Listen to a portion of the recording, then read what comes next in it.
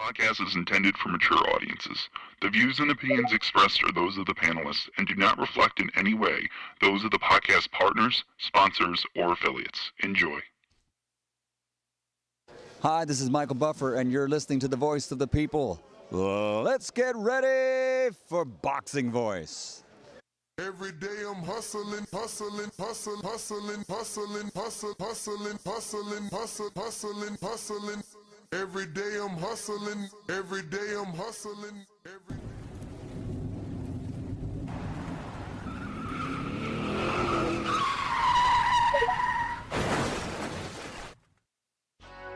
We have new video from a crash that sent welterweight boxing champion Errol Spence Jr. to the intensive care unit.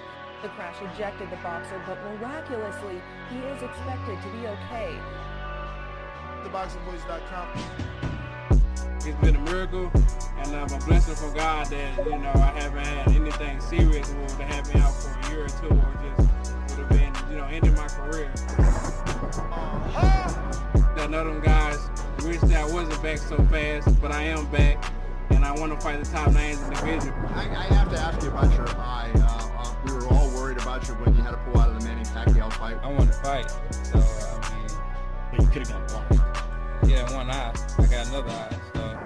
WBC of IBF welterweight champion of the world. That's why I sound back, and I told people I didn't want to tune-up fight. I've been getting a second chance at life, and I've been getting a third chance at boxing. Nobody's avoiding Terence Crawford. There's big fish on this side too that, I gotta fry. Like I said, I'm gonna get these belts over here, then I'm gonna come take Terence Crawford belt because I said I'm gonna be undisputed welterweight champion of the world. SDS Promotions.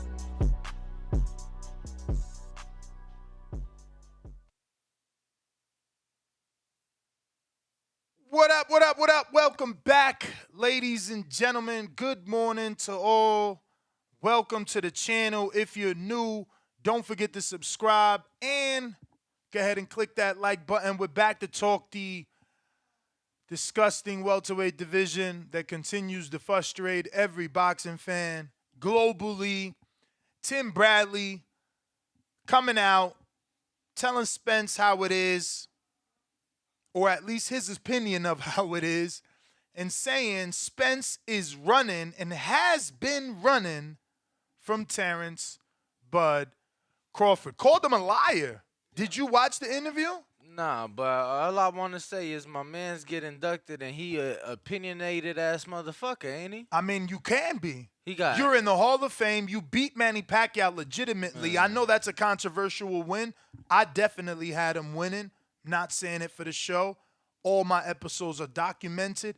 That first fight, I'm a boxer, though. I judge for the boxers. I seen him outbox Pacquiao. Now, that's not going to be a popular opinion. They'll clip it and be like, look at this guy. He thought Bradley won the first fight. But there were a lot of us. It's just a long time ago now. So, why even bring it up? You're going to look dumb. Pacquiao was such a superior fighter. But that first fight, Bradley did his thing. Don't forget he beat Hall of Famer Juan Manuel Marquez, who knocked out Manny Pacquiao infamously. So it's like Marquez will always be remembered for knocking out Pacquiao, and you can't say Marquez without talking about Bradley, who beat him. So, yeah, Bradley has every right to say whatever he wants because he was able to achieve. He was able to achieve. Was he unified? I know he beat Junior Witter in the UK, brother. Okay? Traveling from one country to another before Bud and all those other people did it. All right? Then he beat Lamont Peterson on HBO, undefeated. Then he beat Devin Alexander, undefeated in Detroit. Like, Bradley ain't no fucking bum. There's just a lot of haters in this world. And boxing is a fickle sport. We forget. We forget. You know what I'm saying? I'm definitely not a Bradley hater. I'm just, What? probably not an opinion I would care about personally. That's all. Your opinion of, when you say an opinion you wouldn't care about, you mean over this subject or you mean his opinion? Yeah, I'm just saying overall. I'm like, damn, bro. Like, we think about it. That's back-to-back shows on his opinion. Yeah, won't you think about it, though? My man fought Ruslan Pavatnikov. No. No fucking fear. That's what he's telling Earl right now. Yeah. You a liar. You said you would get him. You said you would fight him. You said after you got the belt. You running. Bradley fought punchers. He was never considered a puncher. Never. Pacquiao 3 times, brother. Get the fuck out of here. He can say whatever the fuck he want because his resume is superior. Yeah, I don't think you listening to. No, what I'm saying that to anybody out there that may want to lean towards you and your opinion. Again, I don't even think you listen to what I'm saying because I'm not saying that he can't have his opinion or that he shouldn't have his opinion. You kind of said that, but all right, I'll let you reiterate. No, I'm just saying. You asked me. What I said was that now that he's in, it seems like he's very, which he's always been. He's a commentator. Yeah, no. He's always been opinionated. It was just like, I don't think we've ever done back-to-back shows on, something he said. He doing his thing in these interviews right now. Yeah. I just, for me, all I'm saying is there's like bigger voices. You know what I'm saying? So it's like, I don't know that I'd be too concerned over his. My man said bigger voices. You're a little weird. Who got a bigger voice? And what makes it a bigger voice? I would say Dre got a bigger voice over him. Oh, the quiet guy that doesn't say shit, hasn't fought in I don't know how fucking long. See, and let's just think. We talking same about accolades. We talking about to the public. What you mean? I'm saying he don't say shit to the public. But he's very in touch with, with the fighter. So I'm saying from that perspective, if I'm a fighter, you know what I'm saying, I would care more to hear what Dre got to say over what Tim got to say. You get what I'm saying? Or I'm just, and that's just like right there. Yeah. Can you elaborate a little bit more? Like, why does Dre's opinion matter more? Because of gold medal? Like, what exactly makes his opinion better? They got the same job, brother. They on the same fucking... The same boss writes their check. They both in the Hall of Fame. They both got, actually, Bradley got the bigger win. The fuck is we talking about? Like, I'm not understanding your argument. Who career you rather have? Bradley's. All right. Bradley made $8 million for the first fight. Google it. Or 5 and then 8 for the second. Who, God knows what he got for the third. Then what about for Marquez on pay-per-view? Man, you tripping. 3 pay-per-views with Pacquiao? Who career would you rather have? Andre fucking Ward at 170,000 pay-per-views? Dude, weird. Weird. And I don't mean that in a disrespectful way. I mean, this conversation, your opinion of it, you on the weird side. That don't make no sense. Yeah, Dre's clean cut. He talks well. But how is he any better than Tim? I mean, that's my opinion, champ. Just like he got his. You know what I'm saying? Fred Robinson. Tomorrow we could do a show, who career would you rather have? The weird career or the Ness career? I hear you. So New York Bullets saying, or whoever it was that, they like imagine getting an honest opinion from Timothy Bradley about Crawford. But isn't that honest? What? Isn't that honest? If the dude that's telling you how good he is admitting that he got beat up by him, why is that not honest?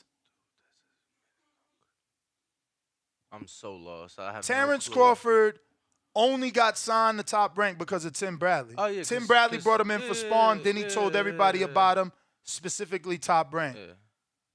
So how is he lying?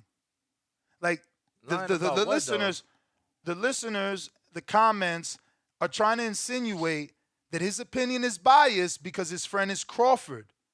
They're like, imagine Bradley giving you an unbiased opinion over Crawford. Yo, it's crazy. We was at Top Ring yesterday, and somebody said that. They was like, yeah, but come on, man. What you expect from Bradley? He the one put him on. You get what I'm saying? So it was like, I don't know if they was talking about this. Like I said, I ain't seen it.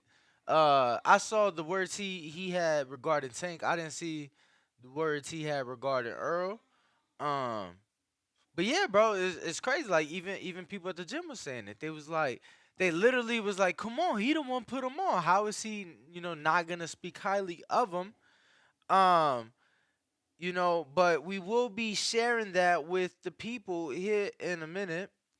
So everybody, to include myself, is on board on what Tim Bradley was saying. Yo, I wasn't like trying to like downplay. I'm just saying like Bro, a lot of people gonna have an opinion, especially at that level. I don't know how you ain't trying to downplay Okay. when you literally ask me whose career would I rather have. So you are saying one is superior to the other when they got the same job. Well, no, you asked me. You asked me which one was superior, and I was like, whose career would you rather have? Because it's like I know why I look at shit a certain way, you look at it another way, and that's fine. Unlike you, I don't find it weird that we don't agree on things, champ. Look at this guy. I get what you're saying, Danny. When you look back at Bradley's career, at Bradley's fights, he won off sheer heart and determination, not skill. Can't take him seriously. His skill set ain't par with dudes Smack yourself, man. You going on timeout. I ain't say that. Smack yourself. You on timeout for that. Motherfucker beat 2 legends and you gonna lie. But then you gonna dick Rob Floyd when he beat Marquez overweight. Shut your dumb ass up. I can't wait to find you and time your ass up. 300 seconds in the Phantom Zone. Learn something about the sport before you start typing in my chat. Get your dumb ass out of here. Where you at? There you go. Go sit on timeout and learn something, man. In that 300 seconds, go Google Bradley's career. Maybe hit some highlights or something, you fucking liar. Sheer heart. So his check left hook dropping Marquez was luck? That's what we gonna say now? So what a video. I want to see what he said. Damn. Because, bro, let me tell you, I'm kind of lying. Like, I saw what we played on the show that he said yesterday. Mm-hmm. Nowhere in there did he call Tank a piece of shit. What? No, well, we played. Whatever you showed yesterday, nowhere in there did he call. I'll play it again. He called him a piece of shit. He said, I don't care what she did. You rich enough to go buy 100 toothbrushes. You never put your hands on women. You a coward. My daddy told me any man that hits a woman is a coward. You a coward. Deep down inside your heart, all that fighting, you a coward. That's what he said, and I'm going to play it. Yeah, cause I ain't want to go back to the Tank, but we could go. No, I mean, I ain't want to. No, he stood on his square. No. I'm not he had bass in his voice. I'm not saying I want to go back. I'm just saying I at least want to see what because yesterday it was like, I believe you. Obviously, there's hella quotes on it, but when we screen share it to the public, ain't say none of that. So I'm just sitting there, I'm like, so where's the rest of it? You know what I'm saying? Oh, maybe you didn't hear it. Think about this fight at 154. You said he called him a coward. How many times? That was like 5 times. Bro. I mean, we didn't go through the whole audio because it's their video. You feel me? I don't really like doing that. You as a content creator, there's an internal way to flag people. You don't need YouTube to do it. And I've gotten flagged by other content creators. Yeah, there's a tool. There's a tool. Nah. We got a super chat kind of. Read it. Yeah, Mr. Calderon, 93, $5 says, lots of casual fans started watching boxing during the pandemic. Downplaying Tim. That's right. Because we had nothing to do. We were forced to be home. So television, entertainment is what we turn to be entertained. So it's like me. Like, I'm not a history buff. I can't go into the 90s and give you stats and all that shit. You feel me? So it's the same. Somebody here in these chats, these dudes that I'm calling weird, they never seen Bradley. That's what I'm saying. You don't know that he went to the fucking United Kingdom. You don't know that he beat the champ. No vacant title. You don't know that he fucking dropped Lamont and took his O. You don't know that he beat Devin. You obviously don't know he beat Marquez and he beat Pacquiao and he beat Ruslan. Like, should I keep going? Like, how the fuck that ain't a Hall of Fame career? How the fuck people let Tank call him a bum? He ass? How you ass you beat Marquez? Where's Tank's Marquez? Because Pedraza ain't it. And sure enough, Leo motherfucking Santa Cruz is not Timothy Bradley. Not for the titles. Do you think that harms Errol Spence, his legacy? Man, Errol Spence running from Crawford. He running like a son of a gun. He getting the help. And I want to pause just to say shout out to Fight Hub. Do you know who that? I think that's the dude we always see with the glasses because it's not Marcos. Maybe the Spanish one? I'll let it keep playing right now because I couldn't pick it up. But. Okay. But he said he running like a son of a gun. You know, he ain't got a potty mouth like me, so you know what he really meant. Hell out of Don's way. You know, there's the only fight that you said that you wanted, man. That's the fight that you said that you wanted. That's the fight that you said that you was going to deliver to the fans. after you won the 3 titles, bro. It's been a long time, bro. You straight up lied. Straight up lied. And now you gonna get caught out for it. Not by just me, but the fans as well. Because Crawford just fought. Now he's gonna come back and he's gonna have a fight. But how the hell you gonna go up to 54 and then come back down to 147 pounds to face Crawford? Isn't And that was my issue. You know, granted, it's not impossible to make the weight if you move up, but we all know it's going to be more difficult. And we all know Errol Spence Jr. said it's getting hard to make the weight. You've been here all your life. So, you know, realistically, do you think he can move up and come back down healthy since it's only one division and nothing crazy? Yeah. I mean, he ain't never done it, but yeah, I think he could do it. I mean, feel me? That's not what I wanted. I would have very much rather seen him defend his title. But yeah, I think he's more than capable of doing it. I think that he'll be more than capable of doing it in a healthy manner. You know, because unlike most people, that's my concern. Doing it in a healthy manner. A lot of people like to bring up Roy. He was never the same, they say. But yeah, bro, I think he can do it.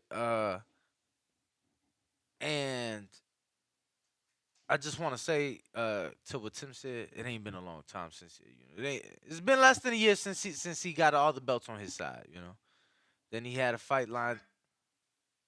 How many years has it been since he told him get a belt? How many years has it been since Terence stood right in his face and said, when I beat your ass, they going to say you waited too long and it was hard for to make 54. Sound like that motherfucker was a Miss Cleo, related to Miss Cleo. So I know you too young. Yeah, I don't know who that is. They know. He was related to Miss Cleo. How many years ago was that, Almanac? When they met at that hooker fight. When only one motherfucker had the energy. You know, back then I was blinded. I'm like, why fight Crawford? There's 3 belts on your side. I do get it. I do. But I thought it was the easy route to picking up the hardware. I didn't know it was the easy route to avoiding the fight. Like, it's crazy at this point. When asked, you told me to get a belt, because I watched the interview again. I watched that confrontation. He said, you told me to get a belt. I got a belt. He said, why wouldn't I fight Sean? What the fuck? You just asked me to do something, I did it. Now you want to fight another dude. Yeah. Something ain't right. And there's just too much protection, man. Like Tim said, it ain't just me. It's the fans on your ass. And we all need to be upset. I don't get how I'm alone on this. How many years are we going to wait? Like, honestly, you the almanac. Just last question. I know I've been talking. How many years before it's the same amount of time in negotiation failures with Pacquiao and Mayweather? Have they passed them? No, man. You said negotiation failures? I mean, Pac and May was like 5-7 years before they made it, right? We're at what, maybe 6 months, 7 months since they've actually started negotiating. Oh, you tripping? Well, I'm just. Oh, you tripping, brother? What? Wait a minute. What so you said no. Cool. I just want to make this clear. Are you insinuating that Pacquiao and Mayweather's clock only starts when Mayweather said, "Here's $40 million guarantee. You want to fight me"? Is that what you're trying to say? Nah, because you know the negotiation started the minute those two were pay-per-view draws and the networks wanted them to fight. Okay. Whether they got to the table or not, I was talking if your about network is pushing the fight. That he posted, remember that he's done that? And who, Floyd? Yeah. The $40 million? What was the offer? Because that was a guarantee I don't want to fight you offer. We both know that. You can't offer anybody in a suit. My energy always the same. Don't come here offering me a flat fee for a super fight. That's unheard of. Find it. Find a super fight. Find a Lennox versus another big name. Any two big names. How many pay-per-views you need? Because what do you mean? Like what's the threshold for super? Cause I got the names. I got big fights. The names are supers. Is Canelo Cotto super? Yeah. There you go. What? That was a Canelo took a flat 5. Flat fee? No pay-per-view upside? You tripping. Look that up. This nigga done bumped his head. No. I'm saying he took 5 guaranteed plus pay-per-view. So then don't say flat, my man. He took the flat 5. Man, get the fuck out of here, yo. Guaranteed 5 with pay-per-view upside. He think he's slick with the words, you wordsmith? No, sir. You ain't gonna get me. He talking about he took a flat fee. How you take a flat fee but you getting pay-per-view upside? Just admit you made a mistake. It's hot as hell, or is it me? Holy shit. I mean, it's you the one that's I'm gonna have to take all off this excited, hoodie. champ. Yeah. I'm gonna have to take off this hoodie. But listen. That's upside. He know he made a mistake. So if I'm getting the lesser than, that's still the shit end of the deal, no? Bro, but regardless, I'm gonna be honest with you. I don't know if it's the same thing we talking about. It could be the shit end of the deal, but it's not a flat fee. I don't know if it's the same shit we talking about. I remember Floyd posting the original offer that was made to your mans and them, right? And it was true. It was like y'all rushed the fight, and look how much we ended up making that, you know? Boop, boop, boop. So yeah, boop, boop, boop. Both those dudes were selling 1 million pay-per-views and 900,000, 980,000, 950,000. Roberto Guerrero, I'm shooting in the dark here off my memory. 980 controversial. Mayweather Promotions claims over 1 million. No. I got an interview with Leonard Ellerby, like, what's the real numbers? They right here in this briefcase, but you ain't gonna see. So don't give me that bullshit. Them dudes was motherfucking selling. They were selling. None of these dudes have made it over 500,000. Pacquiao went. I don't even know that there's a pay-per-view Pacquiao did 500,000 after becoming a star. I mean, so how he a star if he ain't even doing $500,000? You're not listening. I don't think Pacquiao ever did 500 after being a star. Like, he was always above, is what I'm trying to explain. Yeah. If you saying I don't think he did 500, like, he ain't even doing that. He ain't even hitting that. I said it wrong, but like, the lowest one is Thurman that I could remember, unless you starting to go to like David Diaz, that I don't even know if that was pay-per-view. Yeah, I mean, that's your field. So whatever you say on that, whatever you say is law, champ. I ain't arguing shit. You feel me? Cause Bradley emotional don't mean we had to be. Of course. You probably fishing right now. And that's why you okay with that shit. See, me, this is the only sport I watch. Imagine the Super Bowl not happening this year. Would you be as frustrated as I sound today? The Super Bowl, nah, but let me tell you why, bro. Let me tell you why. The only reason why, bro, is because like the shit that you think don't exist in other sports, it still exists. It's just not as like all the bullshit, the politics, bro. Tom Brady last night look over to the sideline, the play clock on 12, disappear for a couple seconds, shit going down. Now we on 23. Ain't that a motherfucker? You know what I'm saying? All the shit, bro. It's bullshit everywhere. I've just learned to not let. I used to get very emotional, and it's like, bro, this shit don't be worth it. Like, look, bro, my man, you had to take your hoodie off because you didn't got your body temperature so high from the excitement that you know what I'm saying? Yeah, because I'm a passionate fan like Charlo. I'm passionate about the sport. I'm passionate about what I love, and I'm passionate about people's words. Yeah, you know. You know, if you said something, you said something. I'm holding you to it. I don't know how I'm the bad guy because you said you would fight and now you won't. And I'm saying, I'm reminding you. No, definitely don't make you the bad guy. Oh, no, not in your eyes, but believe me. It's just like, bro, I just try to look at the great. And you know what I'm saying? It's like, damn. You know what I'm saying? You try to look at the great. The great in things, yeah. So it's like this is fucked up. Truth be told, right? This is fucked up.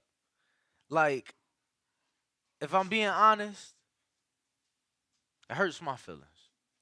What? The fact that they fighting at 54. Oh, of course. Like, I'd rather him fight. I told you, anybody. I would rather. I don't care if you bring somebody up to fight him at 54. Cause now it's like, yo, my man's had the accident tune-up boat before. You know what I mean?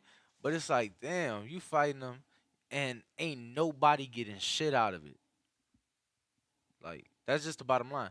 But instead of me looking at it like that, I'm looking at it like, yo, We got Caleb and David coming up. You know what I mean? We got. So you just choosing to be like, fuck it. That they ain't giving us that. Let me be happy about what I am getting. Yeah, because bro, I'm gonna be honest. If I try to, and I just look at anything in life now like this. Like if I try to want perfection, I'm gonna be chasing it my whole life.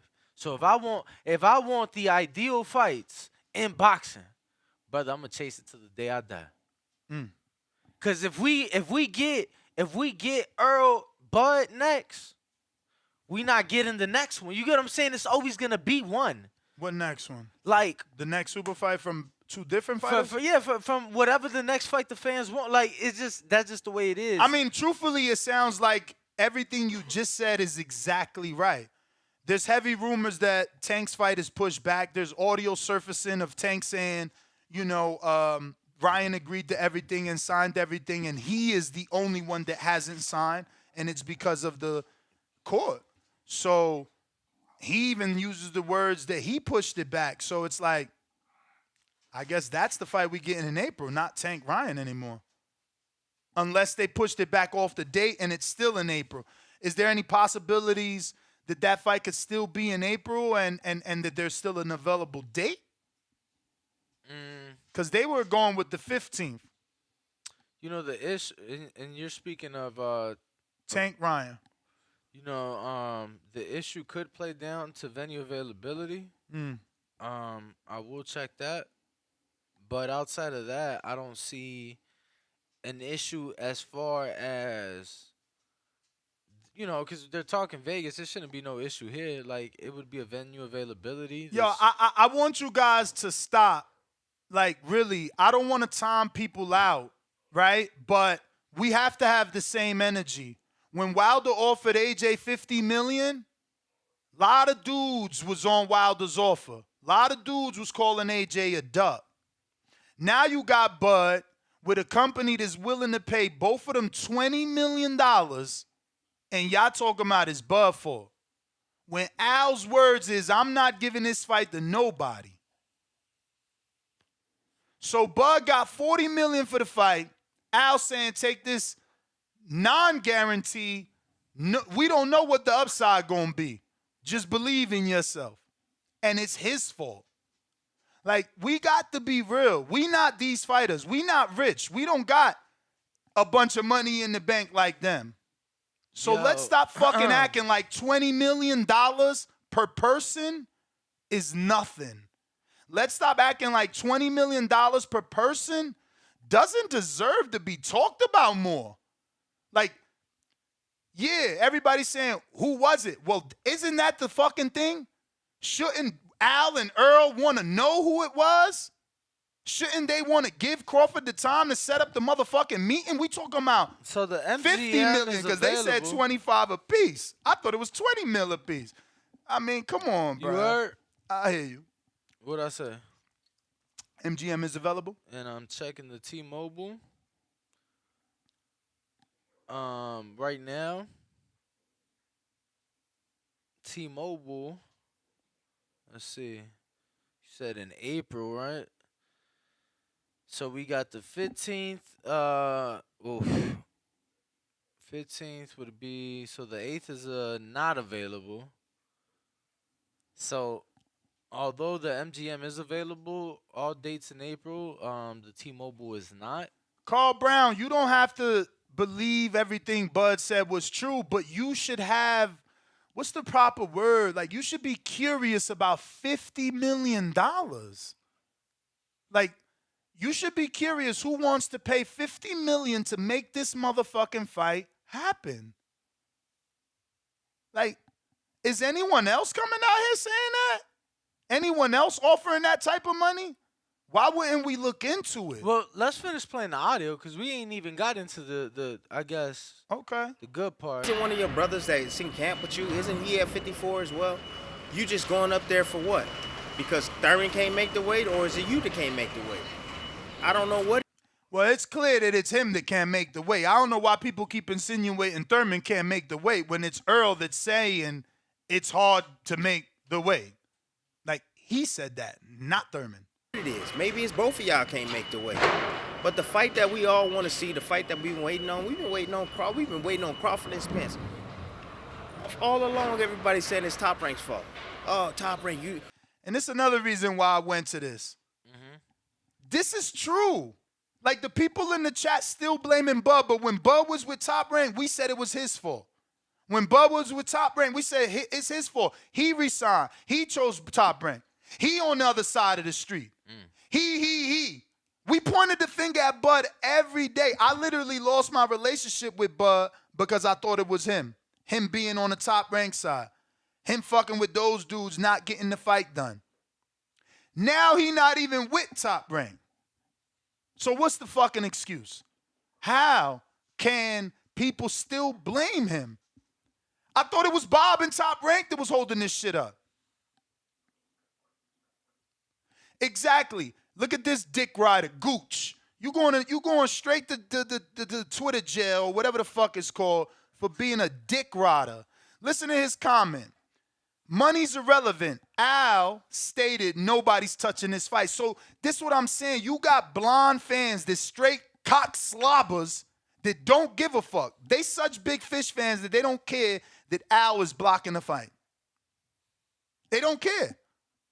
And when Bud was with Top Rank and allegedly Top Rank was blocking the fight, we blamed Bud. Why can't we blame Earl now? Why are we blaming Al?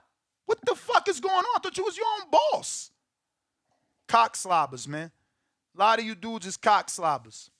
You signed with the wrong promoter. You signed with the wrong promoter. Giving hell to Crawford. Now Crawford came up and said it on the audio, basically saying in an interview he did, you know, putting out, I think on IG or one of these social media platforms, saying that, bro, I had the money for us. I had the money secured. And obviously Al Heyman is in total control of Errol Spence. Crawford is his own boss. But he had the money to pay 20 racks, 20 million. I get what you said. And he didn't.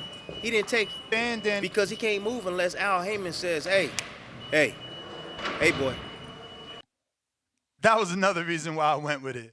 I'm sure that's going to make Earl answer back. You can't call no man a boy, especially not no black man. Hey, boy, you can't do that. I bet you we see a response from Earl for that. Nuh-uh. You ain't doing that.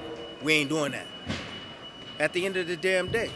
So, I mean, how'd that hit you? You think Earl responds to that? His impersonation of Al Heyman calling him a boy? I feel like he responds indirectly. I feel like, like the other day, I forget what the fuck it was. Champ, he posted some shit that had me in tears. Because it was like a clip from a movie. And it was basically like letting people know like whatever. But that shit was hilarious. So I think he'll do something like that. Maybe respond indirectly. These dudes, I swear, I never met people like this, bro. Like, people would rather keep relationships one-sided. What you mean? Because they like, yo, Ness doing too much. Next, he going to lose his relationship with Devin because of the way he act. Motherfucker, if Devin and Bill do some shit that I don't agree with, I'm going to say it. I am not going to keep my mouth shut because I know them. I should be entitled to talk because I know them. What the fuck is y'all talking about? Y'all some weird-ass followers, man. Mummies and The Walking Dead. We got The Walking Dead in the chat, man. Shit is hilarious. Bruh, the dude is not even your friend. You don't even know him personally. You watch him on television, for God's sakes. What do I think about the fight? I think that Errol Spence won the fight. I think it's gonna be a good fight until it's not. The fight's gonna end probably from a body shot and then a follow-up punch, and then he gonna end up probably stopping Keith Thurman. You know, Keith Thurman still got some power, still got some athleticism, although he is older. And it seems like he's mentally together and he wants an opportunity, but it's just a fight. Ain't no belt connected to it. Bruh, and that's what I said. It's worthless. The fact that people are still like, yo, it's okay. It's a good. There's nothing on the line. I mean, Keith Thurman, I'm sorry, I got to finish this. Keith Thurman, and this is what I'm saying. This goes back to my man saying, I've ruined my relationships. But what the fuck is Keith doing? I want to know how much money it take for you not to do legacy and create fucking history. How much money does it take for them to steal your dream away from you?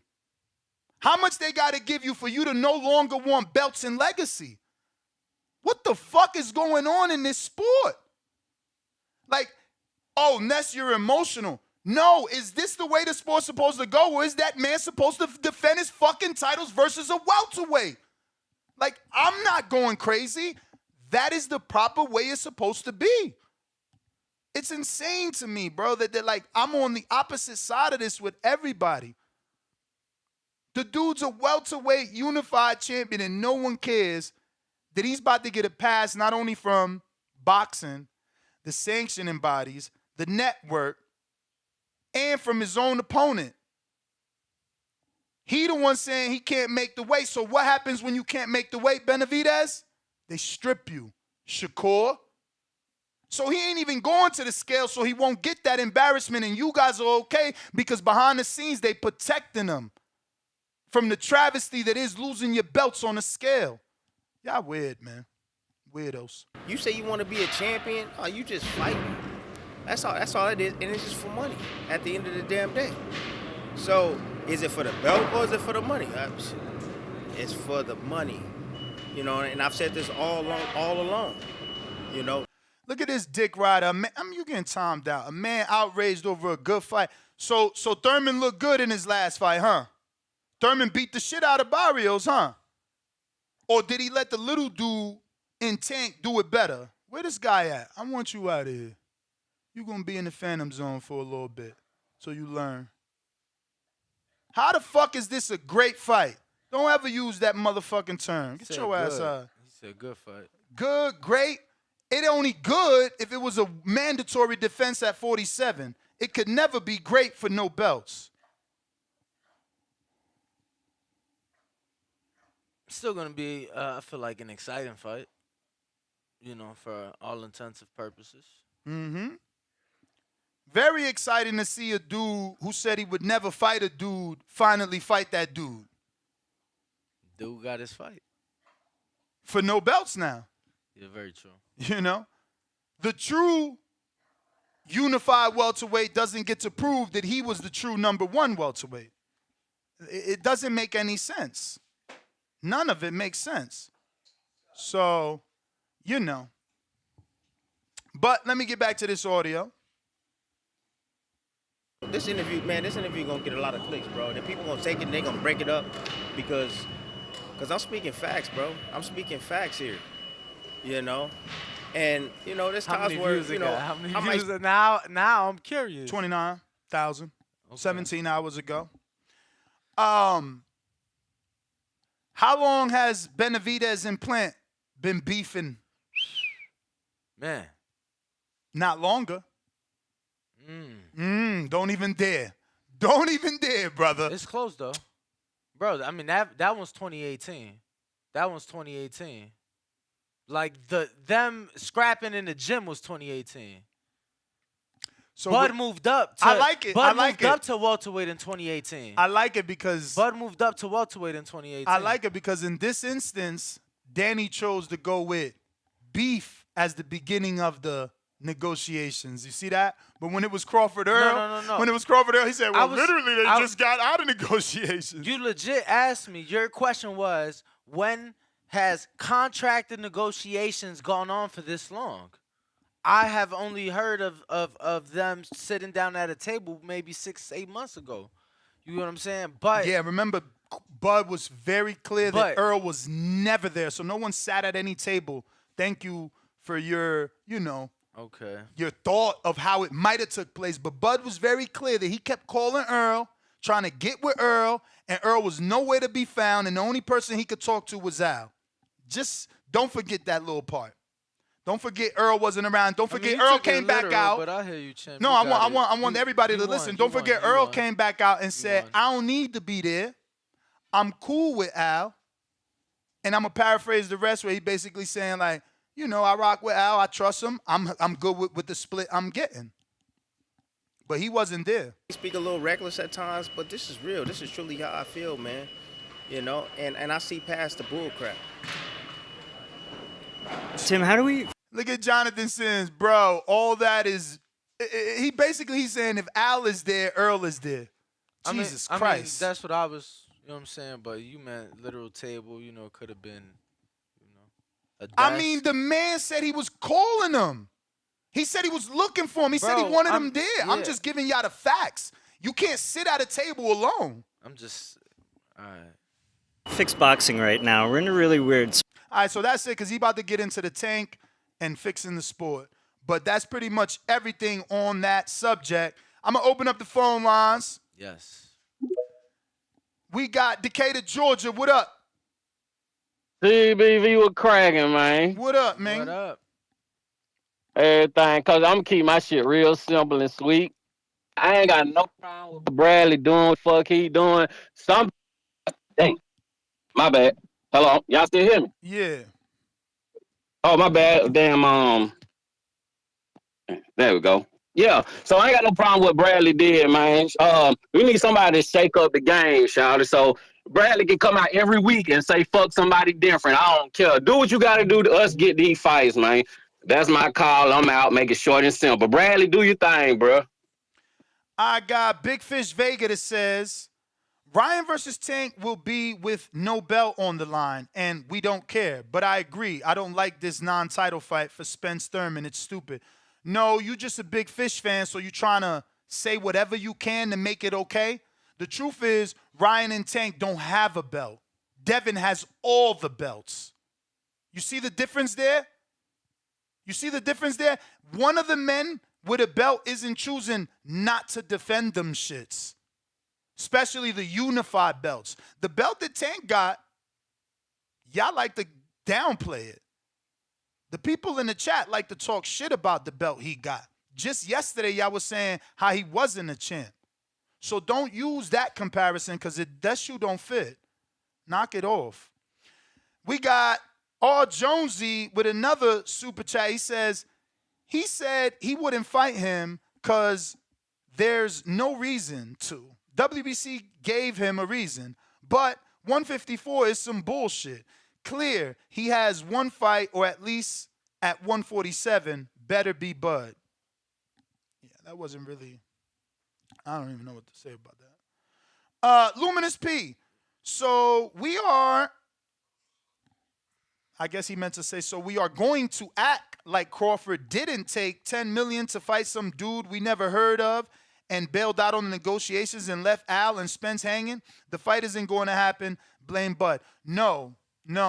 See, the truth is, Bud was very open since day one that he wanted to fight this year, meaning last year. But Al was trying to be sneaky. He was trying to do the best job he could for his fighter.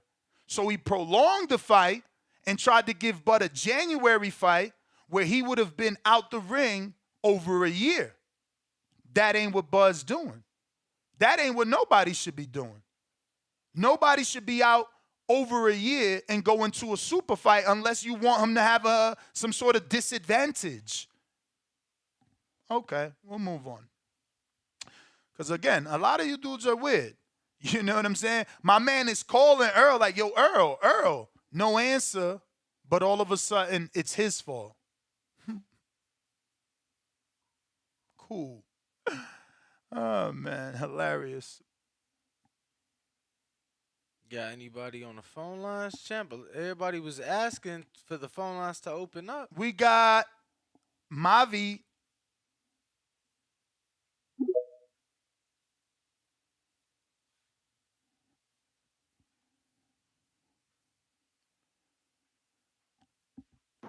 Yo. Hello. Hello. You hear me? Yes, sir. You hear me? Yep. Yeah, man. I just want to speak my piece on this whole thing. If you ain't been following the timeline, this is to anybody who's a boxing fan. If you ain't been following this Earl and Crawford timeline since 2017, 2018, when Crawford beat Ndongo, then you wouldn't know that Crawford been calling out Earl and Keith Thurman. You wouldn't know that they told him to get a belt. You wouldn't know that the whole side of the street thing happened before Earl was like, I'm gonna collect my belts on this side first. All that stuff happened prior. So if you're excluding that side, you're not gonna know that Crawford been consistent. He been on this type of timing the whole time. The man is too old to be fighting mandatories and other. He's trying to collect belts before he gets out of here. Like, I don't understand why people don't understand that mindset. He got a championship mindset. Y'all want to talk about money? Get out their pockets.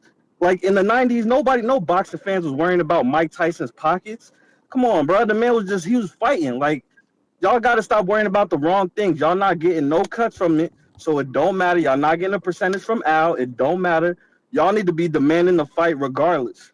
If you a real Errol Spence fan, you should be like, fight Bud. If you a real Bud Crawford fan, you should be like, fight Earl. Point blank, period. That's my time, baby. I appreciate y'all. Appreciate you, man. Good call. Good call. Speak your piece. 1-425-569-5241. Press 1 time to voice your opinion. On Discord, all you got to do is raise your hand, and we will bring you on. I'm going to go with Mr. Johnson. I think it's Rai, maybe.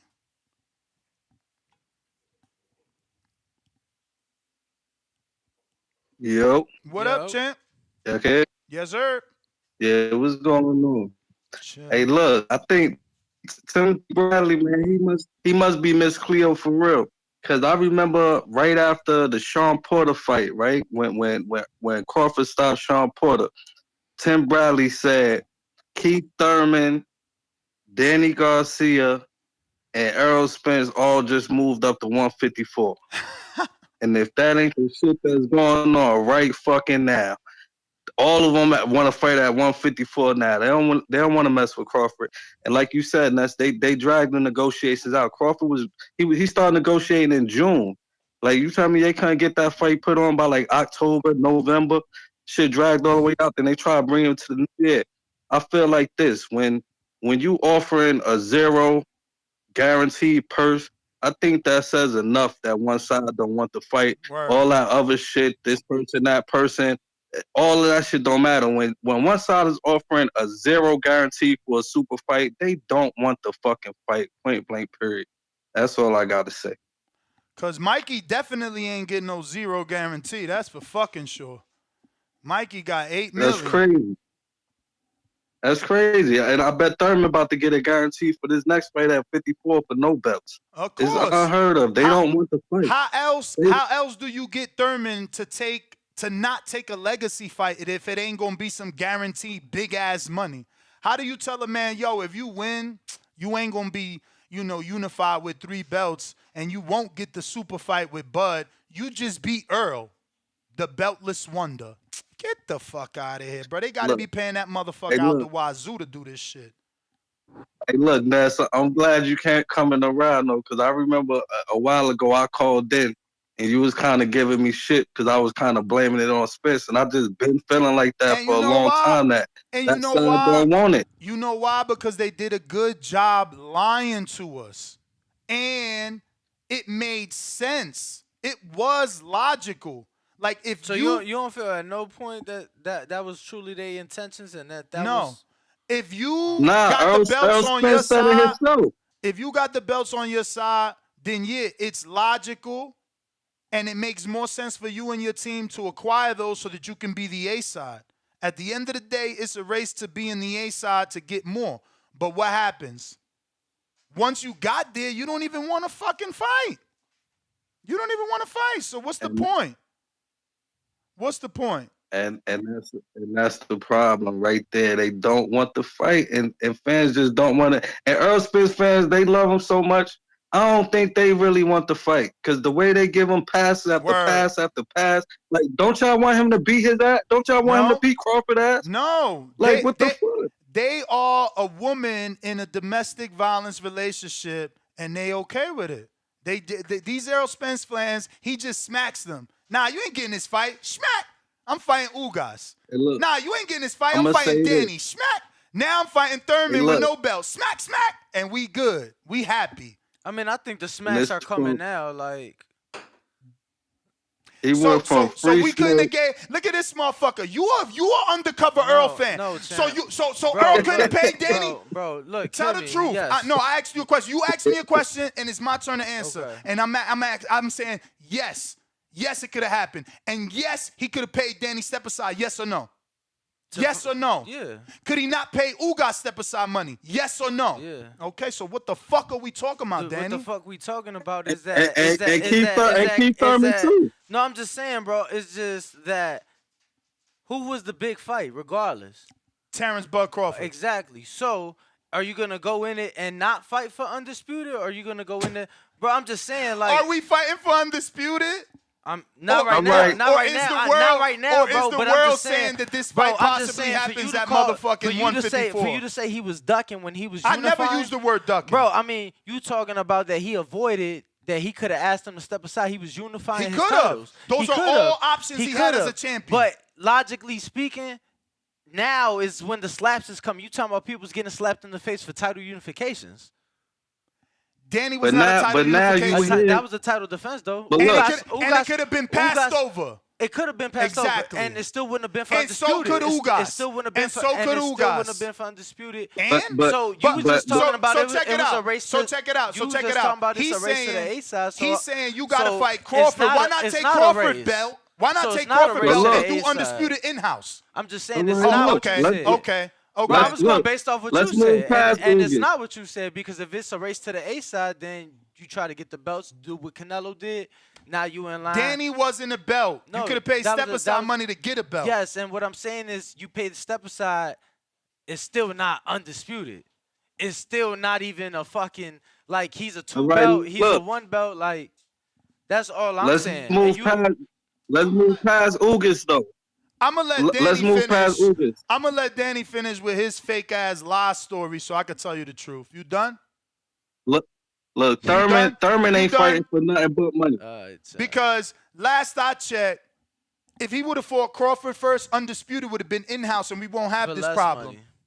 Would this problem be happening if he would have fought Crawford first and we had undisputed in-house? Nah. Would we had the fight? I mean, we don't have it now, so I can't say that we would have. We wouldn't have had an undisputed fight if he fought Crawford first and won?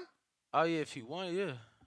So what's the problem? We could have got undisputed with Earl Thurman, Earl Danny, Earl Ugas. I'm not saying there is a problem. You just sitting here talking about if it was a slap in the face. It was. Okay, well, I mean, I guess Canelo career slap in the face then, champ. Let's be fair. Oh my God, this brother, dude. I'm putting camera on you, bro. Camera on you. Bro, You've officially shown. No, you want some bullshit. Canelo literally I don't want to did talk the to same you. shit. How the fuck you gonna compare Canelo to fucking Brother, Earl? because he did the same shit. He got the belts on his side of the street. He about to finally move out his division. He got the belts on his this side of dude the crazy. street. You're crazy. All right, champ. Yo, Earl never moved up. He about to move up beltless, and he got the motherfucking nerve to compare him to Canelo.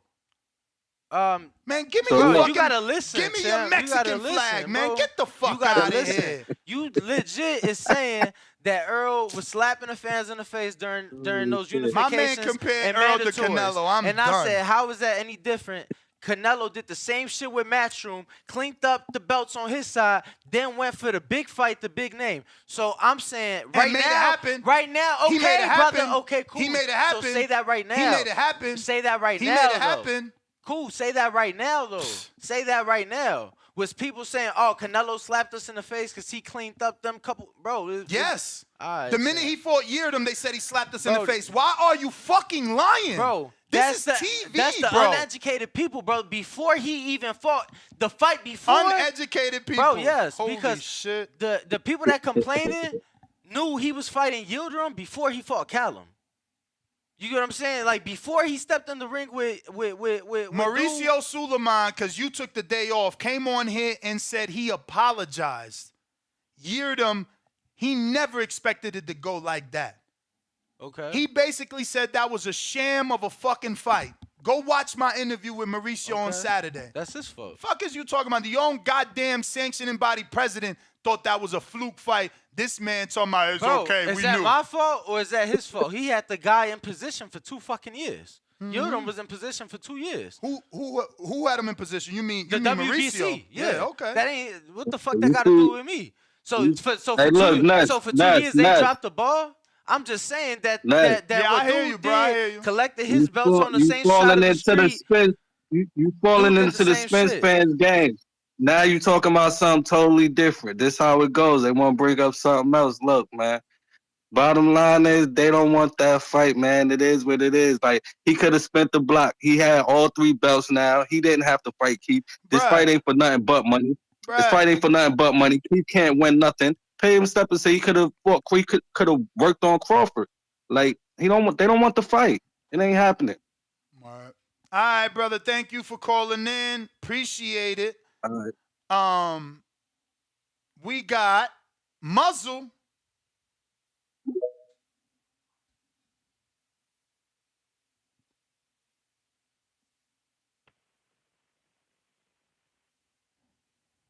Muzzle. Hey. Yeah. Hear me? Yeah. Perfect. I want to say what's up to Ness. What's up to Grimwalk. What up? What I'm up? really calling. I'm really calling over the question. Spence is saying he's going to move up to 154 to fight his next fight against Thurman, correct? So, hey, sir, are you on like speaker? You sound kind of muffled and far away. All right, hold on 1 minute.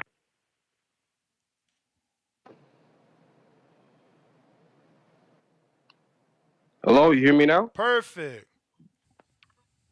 All right, perfect.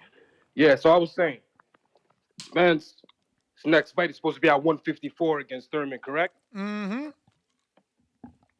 Okay. Charlo's already at 154, and they're stablemates, correct? Correctamundo. All right, so if Spence wins that fight or whatever, so does that line up the Charlo Spence fight at 154 for undisputed? No. That doesn't sound bad to me. It doesn't. There's no belt on the line. There's no ranking on the line. It's not for an interim because that's Fundora. It's not for the silver because that's Harrison.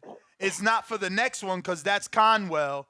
It's just a sham to steal your money. It's another $80 pay-per-view for a beltless fight on top of the 2 shirts he sold you for $80 telling you he was going to fight Crawford. He made millions. Let me remind y'all, 20,000 times 80 is $1.6 million. Bro. What? Damn. What? You think he produced that much? Holy shit, this man think he didn't sell 20,000 shirts? No, I'm just saying, I don't A even... motherfucker with a million followers? No, I'm not saying that he can't. I'm just saying I don't think that they'll produce that much. Usually they'll print out whatever, and then once they sell out, they sell out. So a dude sells 48,000 tickets, 14,000 tickets that's worth more than a shirt to a fucking mandatory that no one knows. But this man, you're funny. You're funny. No, your colors are being shown, Poppy. Bro, I'm just saying. Yeah, they are. They are. Whether it's subliminal, whether it's subconsciously. How many followers you just said? Brother, we seeing it. Cool. No, on Twitter, he got to have like 300,000. What you just say? Over 1 million. Over 1 million followers? On all platforms? Okay. How many we got?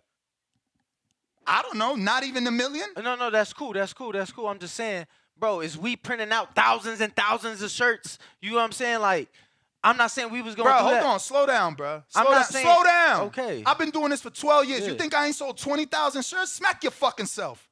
One shirt, one sale. Smack yourself. So on one shirt drop. What happened when Pat came to meet us? What the fuck was I saying? Didn't I fucking argue with that girl? Bro, I hear you. No. Tell us what. One shirt Tell drop. the truth to the world. Did I not go to war with the girl? Bro, let me finish.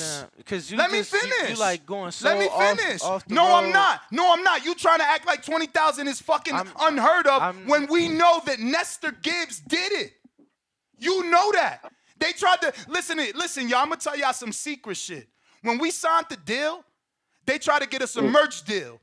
And they try to tell me what I gotta pay for the merch, how I'm gonna sell the motherfucking merch, and I showed them numbers. I've been selling merch for fucking 12 years. How the fuck this lady gonna come in here and tell me what the fuck to do? Danny is a liar today, and that shit is whack. because it's hard to deal bro, with. I just asked because you was there and you see Champ, me go to war. So now to say that Earl can't sell 20 when you know I'm doing it. You said that. I ain't say that. I Bro, never said that. you asked me, do you really think? Bro, I'm gonna take a break. I'm gonna take a break. Do that. I'm gonna take a Because break. I never said you, that. You bullshitting today. I asked you, do you think they really produced that many shirts to sell? So what does that mean? And first of all, again, a wordsmith. You don't have to produce. No, listen, These listen, shirts. listen. Let me finish so I can correct you. You don't have to produce. These shirts are called made to order, which means when I order, it takes 3 weeks to come because after they got my money, they use my money to fucking make it. Okay, so the same way I do. Bro. The same way every content creator does, bro. Yo, not everybody does made to order. Some people believe in supply and demand, so they choose to not have limited So that's quantities. his argument. Bro, His argument my is God. maybe Earl chose to buy 20,000. What is your argument, Danny? Because my argument is that 20,000 makes 1.6, and you are trying to counter that. So what is your point? I asked you, do you think that they sold Why that are many you shirts? asking me that? Do you think that 20,000 shirts is unfathomable? That he can't do it? Is that why you asking me? Because I'm not getting why you asking The me. reason I'm asking is because when my man's posted it on his social media that's still up there, he called it a limited edition. So how limited is limited? To me, limited, I wasn't expecting, 20 or 40,000 shirts. Why not? Because are you part of the team to know their analytics or how much they made off this other shirt? No, you just sitting here defending for no fucking reason, blindly, bro. That shit is whack. I was asking your thoughts, bro. Bro, you're not asking my thoughts. You contradicting what I'm saying. I said you really think. Yeah, I really think. Ain't this the third time? Okay, so that Ain't was this it. the third time I said it? So that Ain't was this another show I said it? Like, you just don't like the math. You don't like to hear that he's robbing us. No, I just happened to 20,000 shirts is $1.6 million. It was limited Bottom edition, line, brother. So bottom line. I was just bottom trying to line. figure out how limited Bottom is line. limited. That's all. Bottom line, 20,000 shirts is $1.6 million. Bottom line. He used us and said, I'm knocking on Crawford's door, y'all. We bought the shirt. He peeking out the door, y'all. We bought the shirt. I ain't fighting him, dog. I'm fighting Keith at 85. Get the fuck out of here. Okay. One last question though. See, I'm not too familiar, but maybe you guys can refresh my memory. I don't know. I don't know too many fighters who, after moving up in weight, went back down in weight to defend their title. Yeah, me neither. I don't know. I can't think of nobody. Me neither, but I'm sure he'll do it. You said you can't think of nobody who's done what? Move up and move back moved down. up in weight and Only then went back down Canelo. to defend their Only title. Canelo has been successful. Well, Tank too. Tank and Canelo been successful doing it. Tank moved up to Barrios. Canelo moved up to Kovalev and to Better Beef. I mean, he moved up a lot. He moved up a lot, but he didn't go back down. He only went back down from the 75 to 68 twice. Nah, I mean, he went from 54 to 64, and then back down to 54 to 60. Yeah, I mean, but it's not even a division 64. That was a Chavez No, catch I'm just weight. saying, before he ever fought at a full 60, he fought the Chavez catch weight, and then that's when they announced. But then he did it again for Rocky Fielding. You know what I'm saying? He did it again for Rocky Fielding. Yeah, you're right. He went to 68. He went to 68. That's when he became regular. Then he did it again for Kovalev and for Bivens. Kell Brook did it, not successfully, but he did it. Art Man.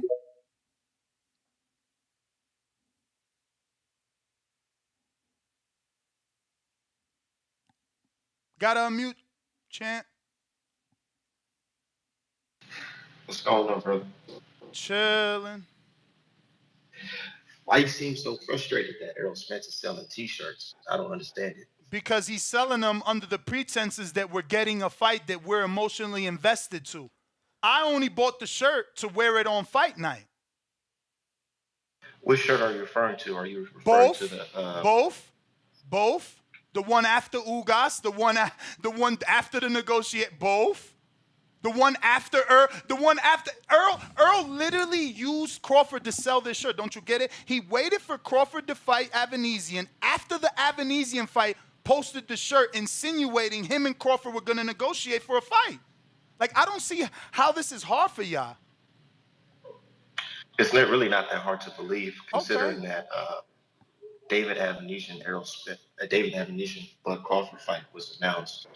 It usually takes a graphic designer a couple days or a couple weeks to put out a design like that. Champ. It's the same design. Champ, don't do that. It takes hours. We literally have a graphic designer on payroll.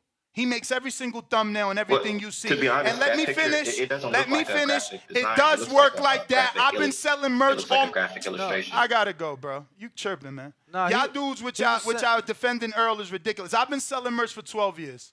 Okay? If you need me to show you this big fish right here, and it's the same big fish right here, you know what happens in Illustrator? This cutout stays there and you save it. Now you take it and you put it there. What did they do? Make it bigger here. It's the same design, brother. Stop. Like, dudes is literally calling in to say, oh, it could take a couple of weeks. Stop making excuses. You defending bullshit. Don't you see how y'all sound? Like, don't you see how y'all sound? Now you saying it's the designer's fault. Then maybe the designer took long. Like, what the fuck are we talking about, bro? Nah, he actually said it was a graphic illustrator, not a graphic designer. It wouldn't matter. The dude that made the first shirt got that shit on deck. I think every PNG file's on deck. I could be wrong, but it's myself, I'm a digital illustrator, professional digital illustrator. I made work for Alicia Baumgartner and several other boxers. It actually does take time when you're illustrating. Graphic designing is more of just putting images together. He's actually drawing it from scratch, so it would take some time.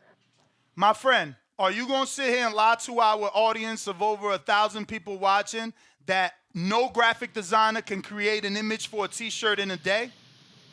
That guy's a graphic illustrator. Can a graphic illustrator create a shirt in a day? Yes or no? But that's certain people. Okay. It depends on so art. How do you know? So how do you know Earl's? So how do you know Earl doesn't have the baddest illustrator on the land, and he can't do it in a day? How do you know that the guy got it done in a day? Because you know why I'm assuming that? Because my guy, listen to me.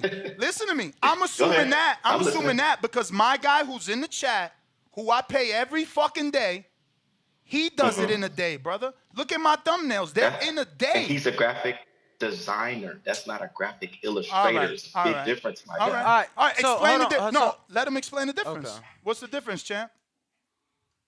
Graphic illustrator is a guy who's actually drawing it by hand. Graphic designer, somebody who can put images together of what they've seen using an application. So trust me, I know. I'm a professional digital illustrator. So let me ask you this, because I ain't bought the shirts, but bro, if you look at the shirt, right, which they're on the screen, it looks like they've legit just cut off pretty much half of it, made a few adjustments, superimposed it. You get the colors is pretty much the same. Like dude, the doors are still yellow. This dude's Earl's cousin, man. No, I'm just saying, like I'm not Errol Spence. So come on, bro. So being a graphic, hold on, no. You the pro, bro. You the pro. I just want to ask you. So seeing the shirts and seeing what one was and what the other one was, could one assume that they could have cut that out a lot quicker to remake the second one, since it is pretty much. And like I said, it could take up to 1 to 3 days. It depends on the artist itself.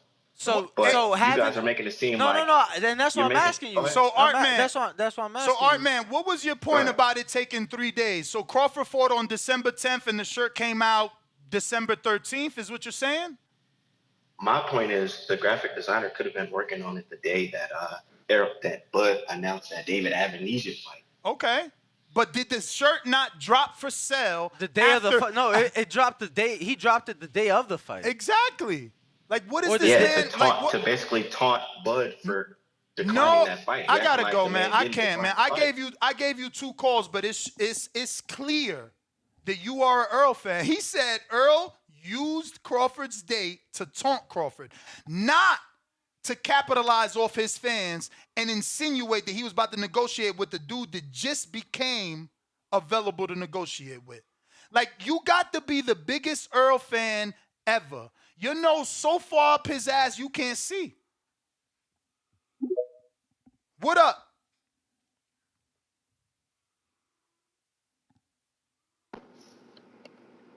What up, champ? Hey, what's up, man? Just a while ago, the argument was you asked Crawford if he could have waited a few weeks and made the Earl fight. He said no, he wouldn't. He wasn't willing to wait. But now it's all Earl's fight, all Earl's fault that the fight didn't get made, champ. Come on, bro. I mean, you got to keep it 100, man. The bottom line is What that. does Bud have to do with him fighting Keith at 54 though? But that's the next statement I'm about to make. Nah. Get Don't go nowhere. Don't go nowhere. I wasn't. I had my mic. No, you asked me a question. You asked me a question. You asked me a question. Go ahead. No, ask it again since you're trying to rush past it. No, I was just gonna shoot two things at one time and move out the way. Yeah, Nuss had to take his. He didn't hear you, so he had to step away really quick. So the question was, Bud said that he wasn't willing to wait a couple weeks to fight in January. So why? So I don't know when you tuned in, but didn't we already say that Al was obviously trying to make Bud stay out of the ring longer than a year, which already was a year? Dude, so you're not considering that? Hold on. That's your assumption. But what we're saying? No. That's Crawford's assumption. That's Crawford's assumption. He said it out his mouth that they was trying to make him not get the fight in 2022 when he was very clear to not only Earl but to Al Heyman. Forget all that. Forget all that you're talking about right there. Let's forget it. Let's forget it. Let's forget the facts about the fighter that was in the meeting and let's listen to you. The point is that at the end of the day, with the negotiation, he said, I want to fight this year. The point is that we can make this fight happen in 2 weeks. Can you wait? 2 or 3 weeks. Can you wait? He said no. Sir, what's your name? What's your name, sir? What's your name? You can't put all the blame on one person. Sir, what's your name? That's all I'm saying. What's your name? And at the end of the day, sir, what is your name? You see my name right there. It say T Lane right there, T-Lane. What you talking about? T-Lane, Yeah. let me. Hold on, because I know you like to talk a lot. Go ahead, let go me ahead. say My bad. I know you like to talk a lot. My bad. Yeah. So the next part of this is if the dude told you he about to fight Keith Thurman, it's what it is. Get it through your head, bro. He gonna fight him. That's it. Nah, I'm not a dick rider. I don't want you to fight a dude for 54. I don't want you to fight a dude. Man, I'm about to let you go. How about that? No, the end of it is the end of your call. Because you the fucking dick rider with your nose up his ass. You want to just accept shit. You lay down. You a fucking doormat. I don't lay down. If you ain't defending your titles, the rules state, strip them. But you such a dick rider that you don't want that to happen. You want us to be okay with him doing whatever the fuck he wants. Not what the rules call for. You want us to also be okay that the WBC is allowing this bullshit and sanctioning this bullshit. And they possibly might make it a defense after he fights, is what the president told us. Hold on, what? Oh, yeah. How do you do that? Because we're going to assess it, was his words, after the fight. Yeah. That's what I'm saying. I'm the only one outraged because they allowing boxing to just do whatever fuckery they want. The fans are so stupid. They got their $80 in their hand already. Take it. Take my money. Y'all some dumb motherfuckers, man. Shut your ass up. Nino. Yo, you can hear me? Perfect. Yo, that's what he said multiple times. I hear you, champ. I wasn't here. What's up, champ? He legit said the WBC is sanctioning the fight. It's sanctioned by the WBC. Word. Okay. Champ, yeah, what up, man, though? Them boy T-Lane crazy, dog. These Errol Spence fans need to stop talking about what's the difference between what Bud did and what Earl is doing. It's clear as day how it's different. The difference is Bud had $25 million guaranteed for each. I'm gonna be honest with you. That's the difference. As everybody, Earl's deal was zero. Bro, everybody think like, I'm just like on Earl's side here and shit like that. Sound like it. But like it, it's that's just the narrative you spin. But it's just funny because it's like people keep calling into the show, bringing Bud up when it's about Earl fighting Keith at 54. Like, cool. Well, that it's fight, not. It's no, not. No, it's about Timothy Bradley saying Earl is running from Crawford, bro. That's what this is about. I'm saying, but they're trying to justify him fighting Keith at 54. Well, Bud ain't take the fight. Cool. The fuck that got to do with him defending his title at 47? He not defending it. Yeah, that's exactly. That's What I'm saying. No, bro. I know. Like, I know. Like the people that's truly defending him, not me. I'm just speaking logic. The people that's truly defending him, I'm like, what does that have to do with him fighting at 54 against Keith Thurman? Exactly. That would be like Bud trying to defend his belt at 54. Well, not even defend his belt, but that's like Bud going up to 54 and then not even defending his strap and then trying to come back down. Like, ever since Bud took the strap off Horn, he been defending that bit. Same with Earl when he got his belt. I don't even remember the last time Earl been in a non-title fight. So Earl need to stop bullshitting and stop, like you said, holding up the division. If he gonna vacate the belts and move up, but all this playing around, just holding on to the belts as long as you can, just for dates in the history book and all that shit don't mean nothing, man. And like that nigga been coming out with hella shirts with Terence Crawford name on it. We ain't seen Keith Thurman name on one of them bitches. That's why all the fans is getting on his ass and motherfuckers coming on here. That one coming next. Bud got. He said that one coming. That man, I'm getting off of here, man. Y'all got the call. Hit that like and subscribe button, man. I'm out of here. Word. Special feature. What up? Yo, good morning, fella. Good morning. I agree with you, Dennis. I feel like maybe Earl wants to fight, maybe he don't. I know Al Heyman don't want to fight, at least not until he finds a way to make all the money from it.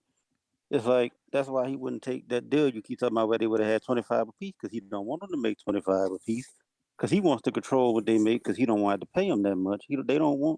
These promoters don't want these fighters to get paid like they should be paid. The promoters want to make all the money. Because if they get paid like they supposed to get paid, they're gonna take the fight. You got to make the offer shitty so I don't take the fight. Right, man. Right. And they want to control the pay scale in the sport as well. It's just like, and Danny might be familiar with this. Damn! I know you don't Breaking watch football, news, yo! Breaking news. Remember Ivan Redkach lost the Broner fight? Hank Lundy is now fighting Broner instead of Tito Mercado. Damn, poor Tito. That's fucked up. Wow. That's fucked up. It's Damn. official. So Brack Klein sent me an email. Damn. Lundy steps in for Adrian Broner, new opponent, February 25th. I'm so sad, too. I heard the interview with Ivan yesterday. The Spit Bucket did it. His wife texted me and everything. They want to come on the show. Bro, it's fucked up, bro. Yo, yeah, I heard Joe DeGuardia won 50%. Like, bro, is there no lawyers in this world that can fucking, like, is that dude a mafia dude or something? How the fuck do you ask a dude for 50%? Then he emails him back. He's like, look, take $35,000 or take my whole check. Just let me get the fight. And he still won't let him fight. He talking about, how can I let him fight if Adrian Broner wanted to fight him at 35, then it changed to 44, then it changed to 47, and there's no penalty? What if Adrian comes in at 54? Is his defense. So he wrote up a whole new contract, and he wants to co-promote with whose license they using? Zab or Christy Martin. But it's like, bruh, we went to you first. You didn't want it.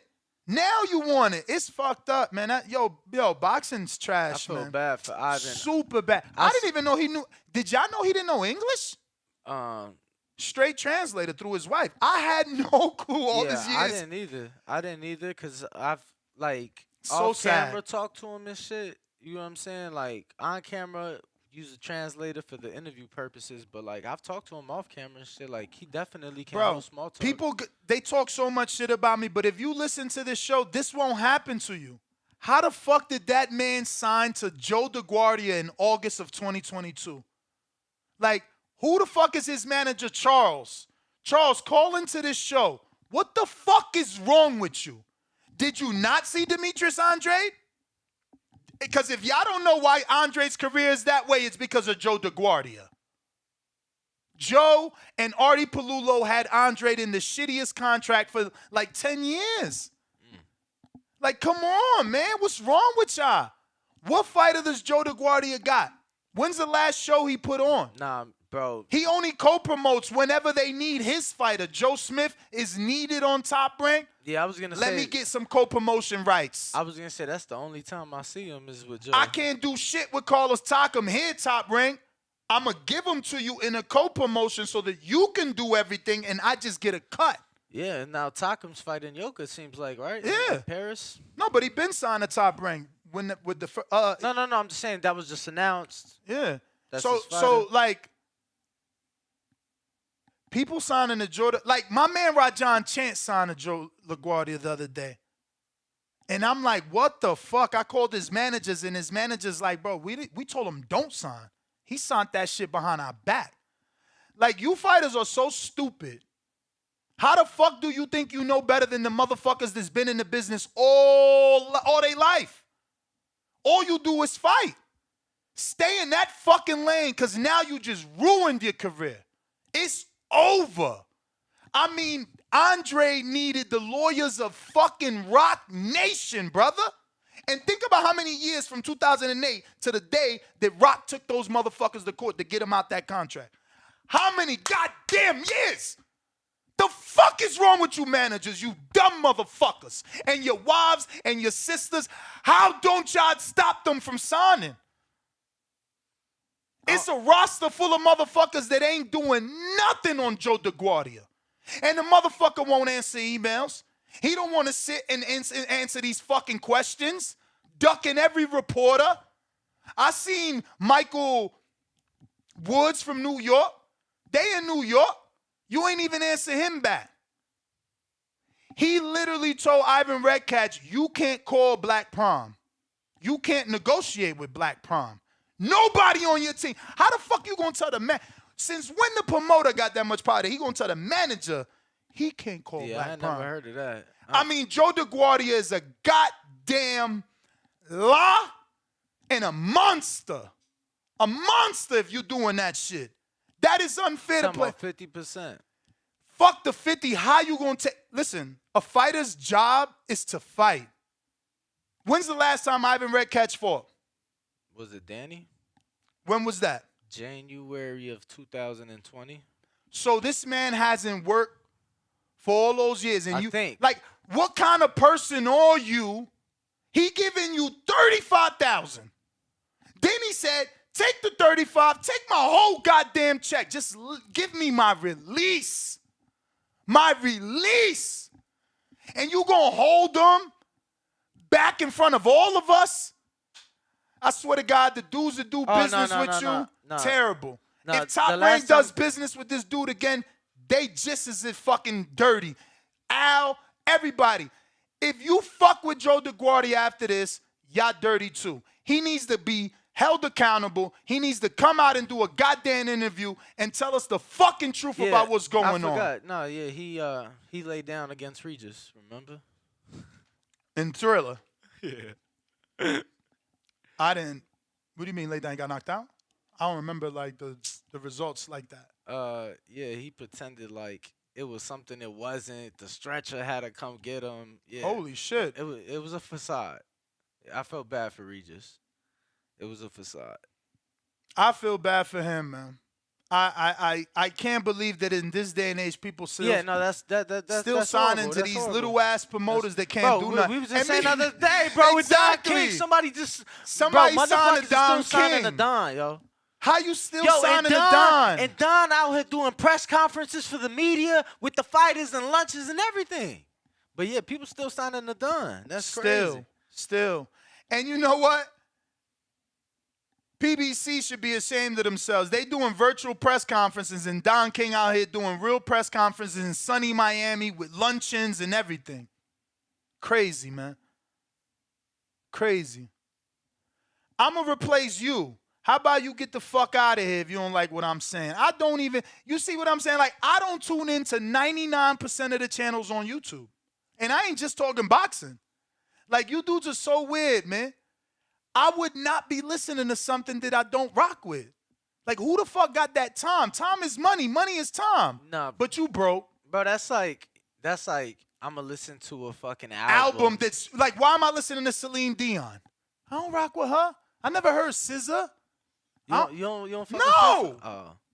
Got SZA no fire. fucking time to deal with shit I ain't got that I don't like. Y'all corny. Y'all don't got nothing on your plate that you got all this time to do all this extra shit. I gotta get money. Bro, I couldn't even imagine like putting Avatar on the TV just in the background. Like, bro, I could at least have sport. Like, I'm not watching that shit. CYP is on you, Champy. Yo, what up? Another day, another fucking war. Man, I've been listening. I don't know who that old nigga was. I'm gonna disrespect him. The old nigga was talking about, because Al Heyman, he want to rob fighters. He don't want to pay them what they worth. Man, I swear to God, ain't Floyd Mayweather the richest fighter on earth? Didn't this motherfucker make $140 million for one fight, 70 for another fight, 50, 60? What the hell are you talking about? Didn't Caleb Plant make $10 million?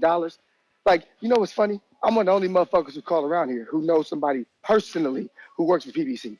Works personally for PBC. So I'm trying to figure out, when I sit at that nigga table and we talk about boxing, all positive things about PBC, all positive things. He a trainer. So if the trainers feel great about PBC and the boxers, when they get a microphone in their face, they feel good about PBC, why the fuck you black old niggas always gotta say something bad about PBC? I find it funny that y'all always poison the youth, always over criticizing black companies. Y'all do that same shit. You the same motherfuckers who go to a black restaurant and leave a fucking bad review, went to the white restaurant, didn't leave shit. Shut your ass up. It's 2023. We tired of you old niggas always complaining about people trying to do better for the community. Fuck you. You ain't doing shit. It's your time is past. Every time you call me, I'm gonna get in your old ass. I'm sick and tired of this shit. We ain't gonna never progress, and we gotta be super critical of everything somebody do, even when they get good fucking reviews from the people who work with them. What kind of fucking shit is this? Where you get good reviews from the people that work with you, but you still gotta worry about your own people pulling you the fuck down. Nigga, fuck you. CYP out. Champ, appreciate the call. Love the passion. We got Larry Smooth. Larry, we hear you. Yo, you can hear me? Perfect. My niggas. Hey, man, shout out to y'all, man. Great show as always. Shout out to the good brothers at the back call. Hey, man, even shout out to these goofy-ass PVC Frank stand workers that's been calling in today, man. Man, I'm going to keep this shit short and sweet, man. The jig is up, bro. The jig is up. On the night of December 10th, I was in Texas. I may or may not have been outside of Errol Spence's home. I seen two black trucks pull up. It was the Marshal Service. You know, they was coming to take that man into protective custody. Niggas asked, how do I know? Because I saw the trucks, they had a get down and lay down bumper sticker. You know, so the shit was a red flag right there. But now, on a serious note, yo, these shirts that you got laid out on the shit, yo, hilarious, my nigga. Absolutely hilarious. Because, yo, Errol really fleecing people, man. He out here promoting strap season, but it's more like quack season. You know, they say if it walk like a duck, talk like a duck, look like a duck, it's a duck. You know, so one important life lesson to keep with y'all, man. Believe none of what you hear and half of what you see. And that's all I got, man. Y'all take it easy. Good call, brother. Good call, man. We taking callers on Discord and Twitter. Looks like our landline is having issues, so if anybody has realized that, that's kind of what's going on. I don't know, maybe they're doing maintenance, which is something they do a lot over there. But on Discord, we got Stunner, New Jersey.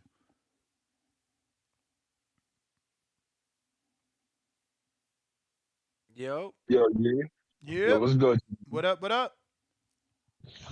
So, AB versus Tank Lundy's official? That's official. Press release in hand. Poor Ivan. I'm more lit for this fight than the Ivan. I mean, You breaking up, champ. You breaking up. No, I was saying, wasn't it just last week you had Ivan on your show when he was talking to that dude? I had Hank Lundy and Tito Mercado, who he was supposed to fight, but obviously he pulled out. They gave him more. I'm sure Black Prime offered him more money. All I know is if we get a press conference with Hank Lundy and AV, it's going to be lit. Bro, that shit about to be hilarious. And they sparred before. That's the first thing I thought of. I swear They to God. sparred a lot. Oh, yeah, I'm definitely buying that pay-per-view. It's just that Lundy is, a little bit older than Broner, but he is kind of more active and might have been in tougher fights. I ain't gonna front yes, You got the Maidana fight for Broner. But after that Maidana fight, and I don't mean after in like timeline, I'm just saying other than Maidana. Pacquiao was. Okay, Pacquiao, Mikey. Who else? Because Lundy went to Ukraine to fight Postal like 20 years ago. No, bro, that shit was so long ago. Like Lundy's fought everybody. No. When we had him on the show, I remember that shit was like 10 years ago then. No, Lundy's fought everyone. Everyone. Right. He's, it's not like he's this great fighter, but like he definitely fights more than Broner. You know what I'm saying? And he takes consistent, tough opposition. I don't know. Let me just say this too, regarding this Spence Crawford stuff. Look, I just find it funny how I ain't gonna call nobody specific, but we have specific channels on YouTube that, support the likes of Wilder, Spence, and whatnot. Now, I'm a Wilder fan, and when I want to get the Wilder news or like the people that I rely on Wilder news, I'll usually go to them. And I just find it funny how over the last couple months they haven't felt the need or been incumbent upon trying to get the dude that y'all support all the time to do an interview. You're like the #1 Spence channel. Why haven't you felt the need to do some type of interview with Errol Spence and ask some of the real hard questions and clear some shit up? Because I'm seeing like a lot of make believe shit. A lot of dudes trying to speak for Spence's behalf because he ain't saying the shit y'all want him to say. You know what I'm saying? So a lot of y'all Spence fans, I need to go double back to the people that y'all get your information from and tell them to, press old boy, because it's looking crazy out here. I'm with you, man. I got Trey. What it do? Where you calling in at, Trey? Yo. What what's up? going on? Yo. This TV, man. Shout out. Bro. Chilling, brother. Chilling, man. I'm calm now. All right. Well, I ain't gonna and I'm gonna get you back hype, man. Uh-oh. But listen, before I get started, I just want to be honest, man. So my first question is, do you just don't like Spence? Or how do you feel about that? So I'm sorry I have to answer a question with a question, but I need to understand why you feel that way. Honestly, I'm up and coming YouTube and everything, and I'm looking at your content, but it's like the things you say about Spence is honestly biased to me, bro. Okay, cool. Let's have a conversation for the first time because obviously I yell a lot. I'm going to try not to. What do you think I'm saying that's biased? Let's go over it. I feel like when you say, now all the analytic things you say, I can't argue with that because men lie, women lie, you feel me, but numbers don't. Mm-hmm. But when you sit up there and say that Spence is ducking Crawford. I never used those words, brother. I never used those words. Not on this show. Never said, nope. Never used the word duck for Earl. Never. Okay. In fact, I've defended him up until the Ugas fight. All these years, I thought he was right. The belt's on his side of the street. It's easier. So you cool with him moving up to 54? No. You have no problem No. with that, right? No. Like I said, all this time up until the Ugas fight, I was on Spence's side and I thought he was telling the truth.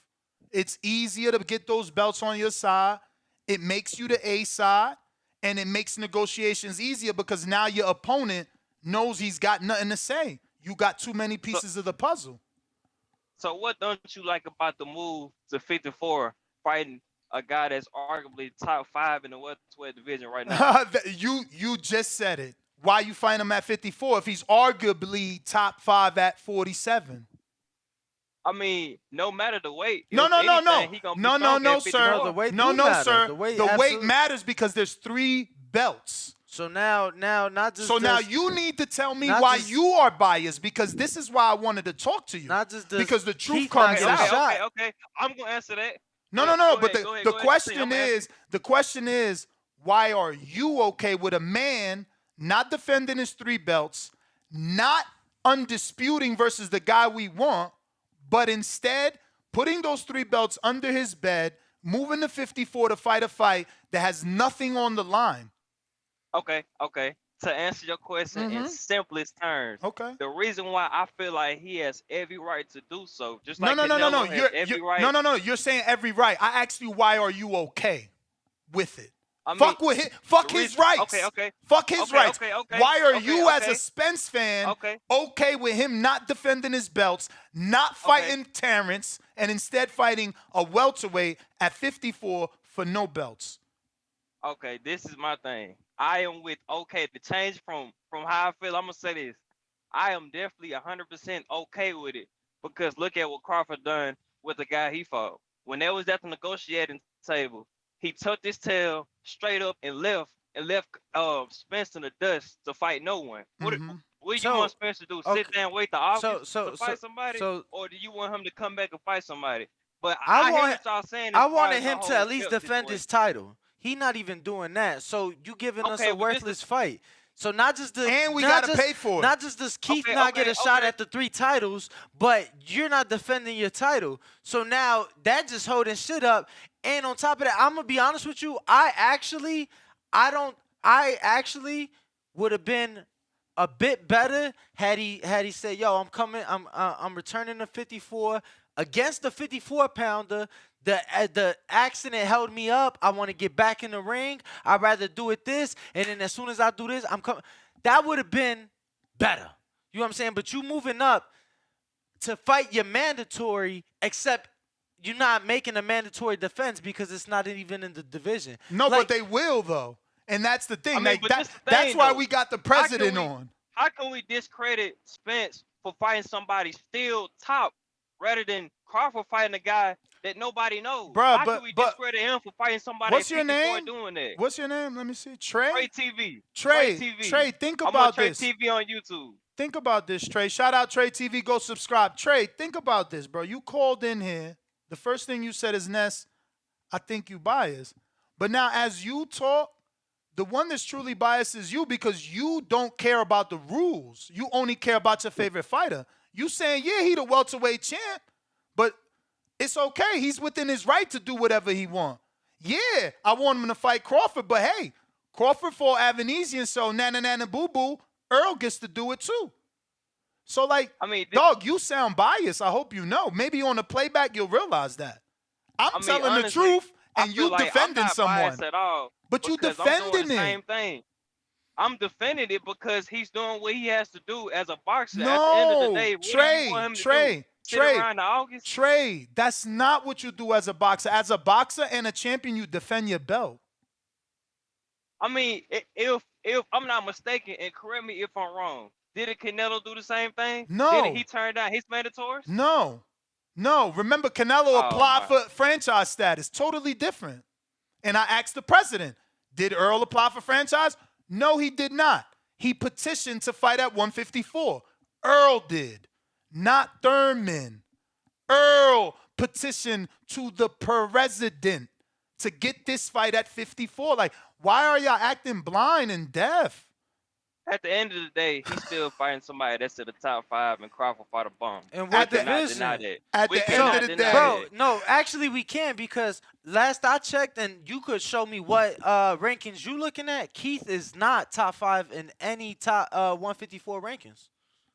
Not a single one. I know he's in a higher ranking than Avanesian. I know that. Bro, he's not even ranked at 154. So Earl is fighting an unranked guy is what he's doing. These dudes, they don't know boxing, bro. And I'm not saying that disrespectfully, Trey. If you're going to say Keith Thurman is unranked, you might as well say that Spence is unranked at 54 because he haven't fought there. So what's the difference? That is the truth, bro. I got to go, Trey. Bro, I'm sorry. You need to listen in more. You need to listen and learn. You got to learn. You got to learn. You got to learn. You can't just talk. You got to learn. Dudes are weird. Hawk, Maryland. Hawk, Maryland. J Murder, won't you call in?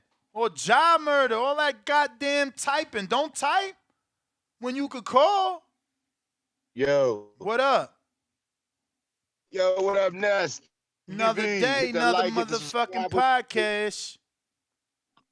Walk. Yo. Hey, what's up? What's up? Hey, man, I'm with you, Ness. I'm like,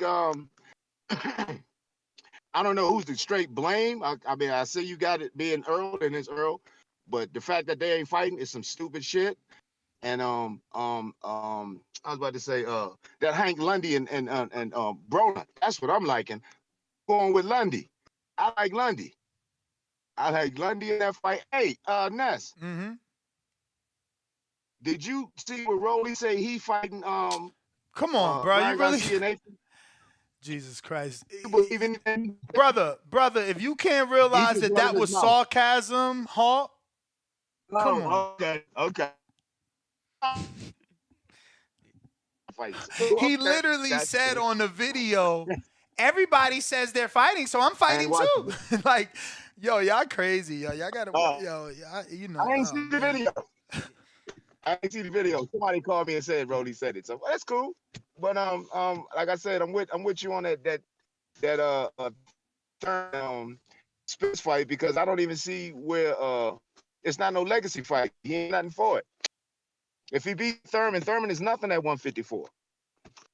He ain't nobody at 154. Yeah, I'm thinking he should go up and fight Charlo. I like to see him fight Charlo. That's the fight I want to see. Spence and Shout Charlo. out Bill Haney tuned in. He sent me the link to his YouTube channel. I'm gonna go ahead and put that in the YouTube chat. If anybody wants to subscribe to his YouTube channel, it's called @CoachBillHaney. I don't know if that period is really there, but the link is in the YouTube if you want to click it and subscribe and click that notification bell. Go ahead and support Bill Haney. I'm sure he's going to have his course of parents to partners on there. Check it out. Douglas Mitchell, what up?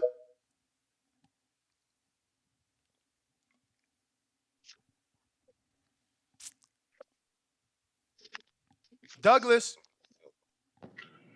Hey, yeah, so I'm just a casual. Can you hear me? I hear you perfect, fam. Yeah, I'm just a casual, but from what I see, it seems like the common denominator in a lot of these fights, whether it's Tank or Errol or some of the Charlo, is Al Heyman. So Never I don't lie. see how people don't see.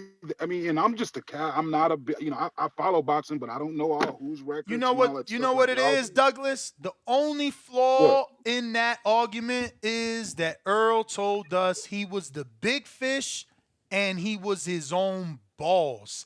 Then he laughed at That can't be Crawford. true. Then he laughed at Crawford for not being his own boss. So then when Crawford became his own boss, we found out that the one that does have a boss is Earl. And he was told Absolutely. he couldn't do certain things. It has to be. That's the only common denominator because it's big fights out there, and they just Tank keeps fighting the same style of fighter. I don't want to sound racist or anything, but same style of fighter. You ain't racist for saying he doing the green print that Floyd left behind and verbally told us was the green print for every African American to have a Mexican or a Latino across from him. That's not racist, that's boxing. Boxing uses race to drive the sport and sell the sport. Tyson Fury wasn't white by accident and he didn't fucking wear an American flag in the fucking, what's my man name from Rocky? Creed, yeah. Apollo Why the Creed. fuck you think? Why the fuck you think he wore a Creed suit? To bamboozle the Americans, to get them to rally behind him. Fighting in Come on, man. He fought in Mexico. He fought in Vegas, Mexican Independence Weekend against like a guy from Sweden. And wore a Mexican outfit. And came out. It's called pandering. It's called building your audience. Yeah, it's. I mean, it's just so clear to me. I hear that. Damn, where you go, champ? They put him in the. They locked him in the trunk. Douglas, you there? Oh shit, bro. Blink if you alright. He said, "Blink if you alright." Unfortunately, Blog Talk is down today. It is down. But we got Twitter and Discord. Looks like we got BY. Is this BY Jennings? Brian Jennings, what up? You got to unmute, champ. Champ. Y'all hear me? Now we do. All right, what it do? Another day, another show. Time to go. Hey, I got one question, and I'm gonna bounce off that. Y'all think y'all really think Spence running from TC? That's what Bradley think. I don't think that. I just think. Yeah, I just think. he biased, bro. Clearly, he biased. Why do you think he's biased? Come on now. Nah, I He not. really want your Who most who? educated answers. What I'm I'm not looking a. for. I'm not a big boxing fan. You know what I mean? So I ain't finna go and act like I am. I'm a casual. But I've been watching by like about 6 years, and Errol ain't dug nobody. He ain't dug nobody. I think he fighting Thurman. I know y'all don't like him fighting Thurman at 154 for no belts or whatnot. But I feel like he fighting Thurman at 154 so he can hurt Thurman. You know what I mean? Like he don't want to get Thurman that chance. He didn't want to fight Thurman. The only reason he fighting Thurman is because the fight didn't happen with TC. Like he said, it wasn't no backup plan. Yo, So him fighting Thurman. Thurman made sense at Yeah, go ahead. 47, yo. He could have moved up to Yeah, 50. yeah. Like he He legit. could fight Fundora. I get that. Ain't Fundora been calling his ass out at 54? What happened? I thought he was the big fish. Why you fighting a small dude at 54 when you got the dude with the interim title offering you a shot? I get that, boss, but this the money fight. Come on, this the money fight. This will make the most sense. It ain't the money but fight. this what y'all don't get. If this the money fight, Put how the belts on the how line. much more money? How much more money with the belt on the line? Exactly. See, I don't think he wanted to get Thurman the opportunity. I think he wanted to hurt Thurman. So how are you okay with that? I don't think he want to. But listen, my friend, are you a I'm fan? okay. Are you okay a fan of man, or are you a fan of boxing? The man is legit breaking the rules because he wants to prove a point. You can't be a fan of both? Nah, man. Because if you're a fan of both, if you're a fan of both, you ignoring the rules, though. No, I just think he don't want to give him the opportunity. He wouldn't be fighting Thurman if Terence would have. If he would have had the Terence fight. My friend, understand this. Like you said, you're a casual, so I'll help you here. Yeah, go ahead. The only thing you can do is go up the rankings, right? When you become the mandatory, that's your shot at the belt. You're telling me you're okay with a man earning his shot, but not getting it because the man that has the belt wants to keep his word about some grudge he had when he was 14-0 and beltless trying to fight the unified champ. If the WBC is okay with it, we should be okay with it. They allowed it, brother. They allowed it. So again, check it. It's certain flyers that got the clout. No, you're right. But again, when the WBC made Canelo franchise, we didn't agree and we didn't like it. And that's why we was on his ass. And just because the WBC says it's okay, don't mean we gotta say. So then I'll give you another instance. When the WBC said, nah, Devin is too young. He's a good fighter, but he's too young to fight Loma. I spent my money to go to Mexico to confront the president at the convention. Yeah. So I don't know what you're talking about. I don't lay down. And that's okay if that's what you want to do. I don't lay down. If you're doing something wrong, you're doing it wrong. And that's just the bottom line. Like if you want to go to 54, go to 54. So Jaron Ennis could fight because he's the mandatory just like Keith. See, that's what it is. Everybody want Ennis to get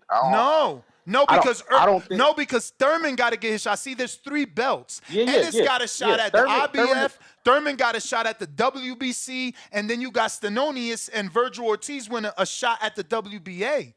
He's holding up the division.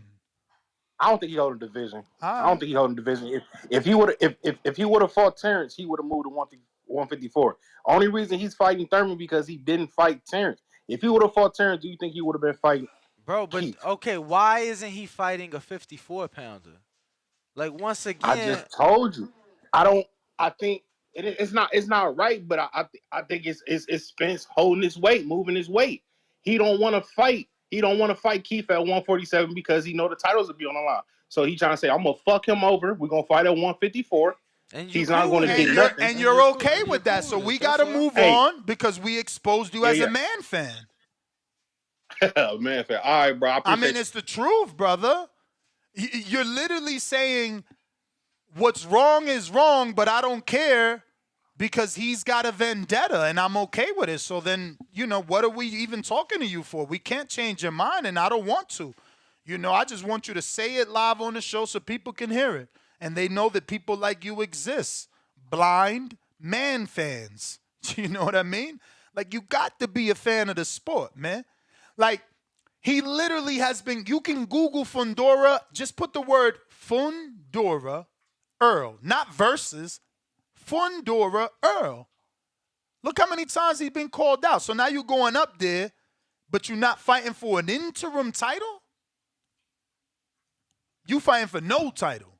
You actually the WBC champ. You can even ask to fight the WBC the WBC champion. Like, I mean, you guys are just making excuses. It's okay, though. I like to be the one to tell you what it is. Who next? Next up is Fred Robinson says, let's not act like, okay, we did that. Oh, no, we didn't. Fred Robinson says, let's not act like Tim isn't a company man. He isn't going to paint anyone on the PBC side in a positive light. I mean, he did a good job of painting Thurman in a positive light in this interview that we just aired. He said Thurman is strong. He said Thurman looks to be mentally back. He definitely said he thinks Spence drops him and knocks him out to the body. But, yeah, he didn't call him a bum or anything like that. We got Negron JL. Good morning to you both, fellas. TBV. Shout out. Good morning, champ. Ron Boy Fresh checking in. $5 super chat. He says, actually, it was Mikey Garcia who first put the bug in Top Rank ear about Bud. Bradley just cemented via sparring, Slim. Peace. I've never heard that. It could be possible because Mikey was with Cameron and Terence was with Cameron. The same guy that found Brandon Lee and Jerron. No, I hear you. I mean, I know that much. I'm just saying I've never heard of the Mikey. I always heard it was from Bradley bringing in Crawford for sparring. I mean, he had more influence in my opinion. Mr. Calderon, $5 super chat says, a lot of casual fans started watching boxing during the pandemic, downplaying Tim. We said that, my bad. Straight G, $20 super chat. Shout out to you for the dub. Appreciate it, champ. Word. Then we got. Hold on, I gotta read his. You go ahead, read it. Nah, I had the next one. Oh, he said Desert Storm. Oh, okay, with a desert emoji. And then we got the Axiom, $5 super chat says Bradley B. Jr. Witter, Lamont Peterson, Devin Alexander, Ruslan Paratnikov, Marquez, and Pacquiao. Better than Earl and Tank right now. Shout out. It's only a Google search away, but somehow Tank says he was ass, and people say his opinion don't matter. Yeah, I don't think he said ass. I think he said. Oh, you read that yesterday? I think the words were cheeks. Oh, cheeks and ass, synonym. Cheeks. It was just kid friendly. Mm-hmm. Fuck. Where we last stopped? We last stopped on Axiom. We got Fred Robinson back with another one. $5 super chat. He says, everyone forget Bud was suing Top Rank for not making the fight. I don't get how Earl is always the problem. Bud not even saying these things. Bud did say it on his live. What are you talking about, Fred? And that's the point. Everyone forgets Bud was suing Top Rank for not making the fight. Yeah, he wanted that fight so bad that he was going to leave them. So they told him, no, we going to make that fight for you. We so sure that if we don't make it for you, we're going to give you an extra $1 million on top of your purse. Did you know that? Okay? So, of course he going to sue. Of course he going to sue. But that also shows how bad he wanted the fight, that he's still mad at a company he's not even with for not getting him that fight. Plus, we were the one as fans saying that he fucked up and signed to the wrong promoter. We was the one agreeing that it was across the street. Like, I don't get, like, y'all call me a hypocrite. I've seen it in the chat like 70 times. But I'm the one keeping my word. We blame Top Rank and Bud. Now he not with Top Rank. We still trying to blame him. Y'all some fucking losers. Yo, Fred Robinson. No, he said that. NHA2, $5 super chat. Spence had no problem going across the street for Horn's belt. But as soon as Bud took the belt from Horn, Spence said he'd rather take the easy route, laughing out loud emoji. And again, that's facts. That's not bias. There's a video there that shows that. Crawford says, you told me to get a belt. I got a belt. Why wouldn't I fight Sean Porter? Like, the dude gives you the answers and y'all don't want to hear him. Jonathan Sims, stop saying hold them to their word. You said, I never said hold them to their word. Why are you even quoting that? The fuck is you talking about? You said we don't care about principle, values, or morals. You flip-flop, and nobody has to stick to their word. I'm not asking anybody to stick to their word. I'm asking you to defend your fucking belt. Leonardo Rodriguez, $10 super chat. You got Errol Spence Jr. on video telling Bud to go get a belt. Then he'll fight him. Then you got Errol Spence Jr. telling Bud that Porter is an easier fight. Why would he fight Bud? But Bud is the duck? How? I'm telling you. Modern King Boxing, $20 super chat. A lot of super chats. Shout out to you.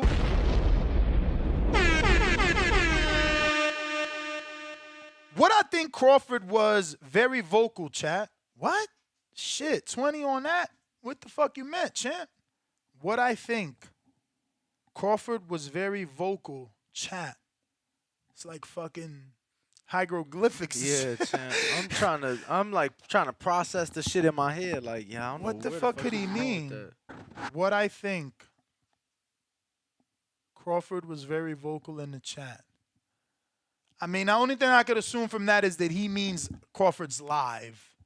That live a couple months ago where he's like, yo, I can't take it. I gotta say my side. But anyway, LDBC's most wanted $2 super chat says Bam also moved up in weight and moved back down.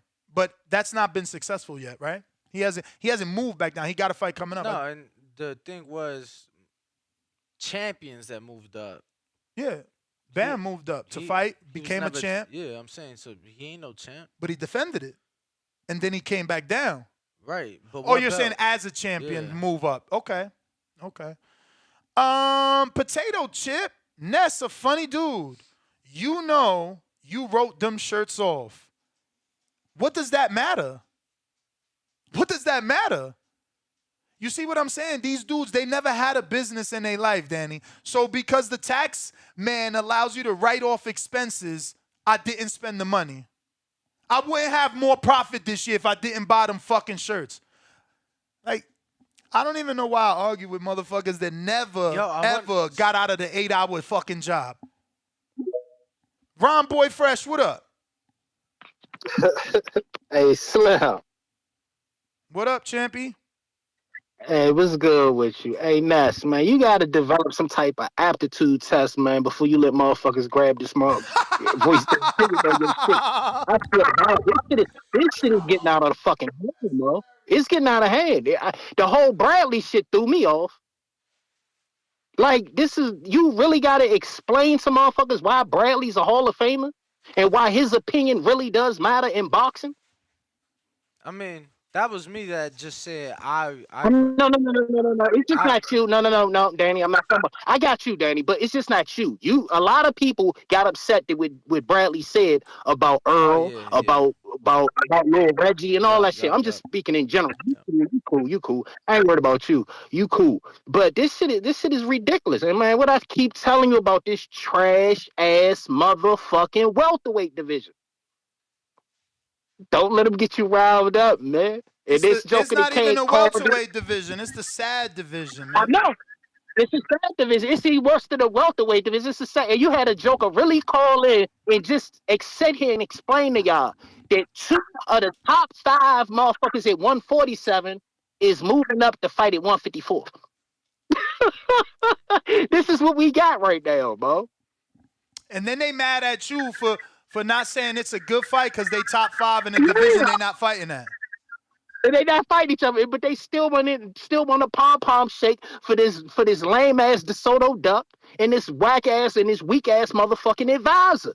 Just give us the fights we want. Let the man get some. I bet you Keith get a guarantee. I guarantee that.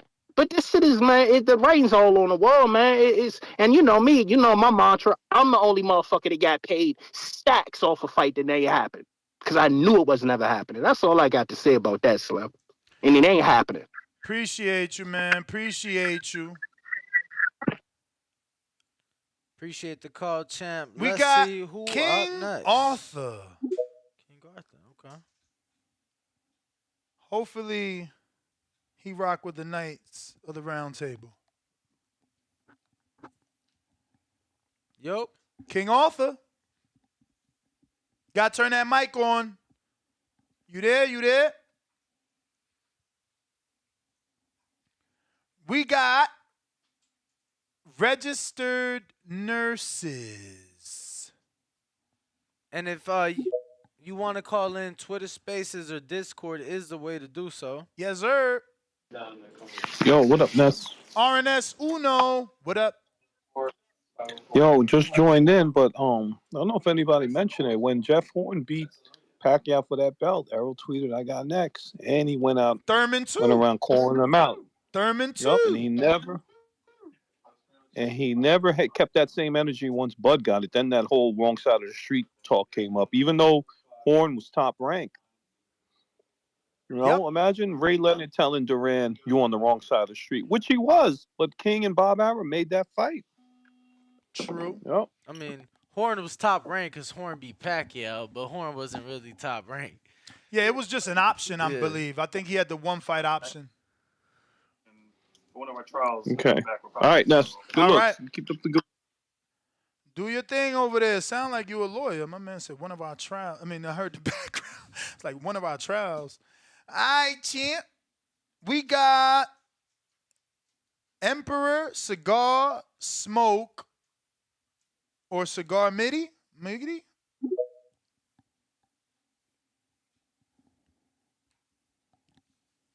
Cigar Midi.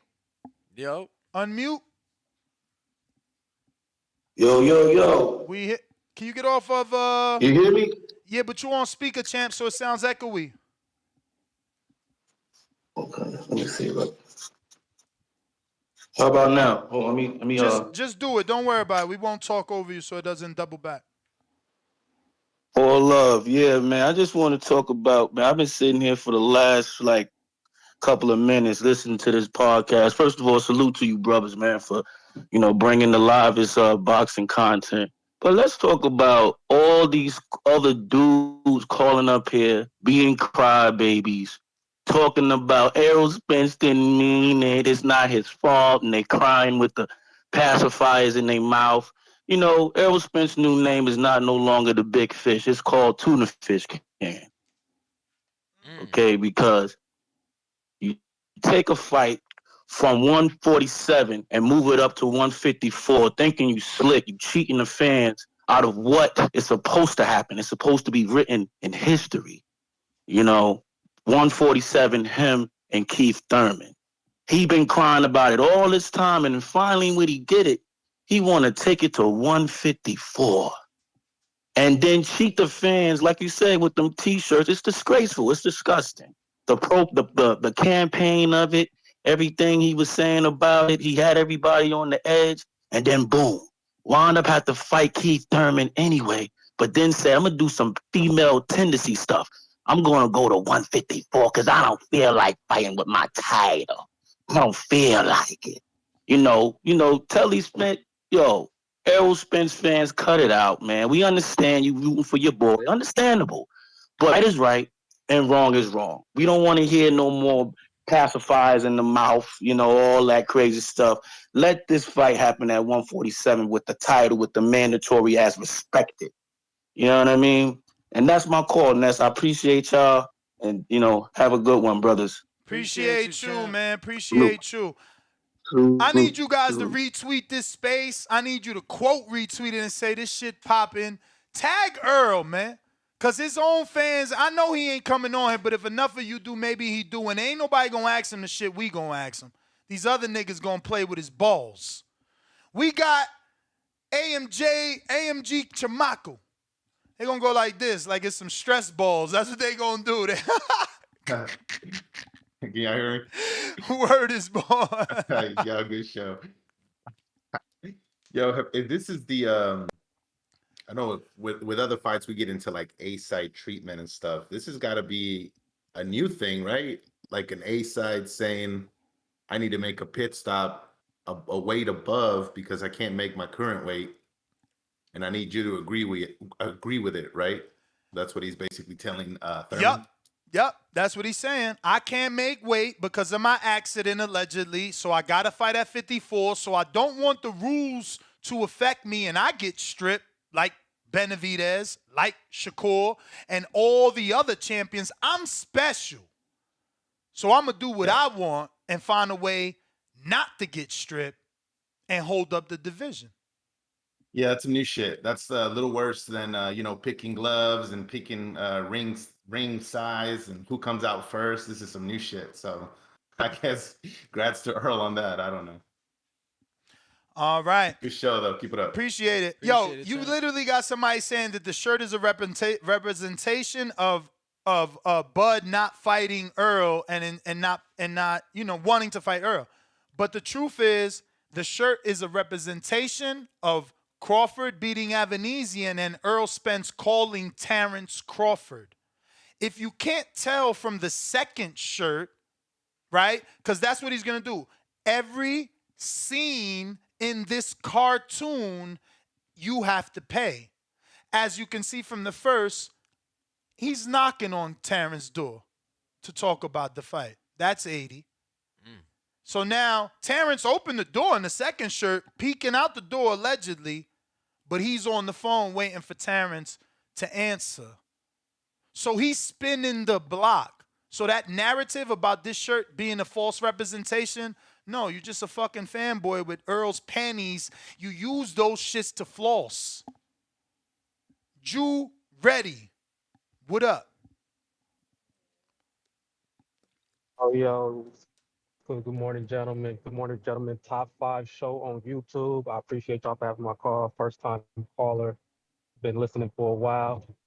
And so basically, man, I just need the Earl Spence to cut the shit, man. And TC has been as transparent as possible. He basically did everything but show us the contract. He been calling out Earl Spence. It's just funny how when he was calling out Earl Spence years ago, all that shit just go out the window.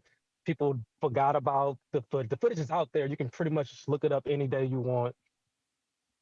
Earl told the man to get a belt. The man get a belt.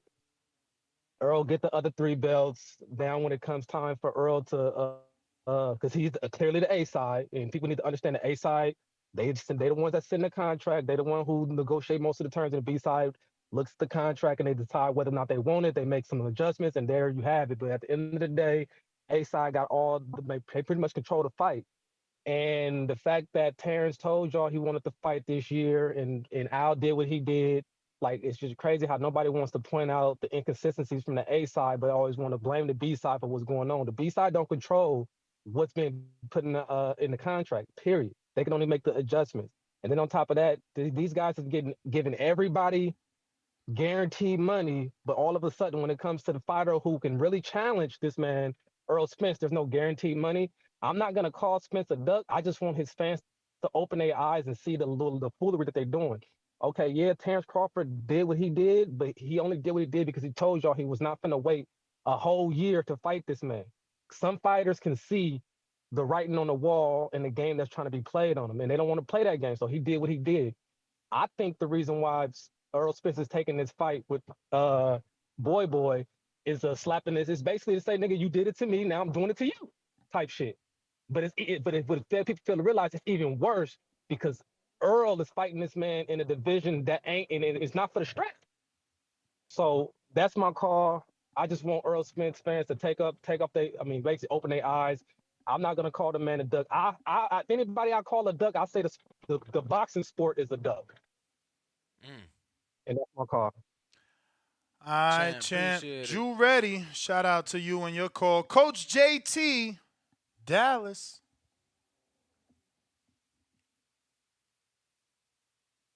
Can y'all hear me? Perfect. Not anymore. You dropped off. Coach JT.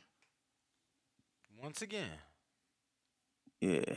Now every time I answer, Like, I answered like I have it on speaker. It'll go off like it's on a regular phone. That's why I gotta change it. Nah, but what's up, yo? Can y'all hear me? Yep.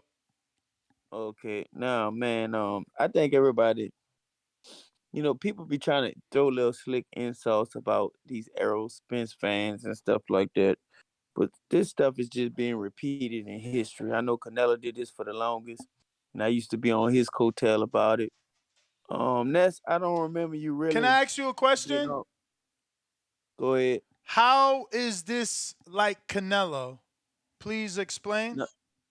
No, no. I heard you in your argument in your debate earlier on the show saying y'all was getting on Canelo about what he did when he moved up in weight because Canelo made a whole weight 155, 154. We're not gonna go into details. It's But he similar. defended the titles though, JT. So it's not No, the he did. same.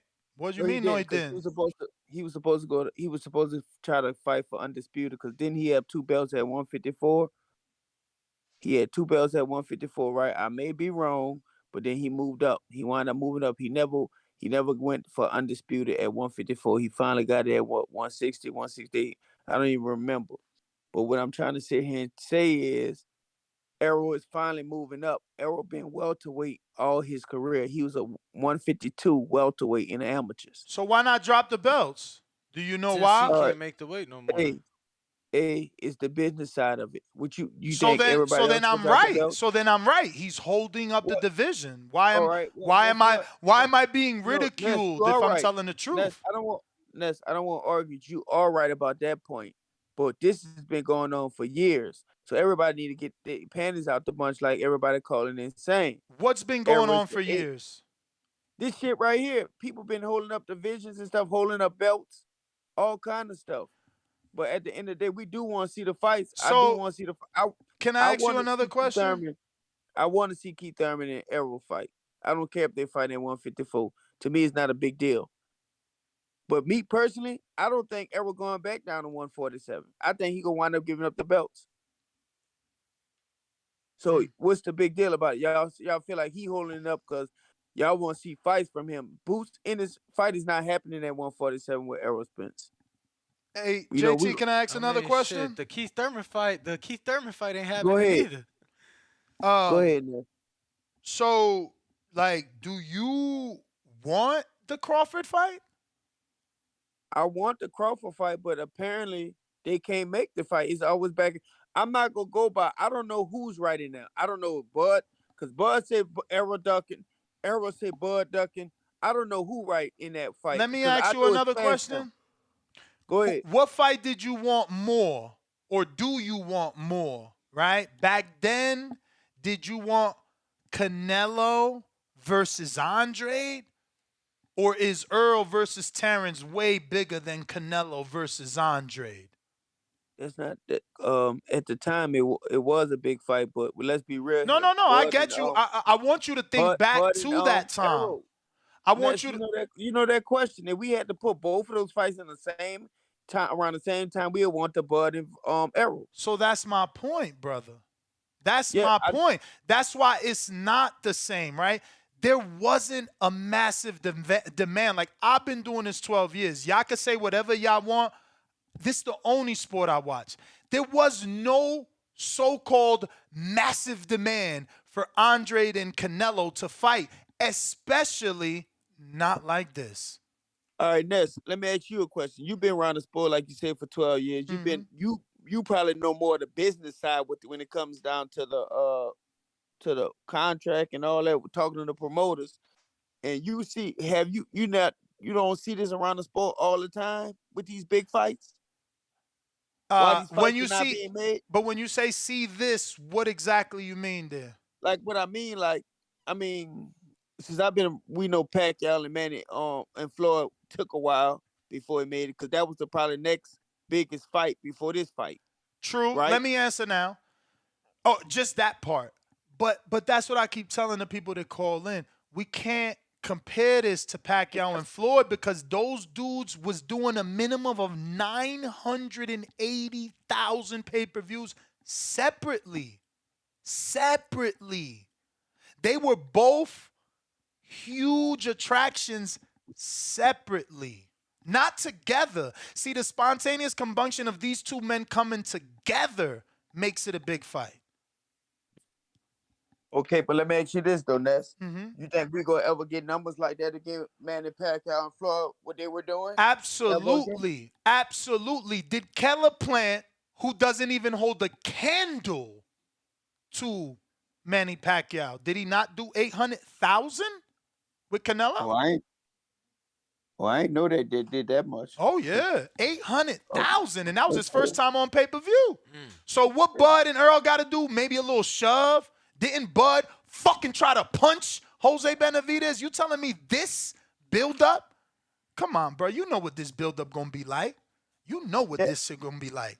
We all know. That's why we arguing. That's why we want it. That's why we begging for this fight. We want the fight, but we heard like we've been down this line. We've been down this line before with these big fights. Yeah, but the difference is, guess what? The difference is, back then we were stronger as a people. Right now we weak. Back then we forced Mayweather and Pacquiao to fight. We didn't accept Mayweather sending Pacquiao a $40 million offer flat fee. We didn't accept that, and Pacquiao didn't accept Floyd Mayweather's bullshit antics. He sued his motherfucking ass and his daddy. Okay. So look, Ness, let me ask you this, because I don't know what's going on. I don't think Errol is ducking Bud, because I get tired of hearing that. I don't think Bud is ducking Errol. What you think is holding up the fight? Because I'm confused. I don't know. I'm just getting tired of hearing this come up the excuses. It looked like Errol about to move up to 54. It's hard to say, bro. It's hard to say that it's anything holding up the fight other than egos. Other than egos. Like, what's really holding up the fight? You got somebody trying to give you $25 million. You got another dude offering you the fight on a platform, on pay-per-view, just it ain't no guarantee. And then you got the entire world on pins and needles. Like, I don't know why they're not doing the fight other than they don't want to. No other fight in boxing right now has the potential of this. Ryan and Tank, we talk about it every day. They don't get the numbers that we're doing with Earl and Crawford. People care more about Earl and Crawford. All right, well, look, let me just say this. I'm just tired of hearing, I just think it's weak when everybody keeps saying Errol ducking Bud and Bud ducking Errol. I don't think they're not ducking each other. I think the fight want to be had. I just think made from each other because they want to beat each other. I just think it's probably more. How can you say that if Bud got out of his contract to be a free agent when he was being pinned as the bad guy that signed to the wrong side of the street? So for 5 years, 4 years, how many years, Danny? We've been blaming Bud and Bob Arum. So why are you not blaming Earl? Why are you not? Why? And again, why are you not blaming Earl now? Who said, y'all? I don't think. Listen to me. Listen to me. Earl said to us, "It's not me. He with the wrong promoter. It's not me. He on the other side of the street. It's not me." His words was hashtag Bob Aaron, blame Bob. He created that. Like, don't be a, no, JT, you can't answer till I'm done. I'm asking you, don't be a liar. Don't be a hypocrite. Think back how much shit Bud had to take. Now he ain't with no promoter. Now he ain't on the wrong side of the street. Now you can't say hashtag blame Bob. So why are you saying you don't think it's Earl? All the roadblocks that Terence had in the past are not there. So what is it now?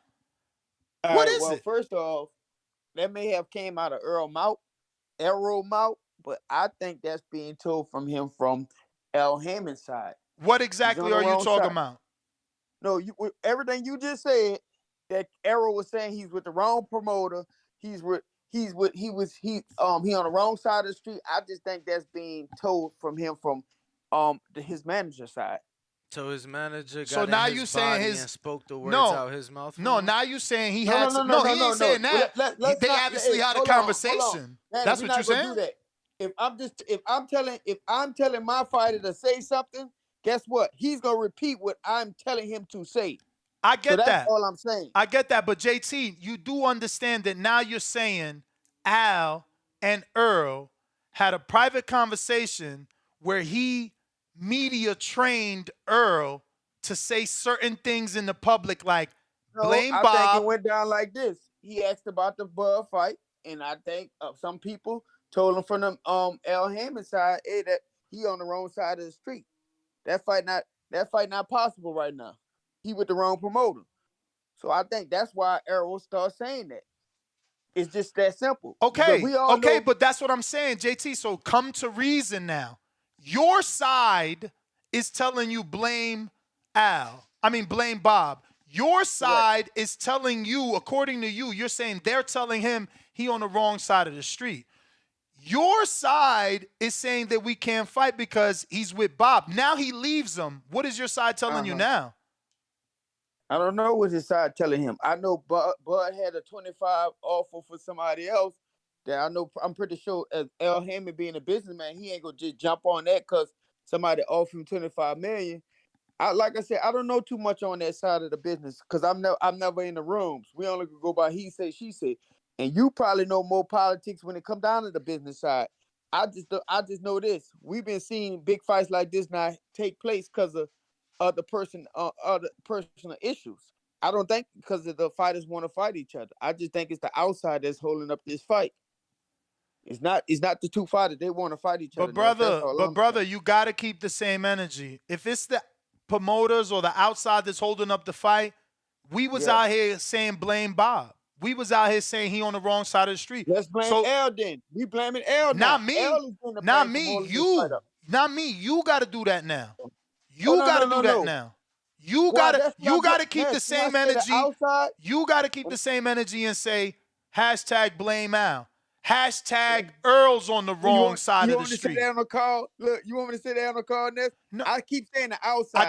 I just We're not talking about the promoter. We talking want about that his same manager. energy because people was telling Crawford he was on the wrong side. So now we see it's Al holding it up, so he on the wrong side. Yeah, is it the manager holding up the fight? Then is the outside, is the business side of it holding up the fight? No, not To have this outside, fight. not outside. Errol's side. Arrow side? You think it's arrow side? I don't think mean, Terrence don't got a side anymore. Remember, he he got on a Earl side now though. Street. He literally on Earl Street waiting for a contract. Like, what? I gotta go, JT. I got you, man. I'll kind of punch back in. JP, what up? I don't get it. He don't got nothing holding him up anymore. So Yeah, I just let y'all rock out, champ. Y'all was saying the same shit for 10 minutes. I'm no, trying I mean, to understand. I get what you you know. Yo, look, man, Ness, shit. You know, we in our 40s, Ness. That mean, at least for me, I can only have sex once a day for the most part. It got to be something really, really getting to me to get me up twice. So when it comes to this Spence and Crawford, I busted my nut for that. What about back you, in champ? Who? You? I use Viagra. I'm fucking damn. with you. I'm like, damn, champ. You I'm fucking young as with hell. you. I'm like, damn. I busted my nut for this back in November, so it's hard to get me back up again. But I'm up. I didn't took my blue chew and all that shit, and I'm up to this motherfucker again. So here's my thing, man. Yo, you crazy. I've been listening for a couple of days, just trying to figure it all out, because I feel like, you know, this is just an ongoing saga. But it sounds, from me listening to you, I should be up in arms. Yo, this is Mr. PPC? Oh. JP in Vegas. JP. Principalities, right? Principalities. Him going up to 54, not defending the belts at 47. Things like that. We should be up in arms. We aren't keeping the integrity of boxing, correct? Mm-hmm. I find that to be laughable, okay? Forgive me. Because there's been no integrity in boxing for at least, forever now. We got Jake Paul putting on the biggest shows in boxing. We support it. We like, fuck it. boxing perverts itself, we He just only keep had going one with it. big show. He only sold He's, 500,000 once. I mean, if Jake Paul could pull Canelo, if the Jake Paul Canelo fight got made tomorrow, I don't think you would have a problem. Ness, I think you would be over there with your horn and your trumpet and your drum pounding the shit out of it. Telling All you, that. you know what I'd be telling you? I told you so. That's what I'd be telling because I called it. And now you hear Canelo, he went from I'll never fight him to anything is possible. Because I understand the business. The only people that don't understand the business is Errol Spence fans. They trying to make it seem like the fight with Crawford ain't big. But you see, even Canelo would fight Jake because he understands it's a check at the highest level.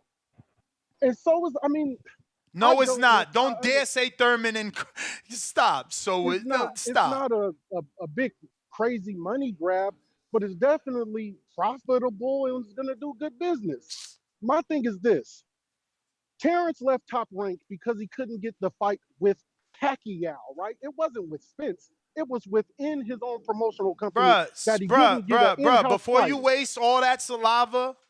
Yeah, the answer to that is no. Remember, he has a legal contract that states if you can't get me the fucking Spence fight, you got to pay me $1 million more. So don't sit here and say that it's because of Pacquiao.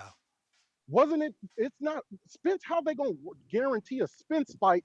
And that's a Crawford. Brother, I don't know how. I don't know how. I know they did. It's public knowledge. Okay. Let's go past that. Point is this. If it were, let's just say it were Pacquiao and he could never get Pacquiao. Why are we going to say, no. We're not going to say it's Pacquiao when it's not. The lawsuit is for Earl. Okay. The lawsuit is because you told me if you can't get me to fight, you're going to give me $1 million. He still never got Pacquiao, correct? But guess who did? 2 fighters at PBC. Mm-hmm. Did all the welterweights who were at PBC? No, you know why? You know why? Maybe you should be telling the true information that Pacquiao got those fights on PBC because they guaranteed him $25 million, right, Danny? Per fight? Google it. Fuck is you talking about? But they ain't guaranteeing Bud nothing. They ain't guaranteeing Bud nothing. They still got an option on Pacquiao. And again, it goes back to the Jake Paul. It goes back to Jake Paul. Crawford sells money. He could not get Pacquiao. Not Crawford. I meant the same promotion. But PBC got 2 fighters. Brother, Garcia came over. I gotta go, JP. I gotta go. When PBC got the fight with Pacquiao, they had a contract with Pacquiao for a multiple fight deal. Why are you making it seem like he still owe them a fight? Yeah, this is what I'm saying. These callers come in here with these lies and trying to fucking influence the audience. Do not lie and act like while he was with Top Rank, 2 PBC fighters got the fight. That's not. He fucking signed a 4-fight deal with a guarantee, the same guarantee they won't give Bud. Like, you guys are crazy, man. Leo, what up?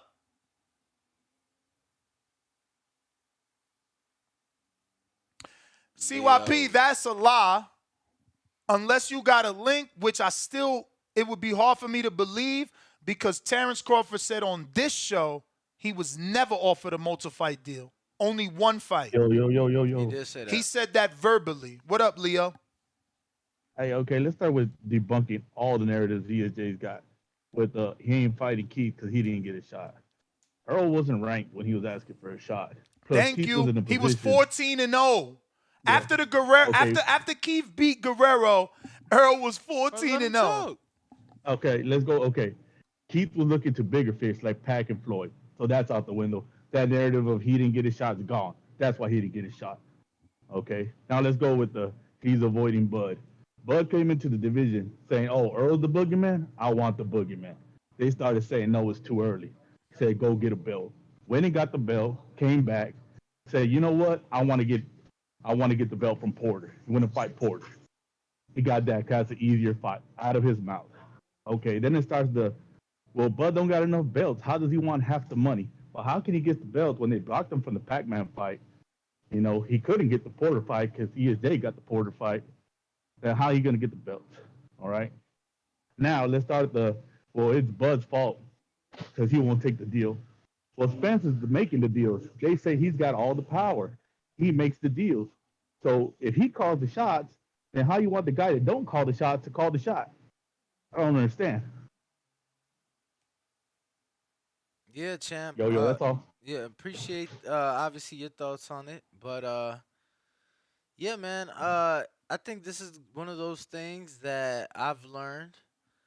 Bro, it's much like it's much like politics and religion, bro. It's like everybody gonna have their views, and you're not changing people's views on certain things.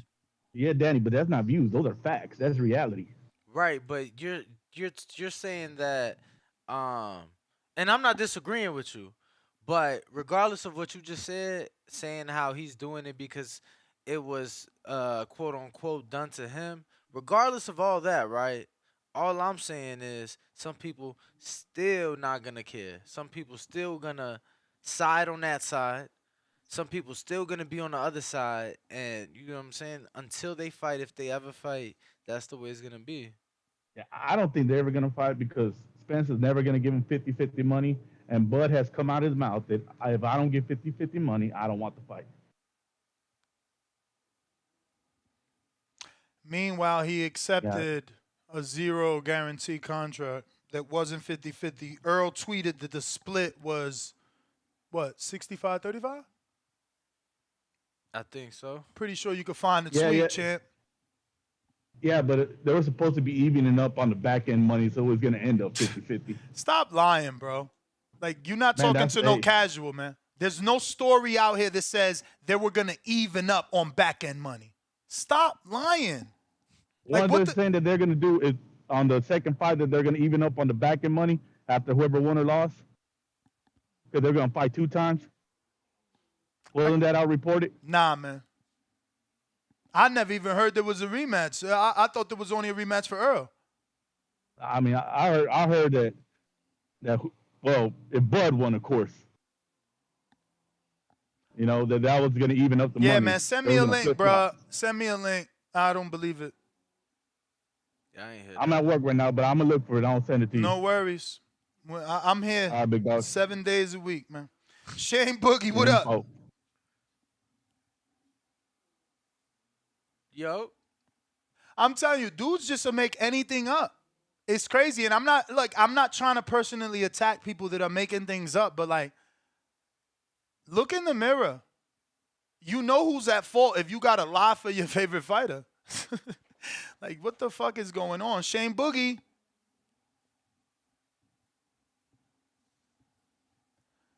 What up? Unmute, Shane. Gotta unmute, Shane. Your mic's still muted. You gotta unmute. All right, J Mac. What up?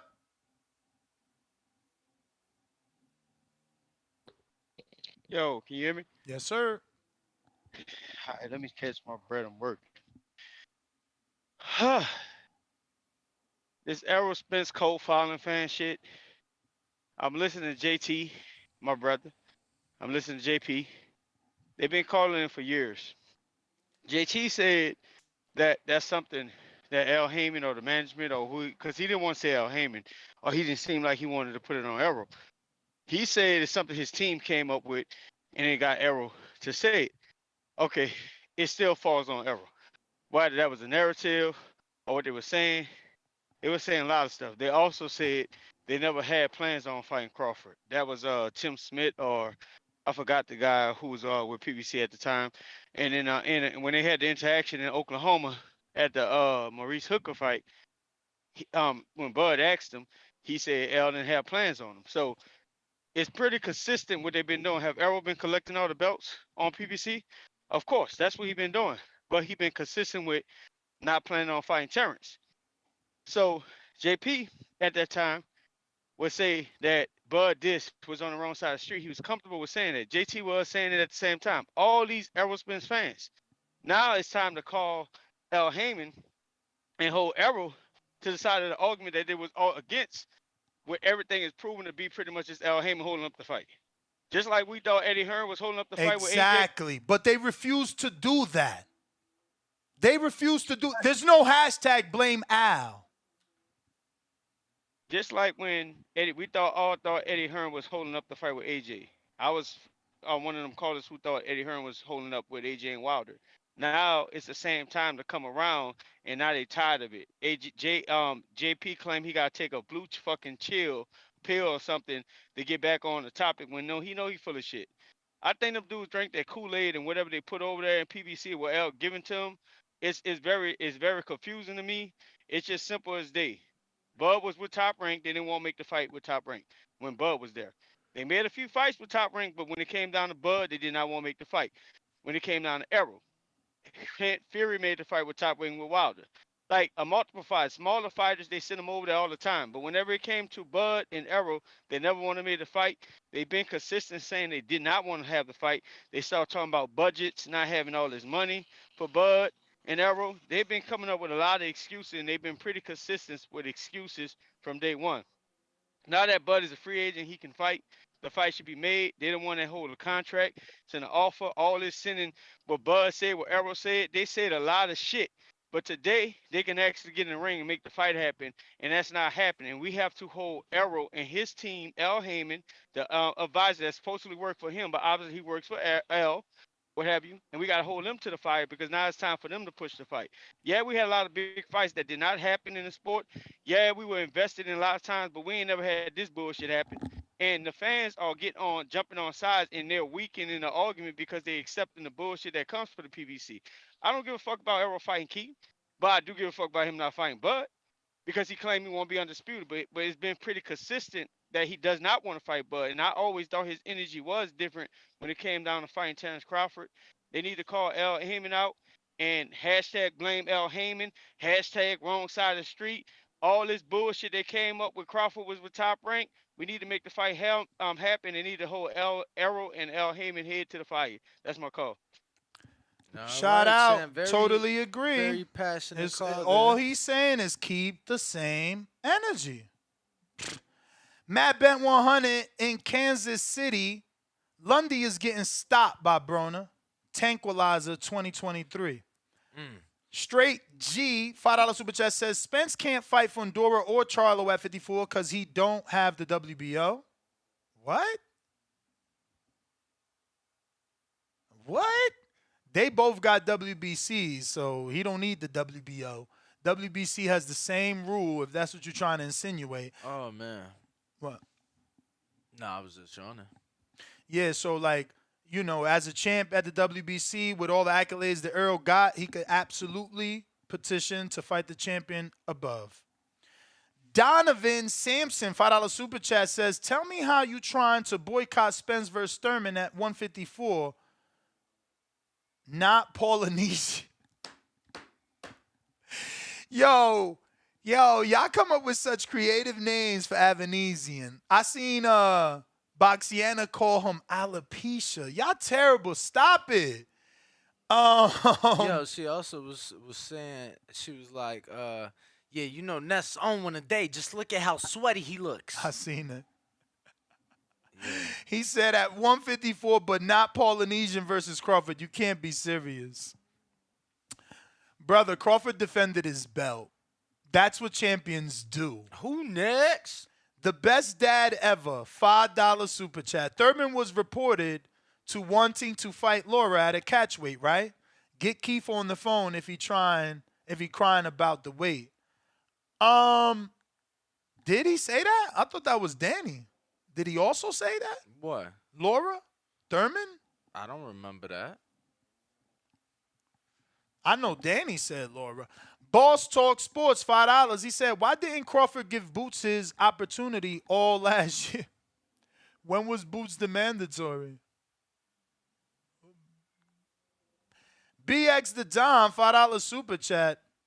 And FYI, Boots is in the IBF rankings as the interim champ. Al Heyman won't let anyone fight his guys without being on a one-year layoff. Poor Bud got to wait over a year for that fight. We got James, who says, some of these fans need to put respect on Thurman's name. I like Earl, but won't be surprised if he gets touched up by Thurman one time for the upset. Uh-oh. Uh-oh. I got Chick Chickarelli, $5 super chat, says, pretty simple. Play by the rules. Strip Spence of his 147-pound belts, in my opinion. Easy. That's why we have rules in place. Mr. Calderon, $5 super chat, says, imagine what they would say if Canelo fought John Ryder at 175 to satisfy his WBO mandatory. Imagine. Imagine. Matt Bent 100. Devil's advocate. Earl is the big fish. He got the world talking. Moving emotions. Okay. Huh? Yo, happy birthday to the GOAT, Muhammad Ali. Would have made 81 a day. Happy birthday to the GOAT. Emperor Mitty says, $2 super chat, sick of the tuna fish cans fans. Sick of the tuna fish can fans. EJ have, what would the throw up emoji be? No, I mean, that's, he's sick of it. Oh, he's throwing up from the fans. My bad. Bones 13, ask for a return on those shirts. That's Jordan. That's Hardin money. Nah, man, nah. I'm going to wear my shirt when the fight happens. I got you. Let's see who we got. El Nika. Yo, there's massive callers. You want me to text her, right? Text who? Oh. Oh, no. I was, that message. We got 2 guests at the winner there? Who's there? Mari's book, and then somebody just messaged talking about where's the studio located.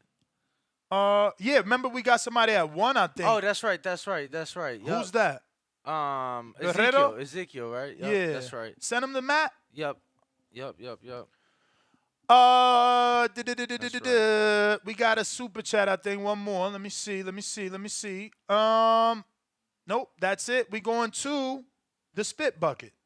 What up, champ? Oh, no, that's not the spit bucket. Shit. That's unbiased. Damn, that logo looks similar.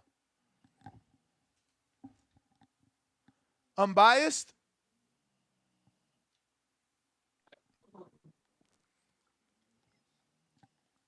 Hello. Unbiased fan. Unbiased, talk to us. Did we ever get to King Arthur, or was his mic not working? I know you went to him, but yeah. Yo. What up, King Arthur? What it do? So let me get this straight. So Keith Thurman is a WBC mandatory, right? At 147.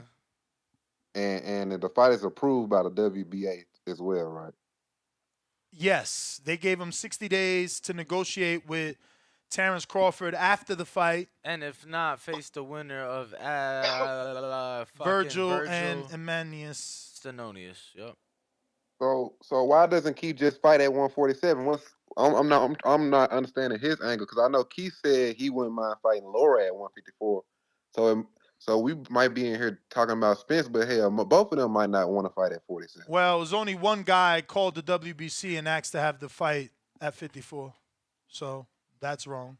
That was Spence. Yeah. But I'm saying that's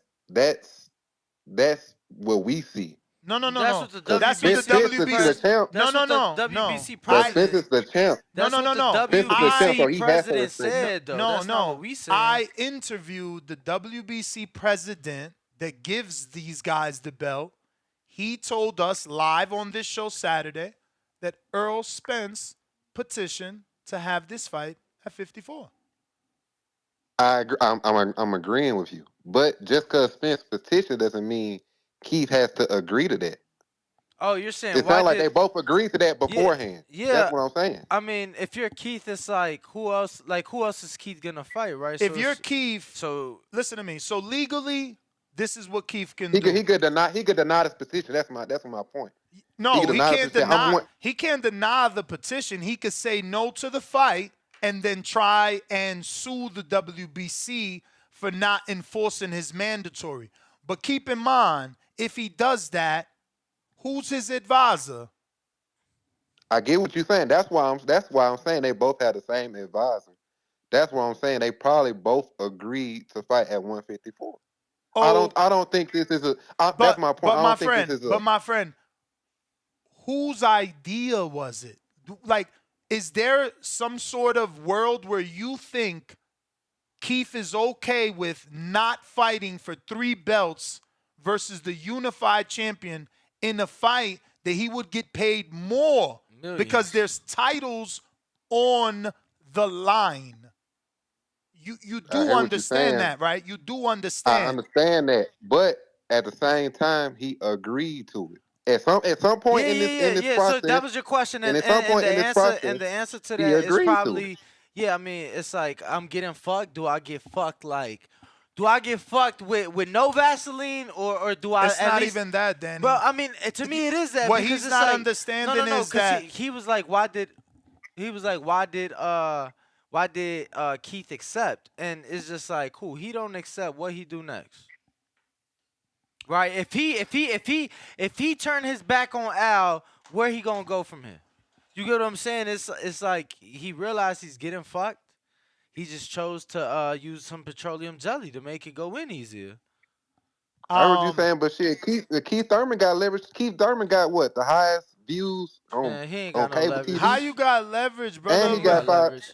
Bro, yeah, he How got you got that leverage? because Let he me got ask that. you. Let me ask He you. got that not because he's like some superstar. He got that because guess what? They was putting the fights on free TV. Like, not only that, but you know, ain't no fights on CBS. Bro, let me tell you something. And it ain't even just Al. People try to say PBC. This ain't even that. You know how much I shit on Top Rank and ESPN to they fucking face, and I tell them that they fucking up in the sense that how the hell UFC getting their fighters on ABC, but Top Rank's never.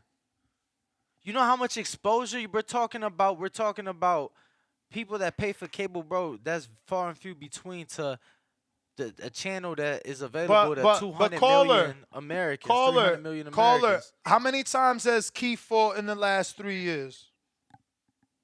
Probably once or twice. How long was Mikey Garcia in litigations with Top Rank?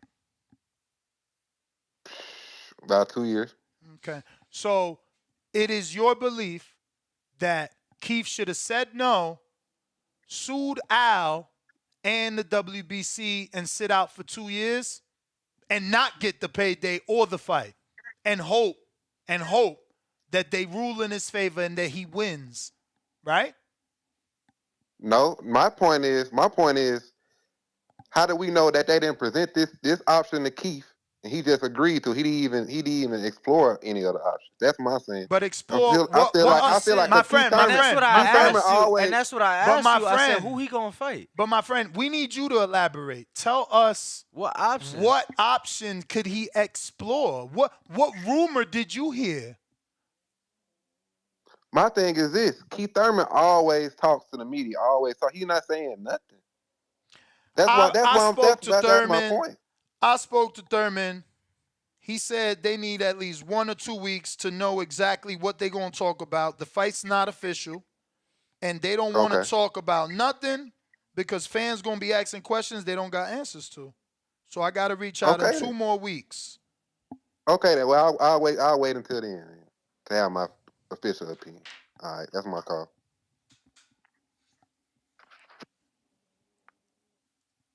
I'm gonna have to. That's it, Danny. Look for flights, man. Fuck it, man. I might have to quit this fucking border wars fight, man. I'm gonna go to Florida, bro. I'm not gonna keep doing this bullshit with these weirdos, man. I'm gonna go see Keith my goddamn self. I got the invitation. We gonna go over there and get the answers, cause it's too much bullshit. Yo, y'all can hear me? Yep. Yo, what's good with everybody, man? What it do? I'm cooling, man. I've been sitting here listening and then, reading the headline and shit. Right. I feel the same way, man. For so long, motherfuckers was talking crazy about Bud, right? other side of the fence shit, get a belt, just like bro saying. You heard Errol say out his own mouth, he want to take the easy route. You know, it's been all this shit. Now we at the point where it's none of that in the way, no obstacles. And then you got a nigga talking about going up to 154. You know what I'm saying? It's like the welterweight walls is fucking closing in on Earl, bro. You got Boots pushing hard to try and get a fight with him. Everybody wants you to fight Bud, and you choose to go to 154? That's an easy way for a motherfucker to be like, hey, look, man, I can't make the weight at 47. I ain't got no choice. You say what? Oh, my bad, brother. My bad. Oh, no, I Bad. thought I'm talking. Yeah, my that's bad. an Go easy. ahead. I feel like that's an easy way for Errol to drop them belts without taking the real hit behind it. Because if he just blatantly drop it, then it's like, yeah, you ducking for sure. But if you go up to 54, what's the point? It's going to be hard for you to come back. It's an easy way to say it's hard to get back down to 47 and I'm growing constantly and all of this shit.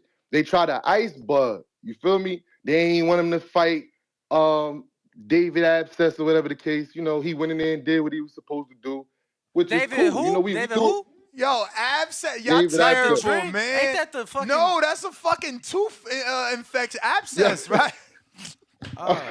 They wanted them to. Yo, y'all They didn't want him terrible, to take the man. fight for the bread, right? Absent. I Listen, thought but that think was a about it, drink. right? They did. They didn't want Bud to take that fight because they wanted to ice the nigga. He already, 34, 35? 35, I think. They trying to ice him out. You know what I'm saying? Al Heyman always do that shit. Ice you, then put you in there, get you beat on, give you a check, and you get out the way. Bud ain't do that. Bud like, nah, I'm not waiting a year. I'm gonna take this fight for this bread. I don't give a fuck how y'all feel about the man. I'm gonna defend my belt. I'm gonna take this fight, and then we gonna revisit the contract with Earl. You got a contract coming from motherfuckers with no guarantees on no bread. It's not a real contract. It's a shit show, bro. You trying to play me, man. You know what I'm saying? You blatantly trying to play me, and then you publicly trying to criticize me and make it seem like I'm the motherfucker that's holding the fight up. When in all reality, PBC ain't got no confidence in Errol for real. He can fight. He's a good fighter. But to beat Bud, it's no real belief. If that was the case, just like Earl said, Bud, I'm coming to take your shit. I want that fight next. I don't want no other fight. You shouldn't even be talking about no other fight. Fuck a Keith Thurman fight. Fuck, I ain't fighting. Give me whatever legalities come with that shit, but I ain't fighting Keith Thurman. I want Bud. That's it. The only thing with that is if you don't go down the proper channels, they would strip him, and then he would be fighting Bud for Bud's belt without the WBC. He got to get the WBC on board to pay Keith step aside to fight Crawford. But you see, what the Earl fans don't see is the same thing they blaming Crawford for. They're like, but Ness, he fought alopecia, right? Cool. Right. What do you think Earl is doing? Earl's saying the same thing. I'm not about to fight Terence, my best opponent, off this time off. I need this tune-up.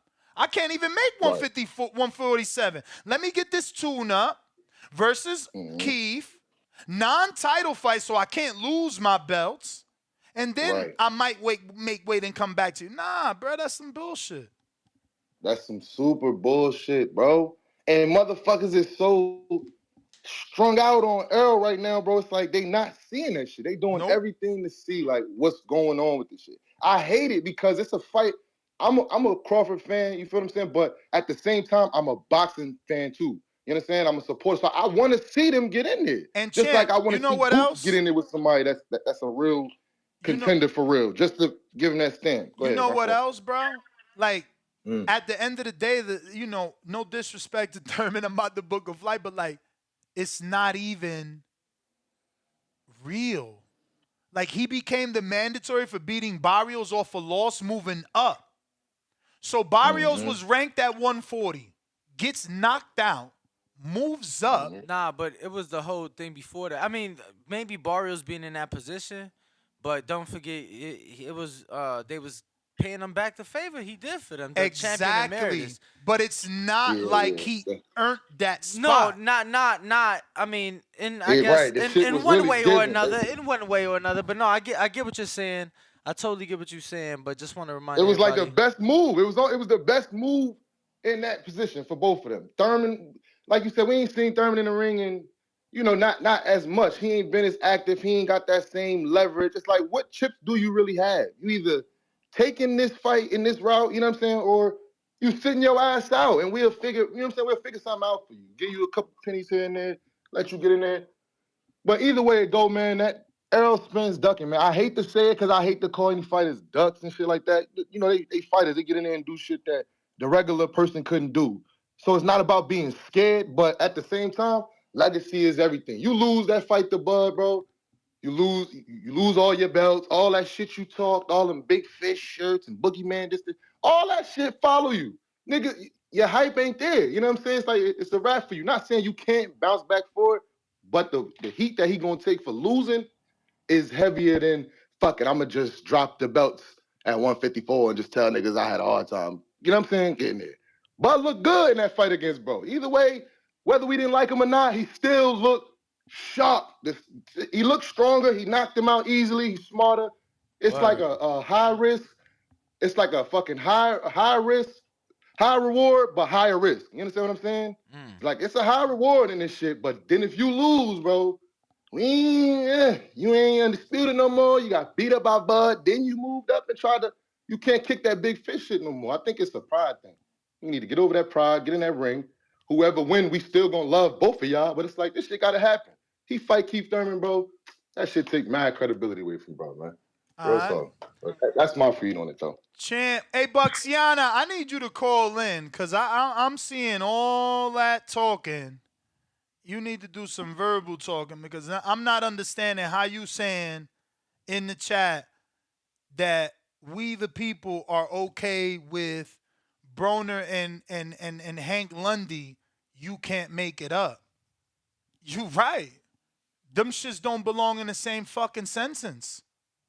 Earl and Bud is totally different, bigger, and more significant to the division. Like, why the hell would you even bring up Adrian Broner and Hank Lundy? Don't have a belt. They not ranked in any division. Like, I'm telling you, y'all say anything to defend your favorite fighter. It's like, let's hate on that fight. A dude coming off a massive layoff, another dude that you said ain't fought since when?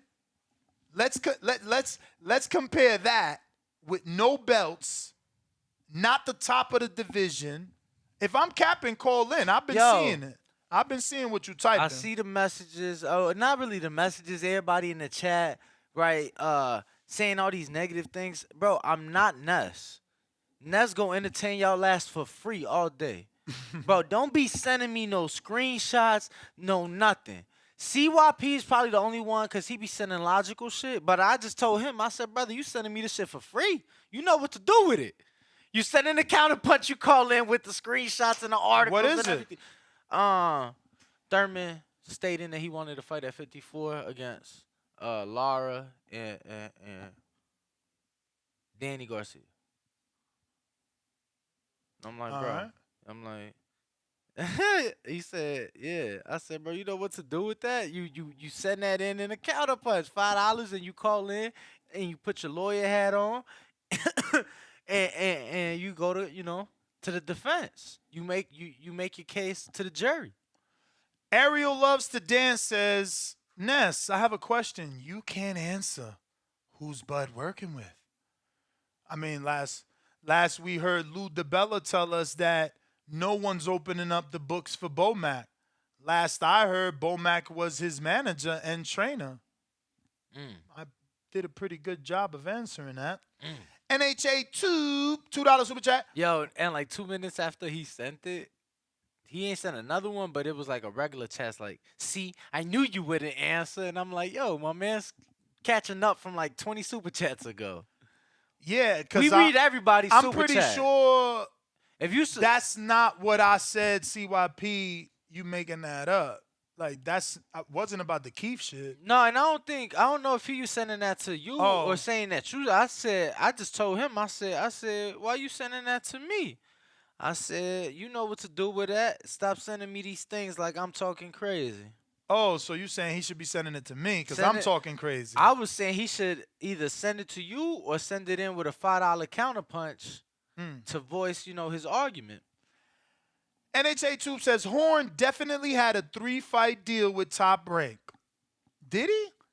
He got the Pacquiao. Next was Crawford. Nah, he got a defense in between that. Oh, he got that dude. That John McCormick or something like that. Somebody from England. He got to do that at the crib, didn't he? Jeff Horn, right? Yeah, no. He got to do a white guy on Top Rank. Yeah, but I think it's Mormick. I thought he got him at the crib, no? Didn't he get What do you mean at the crib? Yeah, Anthony Mundine. He got him at the crib. Anthony Mundine? No, I'm sorry. Gary Corkin. Yes. I was saying McCorkick. Oh, my God. Yeah, and he got him at the crib. That's what I'm saying. He fought Pacquiao. Then he fought again in Brisbane. And then he got the third fight. Yeah, so this guy's right. Mundine was a fight after Bud, but yeah. Ariel loves to dance. Calm down. Both sides of the street. And Ness can't even say the names of the people Bud working with. Laugh out loud. Fuck out of here. I think these guys mean the $25 million per person. I think that's what y'all saying when you saying I can't say who he's working with. Now remember, he's not working with him because you don't listen clear. Too much wax build up. He was clear in telling you, Al, shut that down. And that he doubled up and said, Al, they said they know you. And he said, I'm not giving this fight to no one. So how would we know who he's working with when your man shut it down? Knock it off, bro. Martin, $5 super chat. In my opinion, and hear me out, if the fighters do not want to fight because of anything, they should not be able to fight or hold the title for 2 years. Damn. That's a long time. Little Tommy, what up? What up, Ness? You got me? Gotcha. Well, I was gonna say the other day I had counterpunch. It took you 3 hours to get at me, and then you had me on for like 10 seconds before you cut the bill. You counterpunched today? Nah. What was it, like Friday? You had Bill on. Oh yeah. I counterpunched like 9 in the morning. You got back at me like at 12:30 and cut me off in like 10 seconds. But yeah. I don't know. I'm coming to see you, Tommy. I'm in Florida in the next days. Fuck that. Come on. Let's go, nigga. You know them oxtails swinging downhill. You said oxtails? Hold on. Yeah, that's right. That's right. Hold on. Across You said the street oxtails? Across the street from Keith's Gym is one of the best Get the fuck out of here. Jamaican spots. And it's actually half owned, I think, or partnership with Lenroy Thomas, the heavyweight. I'm about to text But yeah, so let me get on before you. So basically, if anybody watched that interview when Crawford was on stage with Bob, he clearly states, I'm leaving Bob. He could not secure me the Spence fight. Obviously, he wanted the Spence fight, especially if they put it in his contract to get paid an extra $1 million. Earl and Keith never had the opportunity to fight each other. All these dick riders trying to say, oh, Earl's doing Keith like this because he didn't give him an opportunity. Listen, bro. Listen. If you are a manager like fucking Al and you have 2 of the 4 big belts on your side of the street, like Earl would like to say, and you're going to send your up-and-comer to go the route of the IBF, which is the main one that makes the champion fight the mandatory, so he can bring that belt on their side of the street as well. That was the plan. All you got to do is watch how Errol Spence's career went. You will see that was the plan. Get ranked by the IBF, go get the IBF, bring it back to us. That was that. When he did that, Keith Thurman was hurt for 22 months. There's an interview on December 2017 where everybody like to say when Keith said, I'm not ready for Errol Spence. He's not meaning as in I'm a bitch and I'm scared. He's meaning I'm fucking injured. And he said on multiple interviews, I'm not coming back off the injury fighting the number 2 guy. I don't understand why that's a problem. So boom, he loses to Pacquiao. The thing happens. Okay, now we at what we at today. But if one thing I want everybody to look at as well, if the fight, I don't like the fight being at 54 because I want my boy to have a chance to make history again. But if the fight, hold on, this. If the fight is at 54 and Keith accepts the fight, this is the first and only time Errol Spence's name came across his desk, and he's accepting his terms. No matter what, it's Errol Spence's terms. I want the fight, make that shit happen. That's what Keith's doing. So applaud my boy for that. Whether you think he's gonna win, lose, or whatever, that's my call. All right.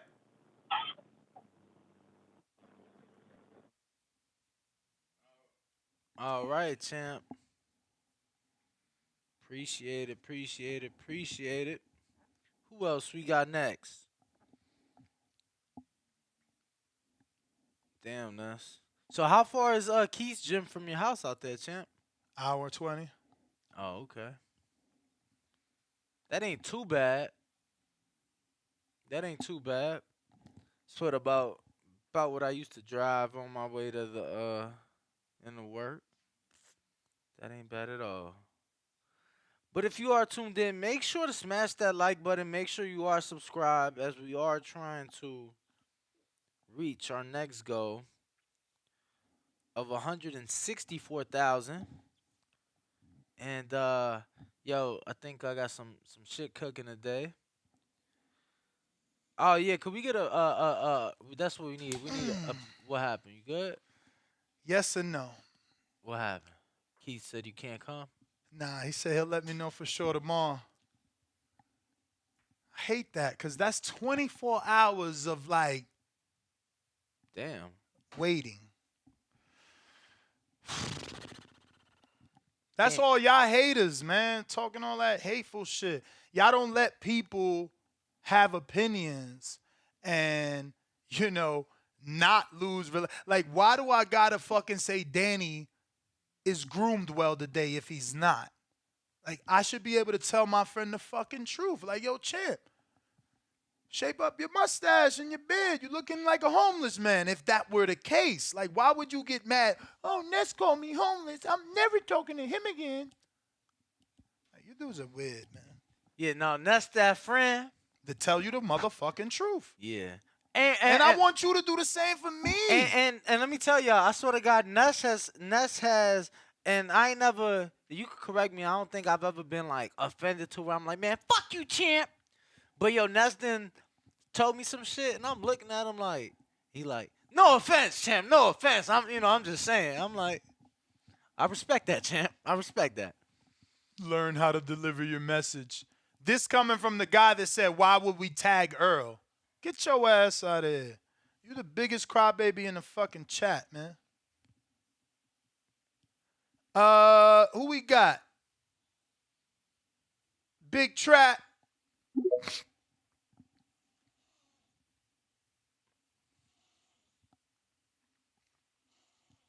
Big Trap. Going once. Going twice. Who we got next?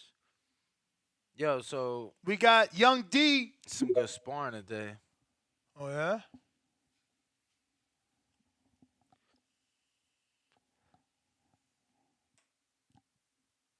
Young D, you gotta unmute.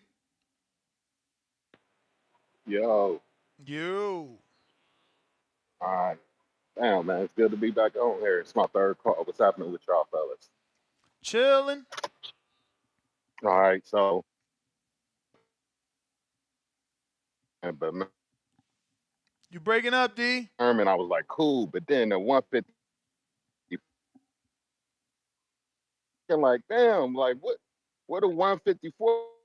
And they gonna say drop the news that he dropped the belts. I mean, I kind of understand that if you can't make the weight, you can't make the weight. You know what I mean? You grown, but you know what I'm saying. He been at that weight for a while, but man, I'm confused about it. I can't defend that. You know what I mean? And I don't think he would have been a duck if he, like the one guy said, he'll be a duck if he just go to 154. You can't make the weight, you can't make the weight. You ain't no point of getting in with a dangerous fighter and then losing because you could make the weight and you ain't in good shape. Well, I'm gonna have to side with you. I'll just remind you that the Charlo that people like to talk about in a negative way, he did that. He was in this situation where people tried to say he was avoiding Julian Williams and he was not going to fight his mandatory in Julian Williams. And he was saying, I can't make the weight. I'm not fighting that dude. But the people started calling him a duck. And he said, I'm going to make the weight and I'm going to fuck him up. And then he did. And then he didn't shake his hand and everybody got mad I because remember that fight. I remember that. Julian Williams was out here calling him all types of names.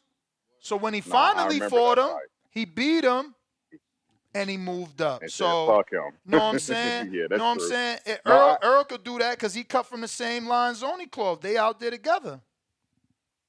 Nah, yeah, it's true. I mean, it's confusing, man. I don't think the dude ducking or avoiding. I don't like to talk about fighters like that, man. Those dudes, they get out there and do some shit we not willing to do. So I ain't gonna say he's scared or he ducking Crawford, but man, this ain't a good look, man. I love like Errol Spence. Like I like the way the dude fight. I love seeing him fight, but it's confusing when you see that shit. Like, dude, like 154, like man, if you gonna fight him, bro, Keith Thurman, the fight is big if it's at 147. That's where motherfucking Thurman got his name at. You know what I mean? And if you beat Thurman at 147, it mean more than 154. Sure You know what I do. mean? Like, because 154, no, neither one of them got it in at 154 yet. So you ain't even proved yourself. Now, if he went up there, went to 154, said, fuck it, I'm done with it, and then you, like you said, Fundoro, one of them guys, Lubin or something like that, you can't be mad at him. You know what I mean? Like, hey, it is what it is. I mean, of course, we want to see that Crawford fight, but if he can't make it, he can't make it. I'm not one of them dudes that like. Even though Charlo did it, if you can't make it, you can't make it. I mean, he did prove himself, but you ain't got to prove nothing to nobody. But don't hold the belts. You know what I mean? And then, you know what I mean? There's too many guys. It's time for that transition in the welterweight where you know what I mean. Him and Crawford need to get it out the way and then move out the way for the rest of the guys. You know what I mean? Mm-hmm. Well, thank you for calling in. Damn, man, I'm realizing Boxiana don't know shit about boxing. She literally said Gary Russell held that fucking belt till he couldn't, and Yas was quiet. You don't know about the sport. Wow. And you be in the back call. I thought they would have taught you something. Last I checked, Gary been calling out Tank his whole life.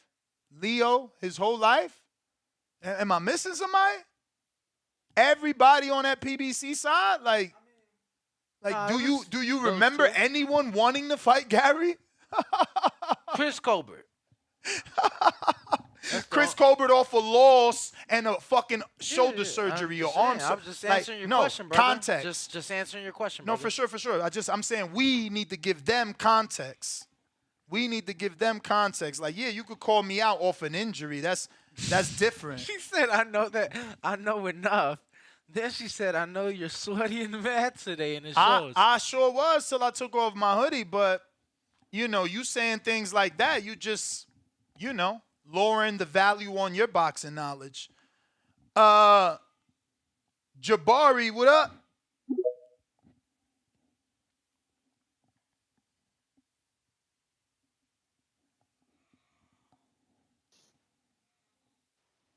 Y'all can hear me? Mm-hmm. Hey man, what's going on, bro?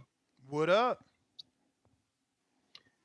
Man, I just wanted to tell you, I feel like, bro, and I'm not saying it's right, but I feel like really, I don't think Earl ducking Terence, man. I want to fight. I just feel like he playing like, look, he had Terence on his mind. That was all he wanted. Terence said, nah, I'm gonna go do this over here because I ain't got time to play with y'all and y'all playing. I remember a guy saying that, Terence could have just told Al. I mean, Al could have just asked Terence if he had other plans. But in the interview, Terence said, like, why would I have told them that? Like, you got to have things in your back pocket. Terence said it. He knew, like, I'm not finna play games with them. And now I feel like Earl just saying, all right, well, since you want to play games, I'm going to play games. Earl didn't have any options at first. With this, he got everybody to come together. He got the WBA to come together, WBC to come together. And now he got options. He got, after he beat Keith, because I feel he going to beat Keith, you know what I'm saying? After he do that, they said he got 60 days to make the fight with Terence. So that kind of put a little bit of on Terence too. Like, all right, y'all both got to make the fight now. Or he could go fight Virgil. Bruh, That's a how big does fight. that put pressure on Terence when that's not Terence mandatory? That's given a 60-day deadline. Not a lot of pressure. I'm just saying, like, okay, you know what I'm saying? They said y'all got 60 days, so now everybody gonna eyeball it for 60 days. Not necessarily pressure on Terence, but That now may be everybody true. gonna. That may be true, but keep in mind, ain't nobody gonna take a contract that's unfavorable just because there's a time limit. So putting a time limit Right. ain't gonna hurt. Ain't gonna help nothing, in my opinion. No, you're right. I just feel like now I think Earl did it because basically like a fuck you, like, all right, now I got options. Cause he could go fight Virgil. I think they'd He do that can't fight with fight Oscar De La Virgil. Hoya He can't fight in Dallas. Virgil. He gotta let Virgil win, first off. He gotta defend his Which mandatory, I think he will. secondly. So it's like there's a lot that could happen, and obviously we've seen him get into injuries outside the ring, so we don't know. Yeah. Very much so. I just think he created options for himself. He said fuck you after Terrence said fuck you, and he created options. Now Keith getting the bad end of the stick, bro. You know what I'm saying? But he just doing what he can do. Like you said, he say no, what he gonna do? You know? You turning your back on Al. So it's like I think Keith kind of just getting the bad end of the stick. I don't really think it was a fuck you to Keith. I think Earl just tried to give himself options, bro, after Terrence did what he did, which I don't like because again, we're not getting a fight, but I guess in a way I can understand it, I just don't get how we accept the lies, right? Earl told you Yeah. on TV in front of Brian Custard, we was about to announce my fight 3 days after the accident. Yeah. He just got in an accident the day he was on TV. Like a couple days before he was on TV, he got into the accident. So 3 days later, he's supposed to announce it on the Saturday Tank fight, right? Was it where Custer interviewed him at? Wasn't that at the Frank Martin fight. Okay, Frank Martin. so he was supposed to announce his fight right then and there. Somehow, an accident where he's protected in a bulletproof car made him gain weight that he can't make 147? Or was you always about to announce a 54-pound fight? Let that sink in, bro. I get what you're saying. You saying was the plan 54 from the jump, or did the, like you're saying the car accident is the reason why I said 54, but what if the plan was 54 from the jump? No, the plan was 54 from the jump, because how you gonna announce a fight the day you being interviewed, but you tell them because of the accident you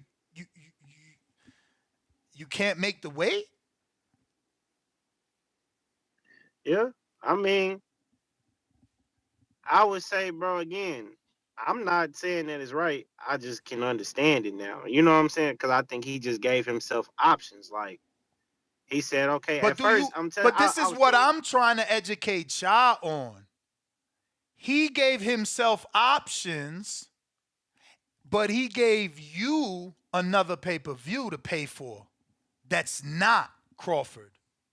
Well, that's why you promote what you said. Don't stream. Yeah, I don't really You steal, stream man. the key fight. I was just upset you that day. stream. I don't really steal, man.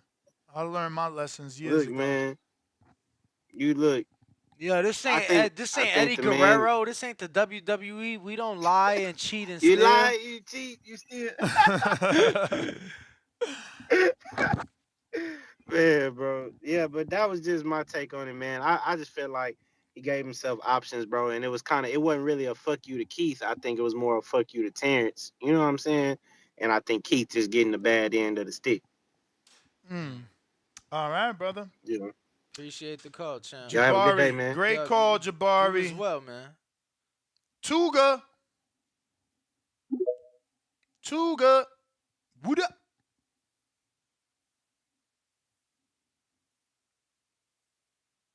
Hello, Tuga. Tuga, you got to unmute. There you go. Oh, yeah. I thought Earl said he was his own promoter. Nah, he said he was on Boss, not promoter. Oh, his own boss. But he do got his own promotion, right? Man Down Promotions. Yeah, he got Man Down Promotions. Exactly. So why does everybody, why is everybody trying to blame Al, man? Blame motherfucking Earl. He said he is his own promoter. He's his own boss. Same thing you said. He told Terence, hey man, blame Al and all that stuff. Everybody, like my man said, man. A lot of these people are emotional, man. Super emotional. Man, we should just supposed to be a boxing fans, man. We just want the best fight in the best. And y'all got a dude over here selling y'all nothing but lies, and y'all going for it. Come on, man. Y'all worse than motherfucking Cowboy fans, LeBron James fans. Shit. Hold these motherfuckers accountable, man. Word. Yeah. Hey, that's all I gotta say. And like you said, Danny, you said it perfectly, man. Talking to Earl fans and Bud fans is like talking to them about religion or politics, man. You're not gonna get nowhere. And I'm not saying that about everybody, but definitely, bro. It's just like some motherfuckers, you not changing my mind. You know what I'm saying? I'm like that. Bro, about certain shit, I'm like that.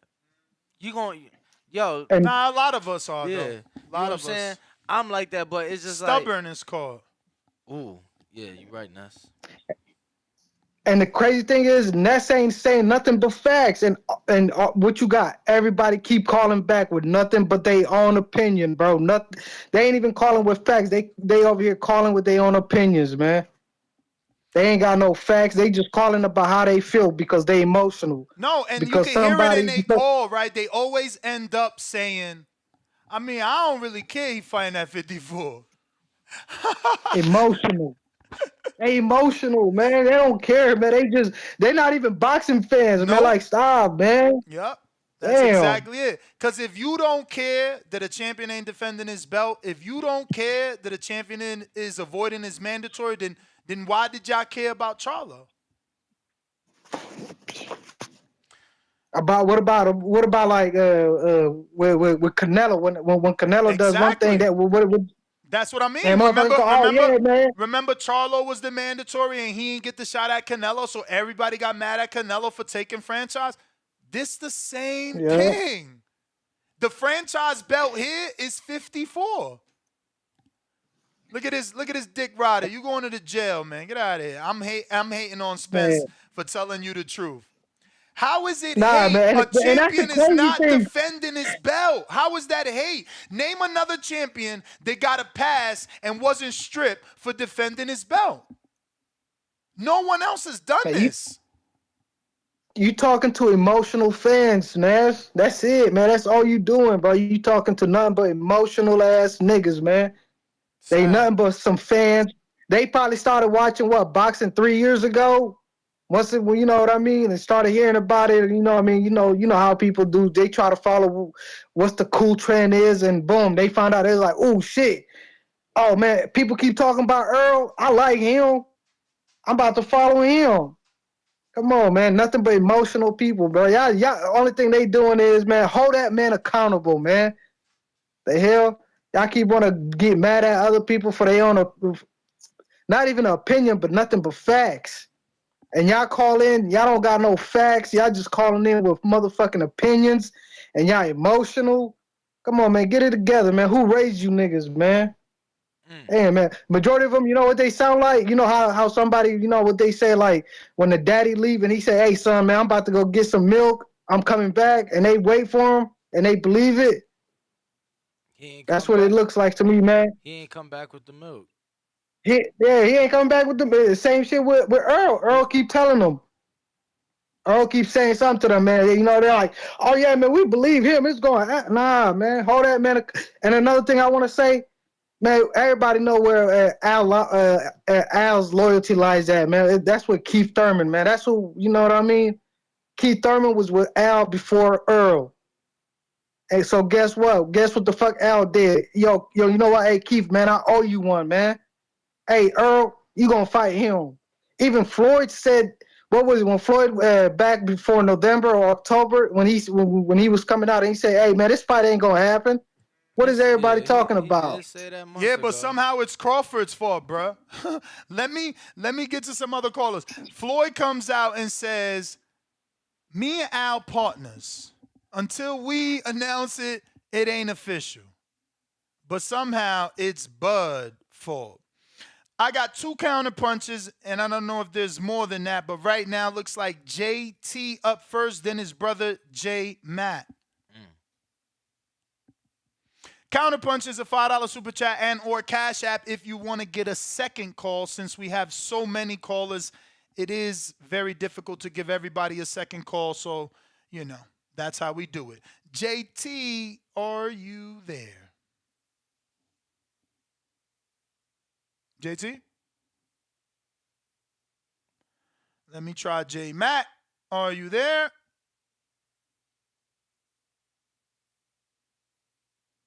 Unmute J Matt. Oh, There can you you hear go. me? I hear you. Yeah, I wanted my brother to go. Get him first, because I know my brother will come back with some smoke for me.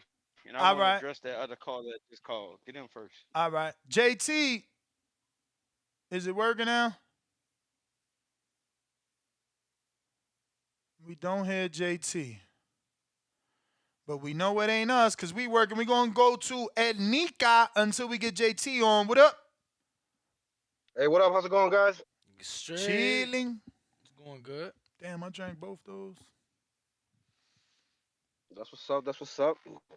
But what's up? What's up, man? So you did a whole 180, man. You used to be a PBC apologist. What happened, man? Al Heyman start cutting you checks. Well, what happened is that I started to see the lies.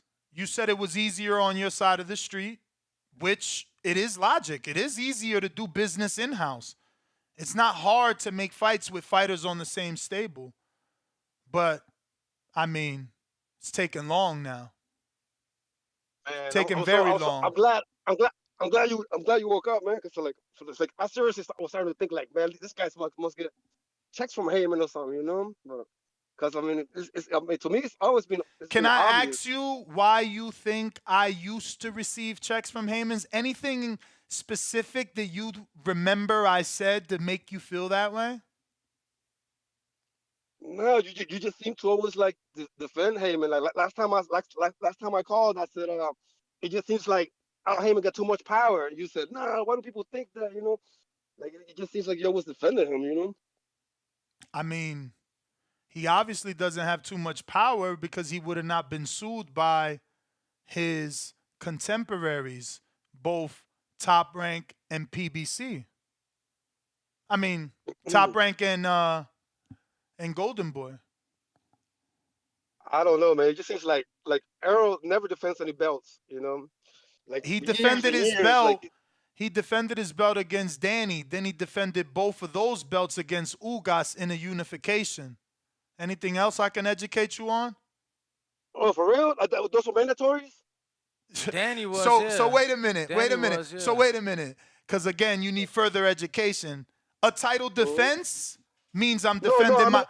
Let me explain. Let me explain what you said. You said Earl never defended. So I told you he did.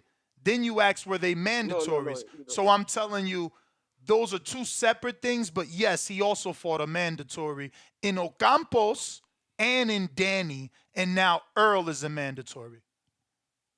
Oh, okay. Danny was mandatory. Yep. Danny was the WBC mandatory. Oh, okay, that's what's up, man. But like, I mean, I don't know who to blame, man. I don't know if it's Al. I don't know if it's Big Al or if it's Errol, because Errol says he's his own boss, you know. But I highly doubt that. So it's either one of the two, you know. It's either Al Heyman's fault or it's either Errol's fault, you know. But I mean, this fight's not happening. I mean, to me, it's like you can go back from the very beginning, when they met up with each other, you know. Like Like Errol basically set up the whole game plan. He told him the game plan. He said, "I'll fight Danny, Keith." And Bud said, "What?" He said, "Anything about me?" He said, "Nope." So I mean, they're not fighting, man. Bud has never been in the plans. He's never been in the plans, and it ain't happening, bro. That fight ain't happening because all Heyman says so. All It right, sucks champ. though. Appreciate it. All right, All right, champ. man. Y'all done. Thank you for calling in. And he's right. Did I used to defend? Yeah, when I think that something makes sense, it makes sense. I didn't like that Al Heyman, who lives in the shadows, came out of those shadows to make a deal with Matchroom and DAZN, but they wouldn't tell him the total sum, right? Yeah, I had a problem. So, yeah, I defended those negotiations with AJ and other people, Wilder, because of that. Because why wouldn't you tell me what AJ is getting? Didn't Crawford know the split that fucking Earl was going to get? You see, when people do things that are unheard of in this sport, I speak up. Earl is doing what's unheard of. I'm speaking up. DAZN try to do what's unheard of. Yo, sign this $120 million deal, but we not telling you what you getting in the fight. Or rather, we not telling you what AJ's making. Like, that's not logical. So I defend that. I don't get y'all, man. Y'all just weird. What's up? No Moral Compass. TBV's People's Champ. Brandon.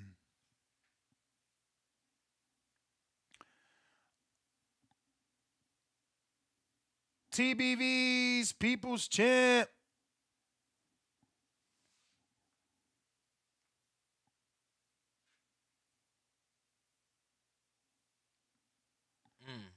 All right. Nobody there. Let me go to Big Trap. I think we couldn't get to you.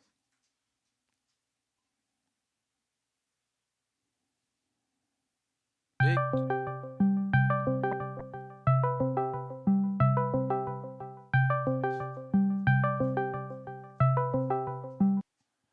Tonio, you got to click the Discord link. You What hear me, up, Big TBV? Trap? We hear you.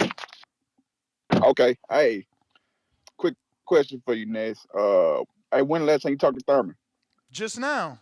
I'm waiting. He said Just now? he said give him 24 hours and he'll let me know if I could come to Florida. Oh, did he tell you that he's upset with the Nah, deal that that's he's it. getting? That's all I asked him. I didn't ask him questions. I just asked, can I go visit? Because that's where I'll ask my questions. I didn't ask specific details on this fight. All I know is that it's not signed and it's not official, and that's why he doesn't want to talk. Okay, so why you speaking on his behalf, talking about you giving up legacy and how much they got to pay you and all this other shit? If he's happy with the deal, why you crying for him? Champ, slow down. That's not me speaking on his behalf. That's me making an opinion and a statement on the situation. He is giving up legacy because guess what? Maybe you don't know, but if he beats Earl, he's in the history books as a 3-belt unified champion, which that's not what he was. He was a 2-belt unified champion. So you understand how he makes history, right? But if he's signing a deal, is he not happy with it? Okay, what does that have to do with me saying he's giving up legacy? Does legacy feed his kids? So again, you called in saying, well, I'm speaking on behalf of his legacy, and now you're talking about money because you want to move the goalposts. So since we talking about, hold on, champ, because I'm smart. No, I'm smart, and I will kill you. So since we talking about money, you tell me, what fight makes more money? 54 with no belts or 47 with 3 belts? Who buys pay-per-views? All right, so I gotta go, champ. You don't want to answer questions because you're losing, and I get it. No. Bye, Big Trap. You gonna answer? What you mean? I mean, you mean what? You talking about pay-per-views now? You keep changing the goalposts, brother. The fight gonna sell either way. Exactly. You don't want to talk. You don't want to talk. Then they say I'm disrespectful. Y'all some fucking cowards. Talk. Defend them. Say that dumb shit so you look dumb. We got your screen name, Tuga. We know you a dumb one. Motherfuckers is crazy. I swear for God, man, I can't make this shit up, but I love it. Not Danny. I love it. I love this shit. I love that you dudes are so stupid and I can just call you out on that shit. I fucking love it. You don't see how many hours I do? I'm never trying to leave y'all behind. I'm never trying to end the show. I fucking love this shit. Like, you don't even understand. I fucking love it. Coach JT, what up? Love these dumb motherfuckers, I swear. Yo, you there? Yo, can y'all hear me? Yep, we hear you. Hello. We hear you. Go ahead and talk. Can y'all hear me? We hear you, champ. Go ahead and speak. You coming in clear. I guess not. All right. Well, let's see if we got anybody else. All right. Yo, this is the unbiased fan. What up?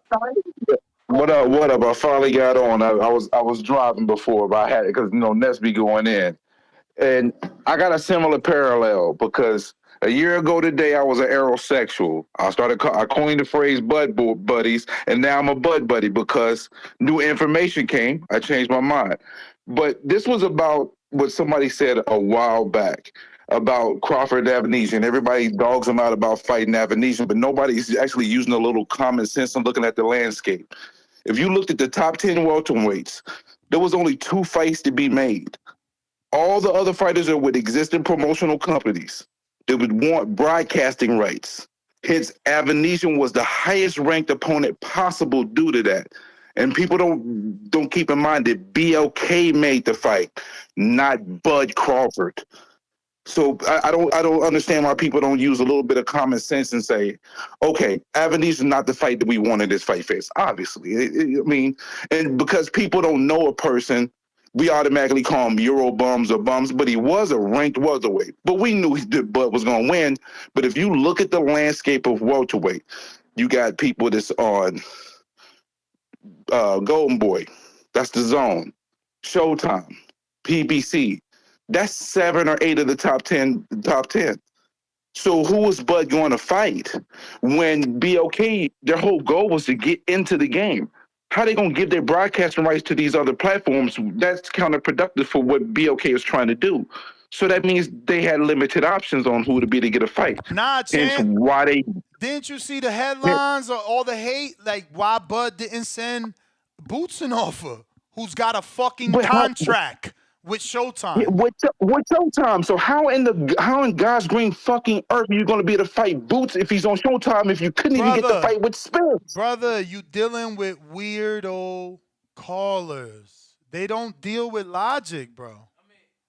And I try to deal with logic, and I get see now I'm a butt buddy. Hold on. Bro, this man is calling himself a former aerosexual and a butt buddy. Like no. I said I was called. I know. I didn't say I was. No. Danny. I said I was called an aerosexual. I didn't say I was an aerosexual. I was called an aerosexual, but because of the information that I've seen. A year ago today, I was an aerosexual. I was called an aerosexual. People were calling me an aerosexual because I defended Spence. I didn't say I was one. I said people called me that. Bro, I defended Spence. I can't defend Spence anymore. Meant, but you literally said you were. Yeah, maybe he meant it differently. And now you're saying you're a butt buddy, which is, bro.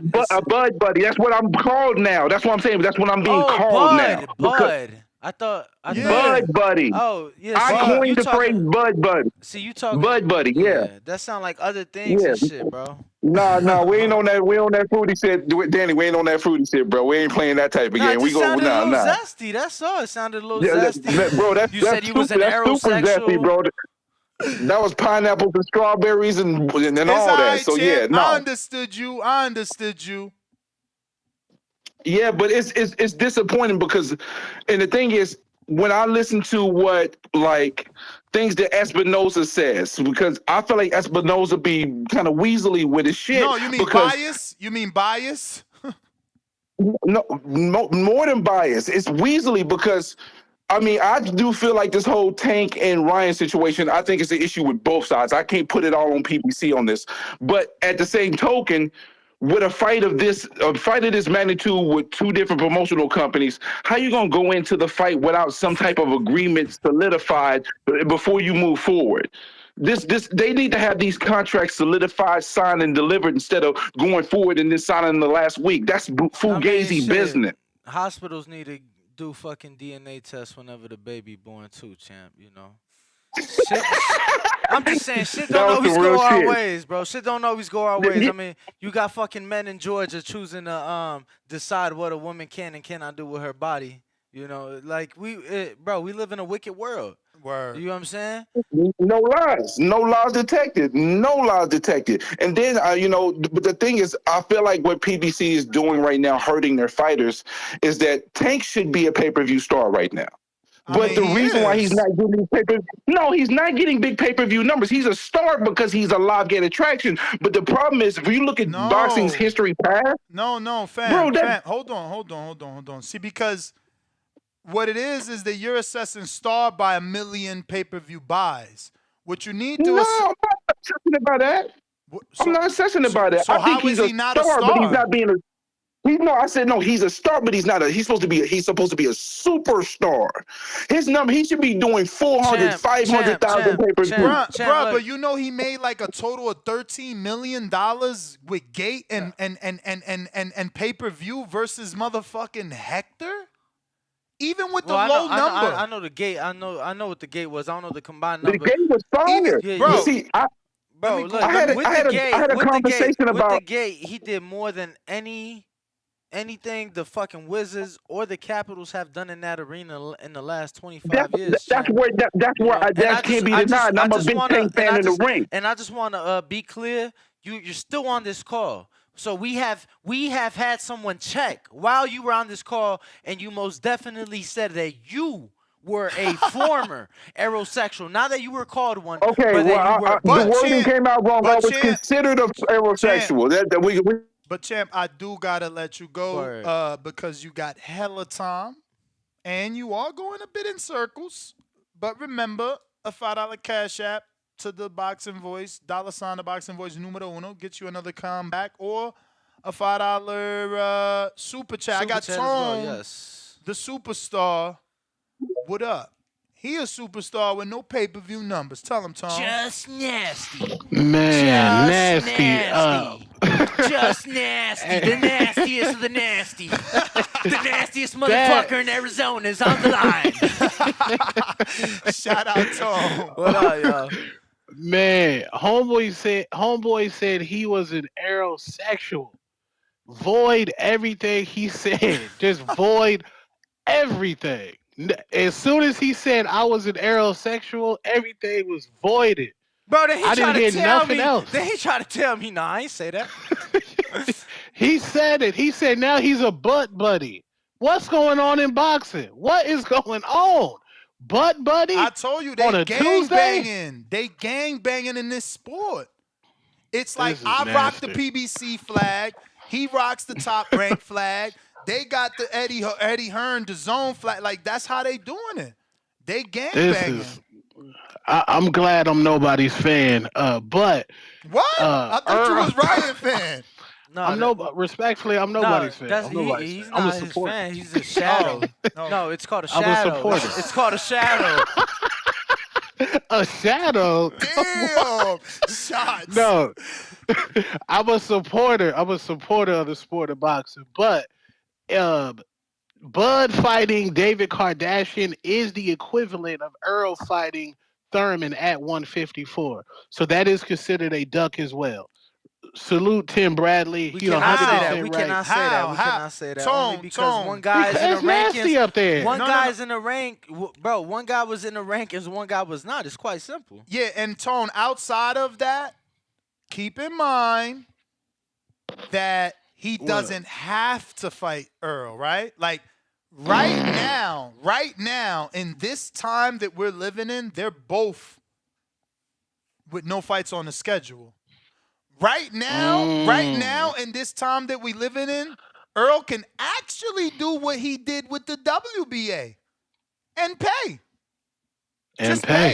Just pay Thurman step aside. Let me hear Thurman say, I ain't taking no step aside. But you rather fight him instead of him. That's just how it goes.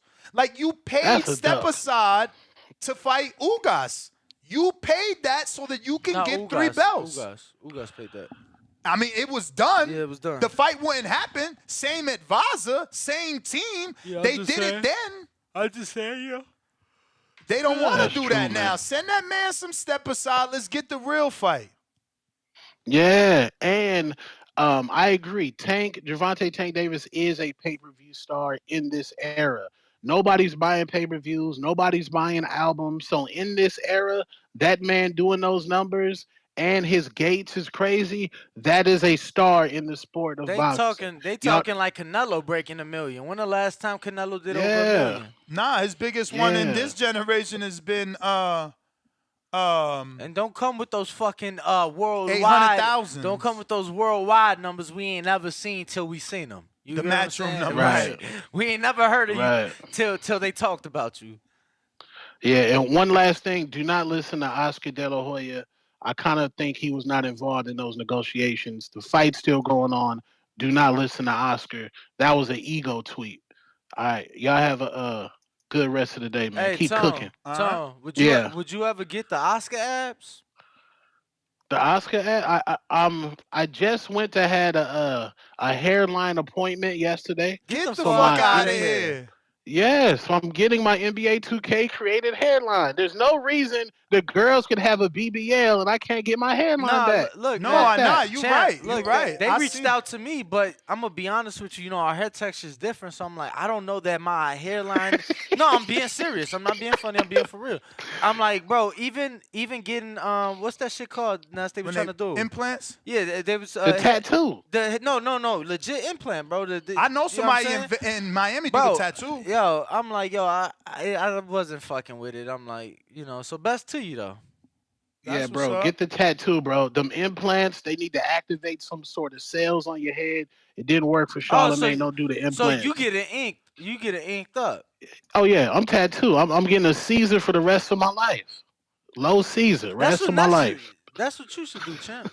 Yeah, maybe. It might work for Ness. It'll blend in. Maybe a little 12 o'clock shade up in there.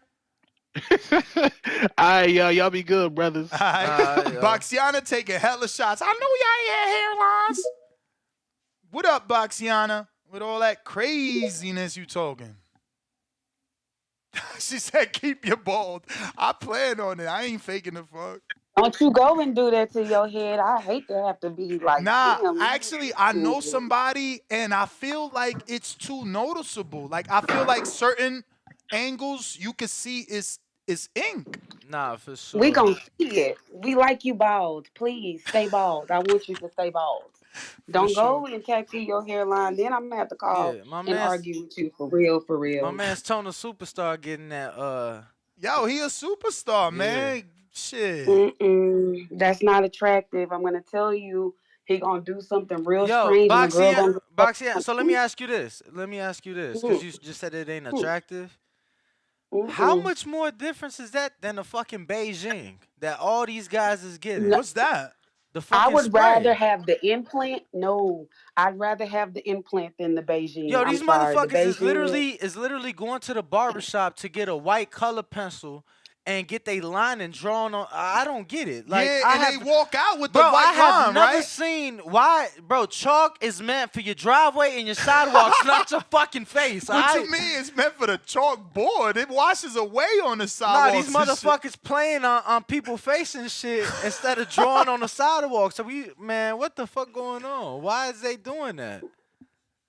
Just let it go. We don't want it. So we don't want to see it at all. So you don't like Floyd's? No, I hate Floyd. He got Cambodian ass hair. He went deep into the ruins and let them go and attach all that stuff to his Floyd face. should look good, though. I ain't gonna front. Come on, I'm Boxana. We just used to Floyd he had a ball, little fro. But Floyd, like, he got real hair now. His shit look like a fro. It's real hair, but we know it's not real. Floyd ain't had hair since I was like 12. How old are you now, Boxy? I'm just curious. No, don't answer that. Oh, I'm not. I'm like 12. I'm like Floyd. I remember Floyd with hair. It ain't been that long. It's probably been like 16 years.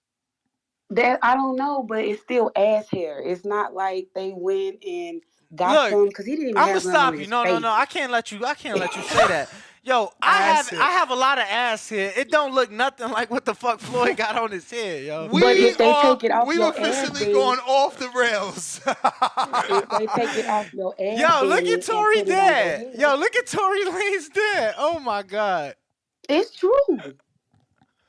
It's true. They took it off his butt and put it on his Tim head. Bradley. Imagine Tim Bradley with some tattoo hair.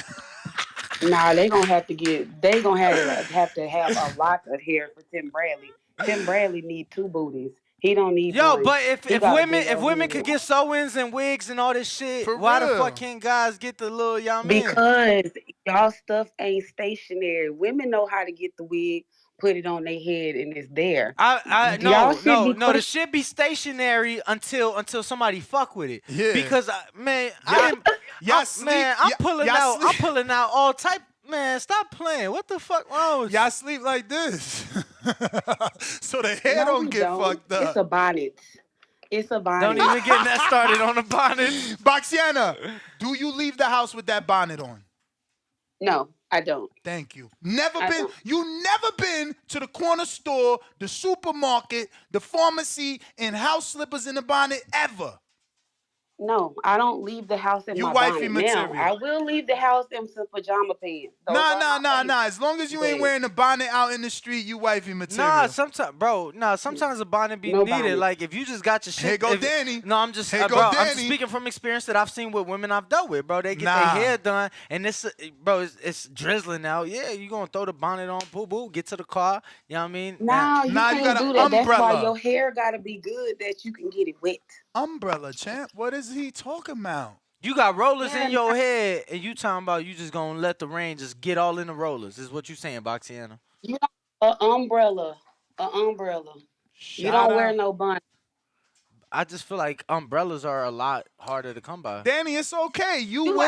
Danny is okay. He will marry a girl that rocks bonnets in the street. I just understand. Danny gonna be eating a filet mignon with a bonnet. Bro, it ain't no different than a guy leaving the crib in a do-rag. I've told you that.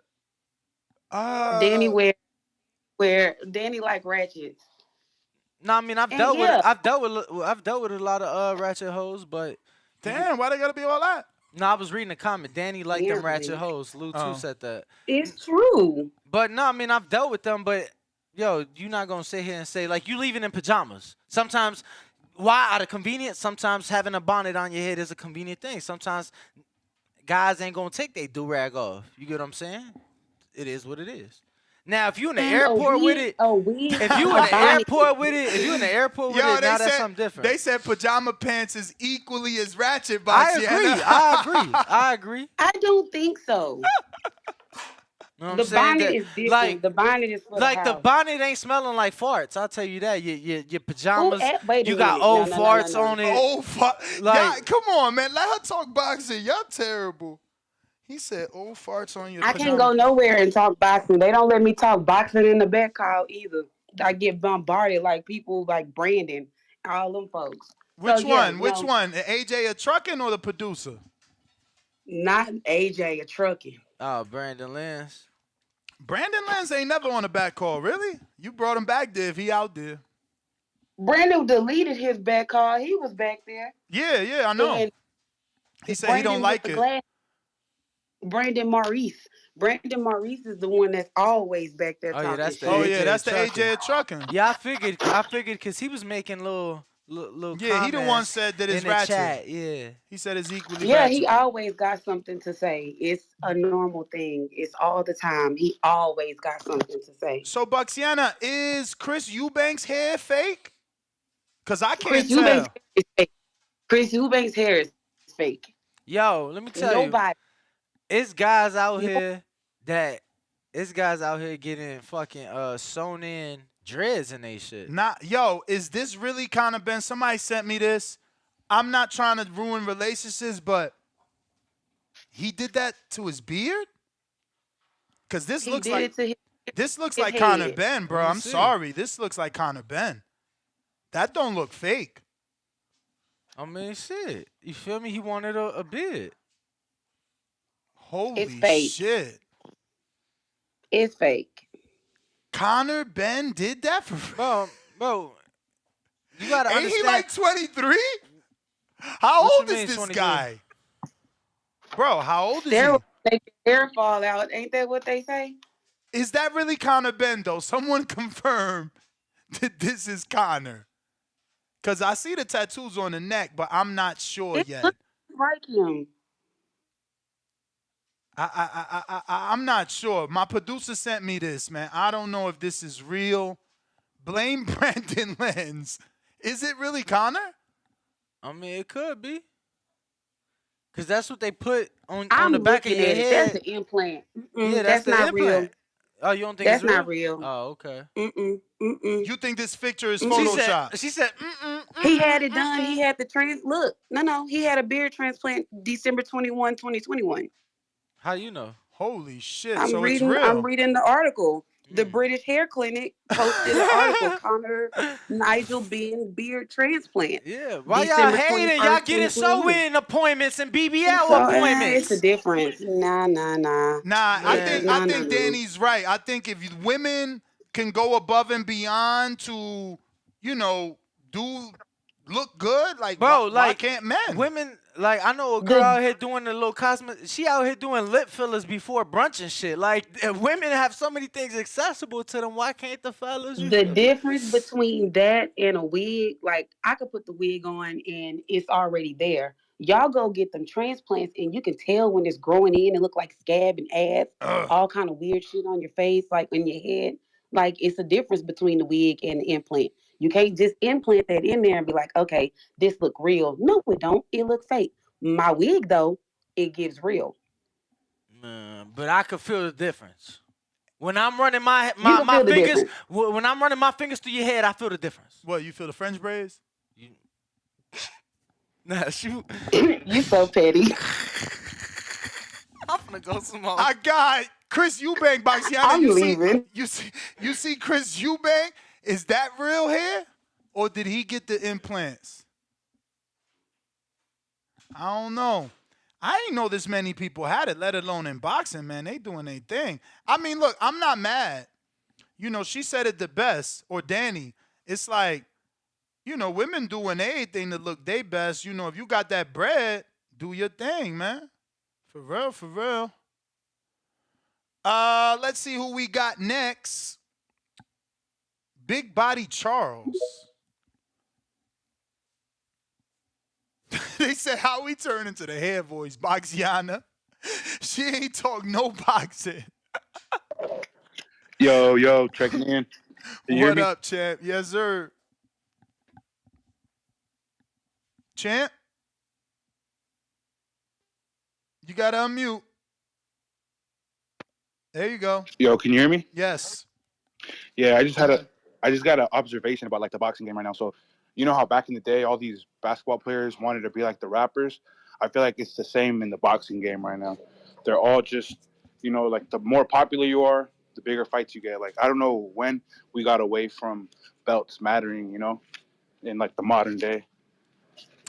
Yeah, I mean, it has to do with the bigger names before. Floyd never really, I don't want to say unified, but I feel like he never unified, right? Maybe versus Cotto, I feel like the WBC and the WBA might have been on the line. I'm not sure. But he definitely never undisputed. And then he, basically said belts don't matter. Calvin Ford saying belts don't matter. You got fighters saying belts don't matter. It's changing. Yeah, that's fair. That's true. That's true. And hey, Oscar got them new abs too. He paid a lot of money for those. Bro, Oscar's the funniest because let me tell you, I didn't even know those shits was fake. I honestly thought he's a boxer. He was working out the other day when he was going to fight Victor Belfort, and he was looking good then. I didn't know he paid for that. That being said, again, bro, you got that money. Do it. You know what I'm saying? Do it. Why not? Women out here fixing anything they don't like. I got JT trying you for the 4th time.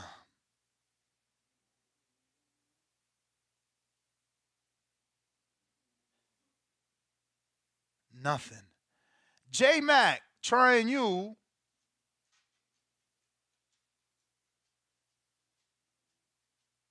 J Mac, I know you want to go after your brother, but it doesn't seem like is working for him. People's Champ. Ness, my boy.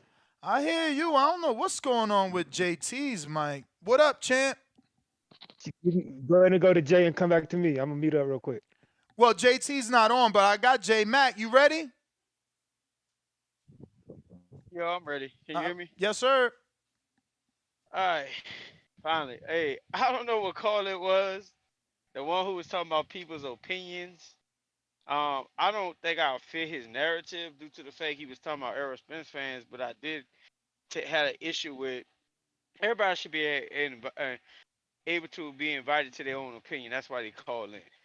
He sounded like he was trying to get a job, and he sounded like he just got from under y'all desk or something. I don't know what the fuck that was. Talking about facts and opinions and stuff like that. I think it's weird when people get on here and assassinate or talk about people's opinion because they call it in. It sounded like he didn't have nothing to talk about, so he uses everybody other topic as well too. But it's been a while back. I kind of lost my energy with him. I was putting my counterpunch because I know my brother had something to cook on. But with the Errol Spence thing, like I say, I'm about consistency. It's time for them to start calling L out. And I think a caller put it on my mind and said maybe it is Errol.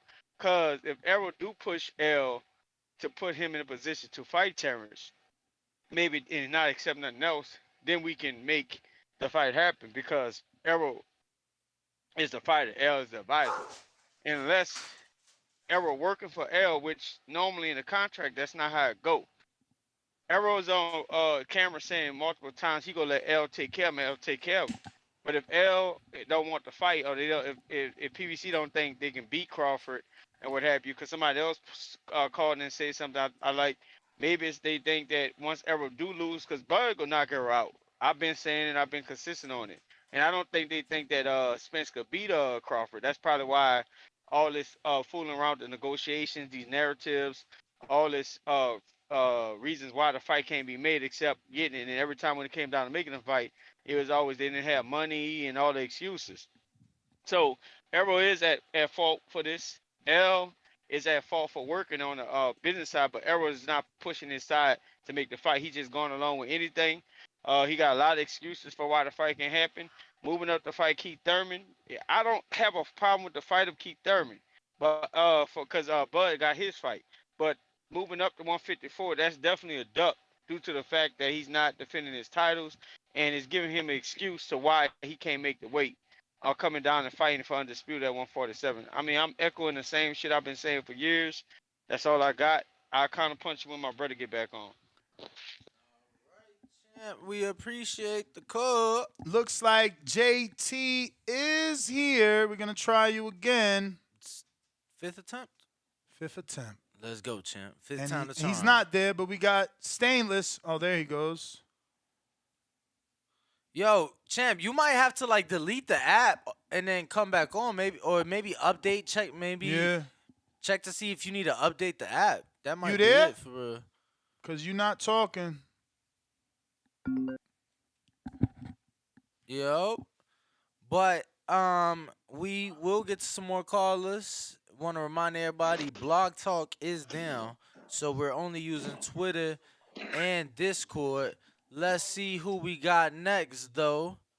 Yo, you Uh, can hear me? yeah, we hear you. What up? What up? What's the word? What it do? Ain't nothing, man. I don't know, man. When I first started listening to the show, man, I was a little upset. Like, here we are again talking about the fight we ain't gonna get, the fight we gotta accept. And then I started thinking about them T-shirts. You know what I'm saying? Like, blood initials are TBC, right? And they say TC, so maybe that stand for like that Thurman check. You know what I'm saying? Or maybe it stand for like Twin Charlo.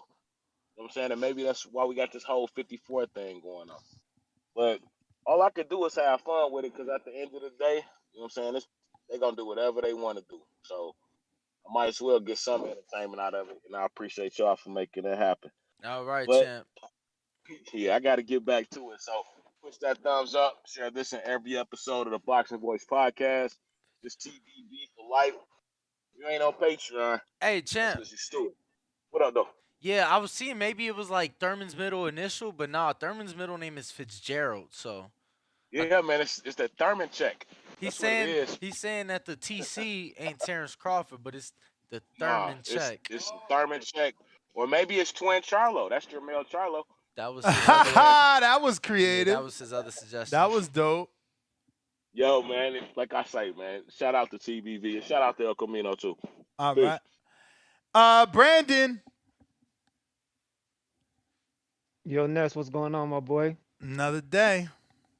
Danny, shout out Danny, I will the Mo them. What up, champ? This whole topic, man, is this shit is so toxic at this point. It's It's worse actually than fun, blue. man. You know you like this better It's than any fun. other topic. I don't. I like to sit back and just listen to everybody else. I participated in it for years, but now I ain't got no energy for it. I just sit back and laugh.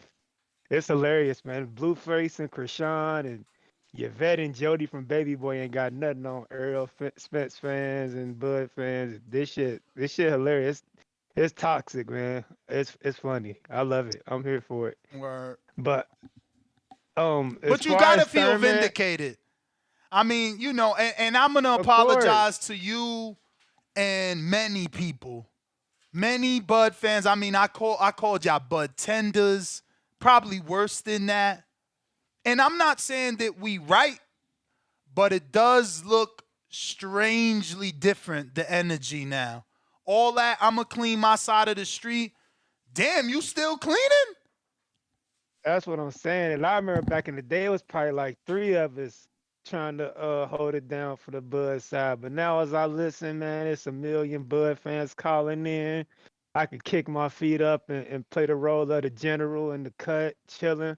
I got soldiers out here sliding for Bud, man. So shout out to everybody sliding for Bud.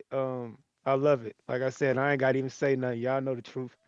But I don't got a problem with Earl and Keith at 154. The only issue I have with it is everybody gonna have that same luxury going forward.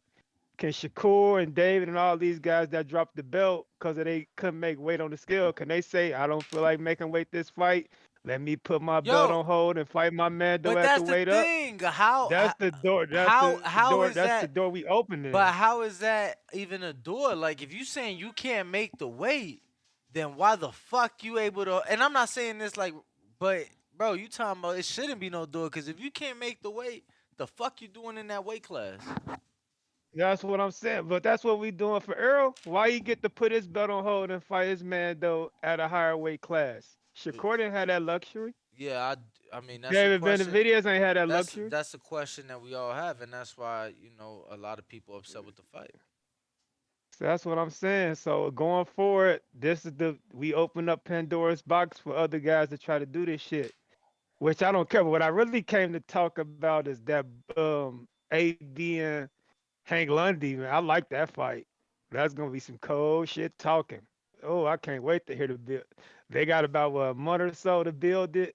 You need to try to get AD and Hank Lundy on the same way you had Hank with the other dude. Try to get AB and Hank on the show to go back and forth, man. That'll make some classic shit talk. I know, Cause I right? remember when they sparred back in the day, they was shit talking. Bud was like, "Look at your," I mean, AB was like, "Look at your nose. I done broke your shit. Look like a doorknob." Hank Lundy was like, Damn. "I still get bitches." Like, so I already know it's gonna be some good shit talking, and it's a good fight. Like back in the day, AB would have probably smashed the, but right now, shit, I don't know. So I'm probably gonna end up Oh buying that damn. So shit, you man. give You you know, you giving Hank a good shot? yeah, I don't know what to expect from AB. I don't know what to expect from AB at this point, man. AB, you know, we from the same city, so I'm privy to more information than the average. But AB, he wild, man. He wild. I, he a wild nigga. He a wild nigga. That's all I'm gonna say. So I don't know what to expect from my boy. I'm hoping he get the dub, but Hank might be a little more focused than AB at this, point in Yeah, their Hank lives for Hank definitely real. been in the gym too. So Yeah, hopefully AB focused, cause that's my boy, man. He really he epitomizes what a Cincinnati nigga is. That's why I love him, cause he represents us, the good and the bad of us. So, but yeah, I'm excited for that. That's a better fight than the Red Catch. That Red Catch shit was weak, but I'm fuck with Hank Lundy and AB. Yeah, I like that. But I'm all gonna right, let y'all champ. go, man. Y'all continue to be toxic. It's very entertaining for me. Let's do Cause it. yeah, keep it up. But shout out to TBV, shout out to the back call and all my homies and shit. I love y'all. All right, we got Bags. What up? Big money Bags. You got to unmute, champ.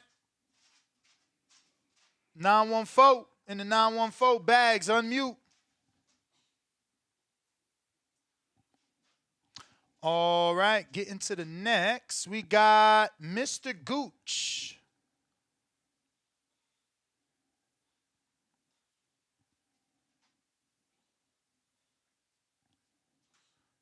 Mr. Gooch.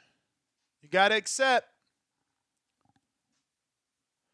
All right. Well, if we don't get any other callers, that will Ringwalk be the Danny, it. Let me double NesGTO, check the boxing voice. super chats. Make sure 12 p.m. So in only an hour and a half, we will be live from the Blue Wire Studios inside of the hotel that is called the Wynn Hotel.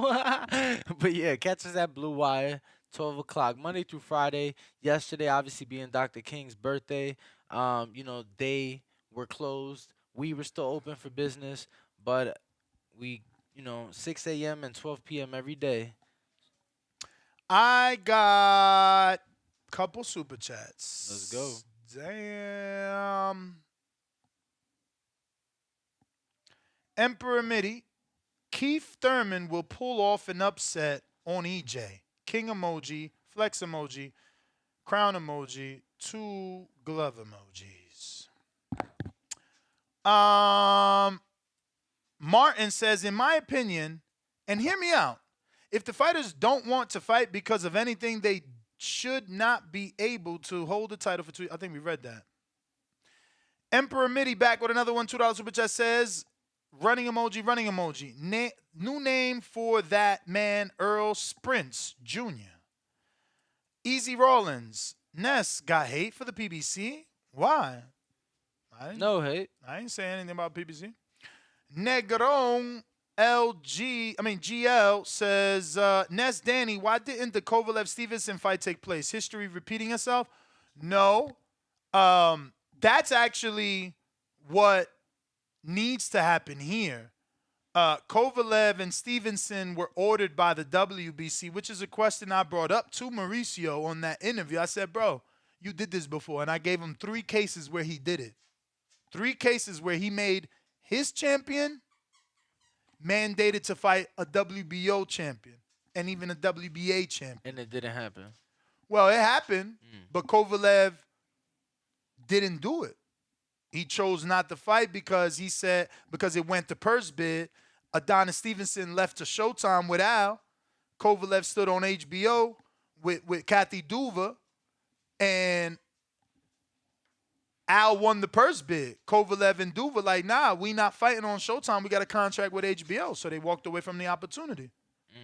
But it could be mandated by the sanctioning Yeah, I bodies. remember Leo and Gary. my man's getting in the fucking ring with Adonis in Canada and shit. Like, he was out there and shit. Leo and Gary got mandated, and this is what I'm trying to tell Boxiana. Like, the sanctioning body ordered Leo Santa Cruz to fight Gary Russell, and he said, fuck you. I'm not fighting that man. Like, you can't say Gary ducking. He been talking about Tank the most filthiest way for 5-6 years. Like, y'all tripping. Tank fans just ignore him at this point. They don't even want to act like it's real because they don't got no defense. Easy Rollins, $2 super chat says the sanctioning bodies are the problem. Possibly. Easy Rollins says, I'm trying to call in. Use Twitter or Discord. We got Mr. Gooch trying you again. You hear me? I hear you. What's good with my guys? How y'all doing, man? Are you on a Bluetooth? Because it's chopping up. Y'all hear me now? Sounds the same. Yeah, it's chopping. Damn. All right, man. I'm gonna have to hit y'all another time. Nah, just go for it then, bro. We're gonna shut up. Whatever. Let me get this real quick, bro. Now, y'all know strap season is over with. Why? Because at 154, he can't go for no straps. If you think about it, if he goes with Trent Trauma, who Derrick James corner? Derrick James gonna be in? Well, we seen that happen before. Remember when Canelo, when Daniel Jacobs and Derevyanchenko had the fight because of a sanctioning body mandate, they didn't cry. Jacob stood with Andre Rozier, and Derevyanchenko went with the second in command, Gary Stark Sr., the former trainer of Marcus Brown. Like, when people want to fight, they gonna motherfucking fight. When the title's on the line, and it was Daniel Jacobs' opportunity to become a full-blown champ because the belt he won before that was a WBA regular, and at the time, Golovkin was the WBA super. Yeah, he ain't give a fuck about, oh, my trainer, my stablemate. Nah, you my stablemate? We gonna fight. You gotta make this talking about. We talking about Charlo and Earl. They already said they weren't gonna fight each Well, that's other. not true. That's not true. Earl clearly said he would fight him. It is Charlo saying the other. Okay, that's okay. Okay. Well, Charlo saying he wasn't fighting. Here's the next thing I was trying to get at also. With Spence going up, so to me, it's crazy how with Spence going up at 154 not defending the belts, but that's what. Yeah, it's not gonna work, Gooch. It's not gonna work. You sound very fucked up. You gotta try and call back somebody said he got his mic inside his gooch. Why so serious with Can you hear me? Yes. Bro, you seen Jermaine Ortiz move to Dubai? No. I talked to his people. He's just training out there. He got a spot though. Yeah. He do got an apartment in Dubai. Yeah. Afternoon, man. Yo, y'all be killing it, man. Good, bad, and the ugly, y'all be killing. So I rocks with TBV. Appreciate it. Ness, like always, man, you always have good points. The only issue I have with you is the consistency on what you stand on. Yesterday, it was still fights. Today, it's don't still the fight. I was just upset. And that little thing. Yeah, because right I'm not a thief, bro. I don't get you. Like, don't you guys understand, like, emotions, character, personality? Do you act the way you're acting right now when you're upset? Absolutely. That's why my name is Why So Serious. Let me tell you, and this is why I love the sport of... I might say something in anger like, I'ma steal that fight, knowing I'm not, because I don't deal with shitty links and shit buffering and all that shit. I ain't got time for that. And I'm with you. And I agree, but I will still double down and say, actually, I'm not going to say that. I'm trying to wait for Keith. So I'm going to say this. Like, you asked me that question, and I'm going to be real with you. I'm going to tell you why I can be that way. This is why I love the sport of boxing, because if you get too beside yourself, you're gonna get your ass whooped. If you go in there too upset, you're gonna get your ass whooped. You have to have an even kill mind, and you have to be able to adjust. That's life.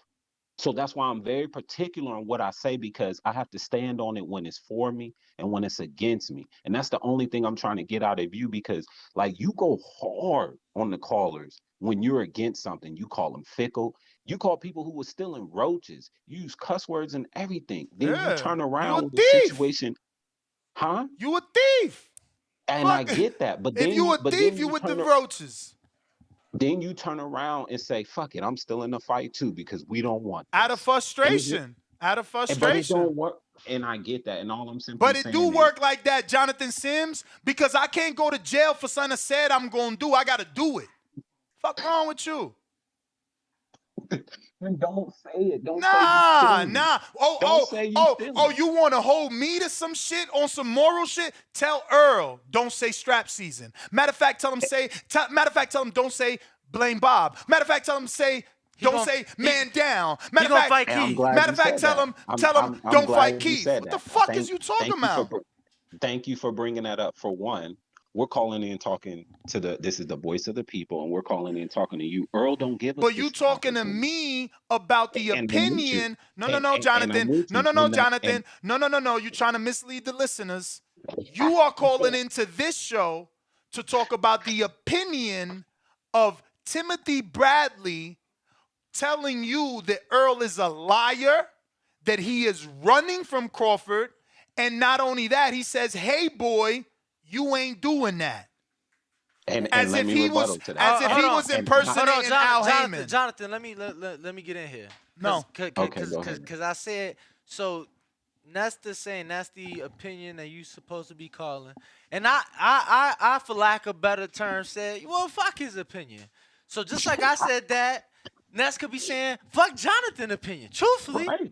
You feel Absolutely. me? But I'm not. Absolutely. I'm just saying you can't hold me down to stealing the pay-per-view till I actually steal it. Oh boy. Oh boy. You talk about Danny moving the goal. Oh boy, you Talk cheated about- on your wife, Jonathan, but you really didn't. But you cheated because you thought about it. Shut up, bro. You sounding Yeah, crazy. that's what the Bible tells us. Nah, If you even think about man. it, you just Oh, man. Oh yeah. Yo, Sunday service with Joel Osteen. Whose Bible? Whose Bible? Champ. Which Bible though? Which Bible though? How many versions of the Champ, Bible? that's the wrong I channel. believe in the Father, Son, and the Holy Spirit. Brother, I that's the stand on wrong the channel. B.I.B.L.E. Joel and my man's, what's the other dude, the good one, DH? Is that is it DH or some?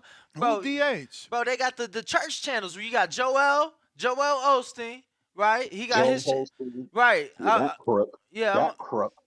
well, look, I'm just saying, wrong channel. We ain't talking with the Bible, because at the end of the day, champ, don't nobody live by that shit. Well, I ain't gonna say nobody. I do. I try to as much as I can, especially the new. You giving your 10%? So you perfect. You giving your 10%? I'm not perfect, and no, I don't give 10% because that's man. Well, then you ain't doing it. No, in the yeah, Bible, following... it tell you to tithe. Don't say that's man-made. It don't say 10%. Tithing is your time. Tithing is opportunity. Tithing is fellowship. People just act like fucking nah.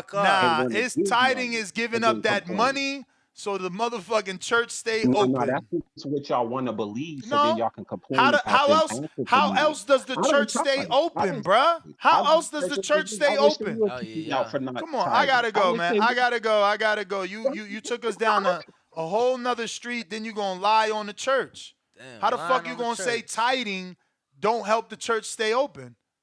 Like, what is you talking about? I gotta go, bruh. And I ain't even a church guy for, like, you know what I'm saying? Like, nah. Lying on the church. That's crazy. King Brio, what up?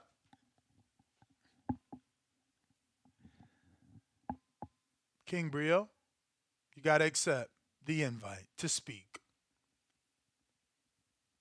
Go on one time.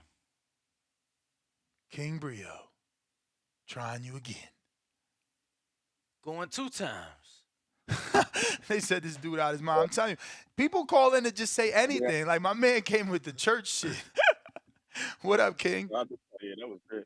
No, so no, I was saying, like then we killed Keith Thurman for ducking Arrow that time back in the day though. Wasn't we on Thurman ass for ducking that fight? Nah. I want you to tell us when Keith ducked him.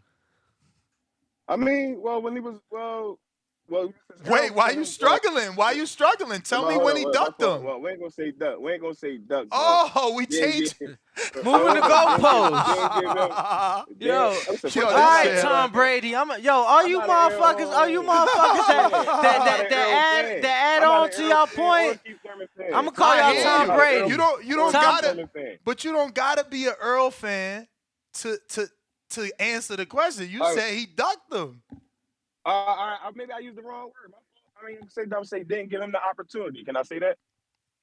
Okay, so explain that. When should All right. have So Keith given him the When Errol was opportunity? calling, I think Errol was like 14-0 or something like that. He was like up and coming, and I think he was just calling for the fight. But Keith was unified, but he was just basically calling for the fight. But I feel like Errol being petty So because basically, hold on. Before you go too far, telling us how Earl being petty, not giving him a shot, the shit we don't want to hear, the shit we don't care about Earl doing, right? Let's talk about what you brought up. The fact that you what? think he ducked him sometime, but you just Well, said I he was mean, 14-0. I just said didn't give him the opportunity. I Okay, just said we can erase the duck word. but you said he didn't give him the opportunity, but he was 14-0. You just said that.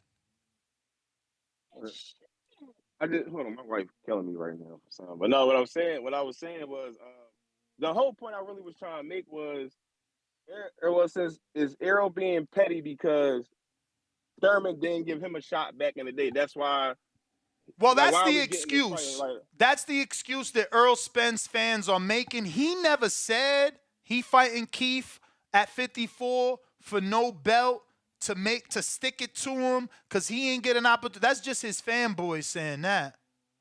There's no okay, proof of that. my whole, I say my whole thing is I always felt like Errol was ducking Bud for the last 5 years, even from him pulling up on him in the parking lot. They told him he couldn't, get a belt and all that bullshit. And Wait, damn, he whoa, pulled whoa, up. whoa, Hold on, ho, wait, he ho, pulled up ho. on him in the parking lot. He pulled up on Earl. Bud pulled up on Earl, not on Thurman. that's what I said. No, I mean my fault. I'm gonna say Earl pulled up on Earl in the parking lot, and he was like, "Yo, I ain't fighting nobody." Hey, that's another thing too. Everybody keeps saying Bud ain't What fighting nobody, parking lot? Hold on, what but the no one get in the fuck? ring with him. What I miss? But his He talking fans, about under that whole the Earl when Earl section, had the all the red Earl, on. all The Maurice fight? right? Yeah, but you know how that's in the back Yeah, at the yeah. basement. No, I'm thinking you talking about somewhere outdoors, some whole other No, shit. no, All right. no. I'm just talking about him. Like My him man basically said, just "Thou ducking shalt Bud, not bro. ask neighbor." To cross from the other side of the street. Yo, they All this, using all Bible this street verses shit. now. All this you across the street and all that, man. Oh Like my we real god. boxing, heads out Hilarious. the street shit, bro. Ain't nobody trying to hear none of that. Alright. Like get the fuck done. That's all I'm saying. Him don't believe he could beat him. That's just the bottom line. Yes, he must be his cash cow or something. 'Cause I'm trying to figure out why all these Errol He Spence definitely the niggas like cash really not calling cow. for the fight. There's no other PBC fighter that sells that many pay-per-views. So he's definitely Al's cash cow right now. And then and I'm like, and then everybody's like, oh well, Bud don't sell. I'm like, well, everybody not realizing like Errol, he fighting these Mexicans. Excuse my language. He fighting these Mexicans, and that's building the pay-per-view. When you fighting Brother, what somebody of Mexicans? ethnic, Hold He on, only hold on, fought hold two on, hold on. Mexicans, What? No, bruh. What? Ocampos and well, who's Mikey. bro, Ocampo Mikey barely Garcia? won, but Who's yeah. Mike? Come Well, on, man. Ugas is Dominican, right? He I Cuban, guess brother. He Mikey Cuban. Garcia. What's he Mexican? He Cuban. Yo, Ugas is Cuban. All right. Cuban, man. Yo, All right, y'all my fault. I mean, terrible. let me just use. I'm gonna just use the word Hispanic. Is that cool? Yeah. Hispanic. All right, I'll say Hispanic. He building his brand by fighting the Hispanics, like, and that's pretty Yo, much so why you they see try to be Ugas moving walk, negotiations. bro? Come on, the man is black. Well, Ugas is I mean, look, black. I consider all What those do you blacks to mean? be He's like, Afro but Latino. Yeah. But I'm just saying, it's like you can't play like he trying to make it seem like, oh yeah, he just following this green print. Like, yo, Ugas. Yeah, nah, because Ugas is considered a slick black. Well, I don't know about slick, but he definitely considered a black fighter like Laura was considered for Canelo. even though they're Hispanic. But I get what you're saying. But they trying to use that. They trying to use that as like a negotiating tactic. Like, oh, he don't sell. Like Bud don't sell. And I'm like, well, what was Errol selling before he was fighting these kind of guys? Like, Yeah, what was he selling then? Like, but what was all that like, don't matter, everybody Champ. acting like they getting Floyd money. No, but everybody not getting Floyd type money, bro, but for Champ, fights. Like, that's not. We're not living in that time. But champ, understand that doesn't matter, right? Like if I'm Al and I'm spending my money, like I paid out of pocket to put Earl after the Olympics so 6 million people could watch him. You didn't pay. Matter of fact, you ain't chip in. I put Earl in position. I got him unified. So I get Al. I'm not giving this fight to nobody. I made a big A side. Crawford's not. They didn't invest in Crawford the way they invested in Earl. Fine, right? So, so you telling me for the biggest fight in boxing, how is Bud being this devalued? Is my question. He's not being devalued. He got a better offer than fucking Oscar De La Hoya given to Floyd. It was 35%. I'm just talking about like in the beginning with the, you know, when Errol went on. Remember when he went on that live? And I guess he was on this girl live, and he was like, I might 70-30, 80-20 him and all that. And then he went right back on the Brian Custer podcast and was like, man, I was just playing, man. Yeah, like, and he was. Like that. But he was. Didn't he offer him 35%? He was playing. He was lying. I'm about to say, like, it still look like he's trying to really give him that deal now to not make the fight. You know what I'm saying? So like, it was all like you said earlier, and I was listening pretty much all day, bro. You pretty much were saying like he sold y'all, got the T-shirts, like got all y'all riled up, and now we ain't getting shit but a 154 non-title fight. They ain't got nothing to do with nothing in boxing. That is true. That is true. Champ, we got to get to some more callers. We still got the win. Y'all doing us how Ness claimed Earl did y'all, just beating the shit out of us, man. Y'all don't want us to eat, drink no water, nothing. I don't want to eat. Nah, I'm fucking with Danny. I got Wolfpack. I got 2 more super chats and we up out of here because that was the last caller. Andre Ward's freshly what? He got me. Where is this country? He got me, this fucker. What country? How you say Sweden. Sweden. Fucking guy. Oh, he used the flag? No. Oh. He tricked me into saying his username as his super chat, which is Andre Ward's freshly licked lips. You guys are weird. Like, who creates these usernames like that? Like, strange, man. Wolf King Productions. Yo, then that other guy called in and said he was a former aerosexual. That was like unique. I believe Jonathan was referring to Matthew's 5:28 scripture. But I say to you that everyone who looks at a woman with lustful intent has already committed adultery with her in his heart. ESV. Well, you know, when I'm in the club, I'm looking at all the ass. Exactly. Adultery like a motherfucker. So it's cool, you know, you want to say that you are a cheater in the eyes of God? Cool. But technically you ain't cheat. But I gotta go, man. It was a fucking fun one. We got another good show at the Wynn Casino from the Blue Wire studio. We will be talking about Isaac Cruz willing to move up to fight Regis. Only if there's a title on the line. And I think I love that. He a hoe. Because he didn't want to fight Shakur? Word. I mean, there was no belt on the line. There was an eliminator, which meant another belt, and also politics. You know how that go. Look at Keith Thurman. Undisputed. What do you mean? I'm saying the difference is Nah, you can't get that off. You know those belts might not be there. Hypothetically, Shakur and Isaac fight like they was ordered. Hypothetically, it don't even matter who fucking wins. 12 o'clock, Exactly. Blue Wire Studios. Exactly, because he knows. Catch us on the next one, 12 p.m. We'll be back in a little over an hour.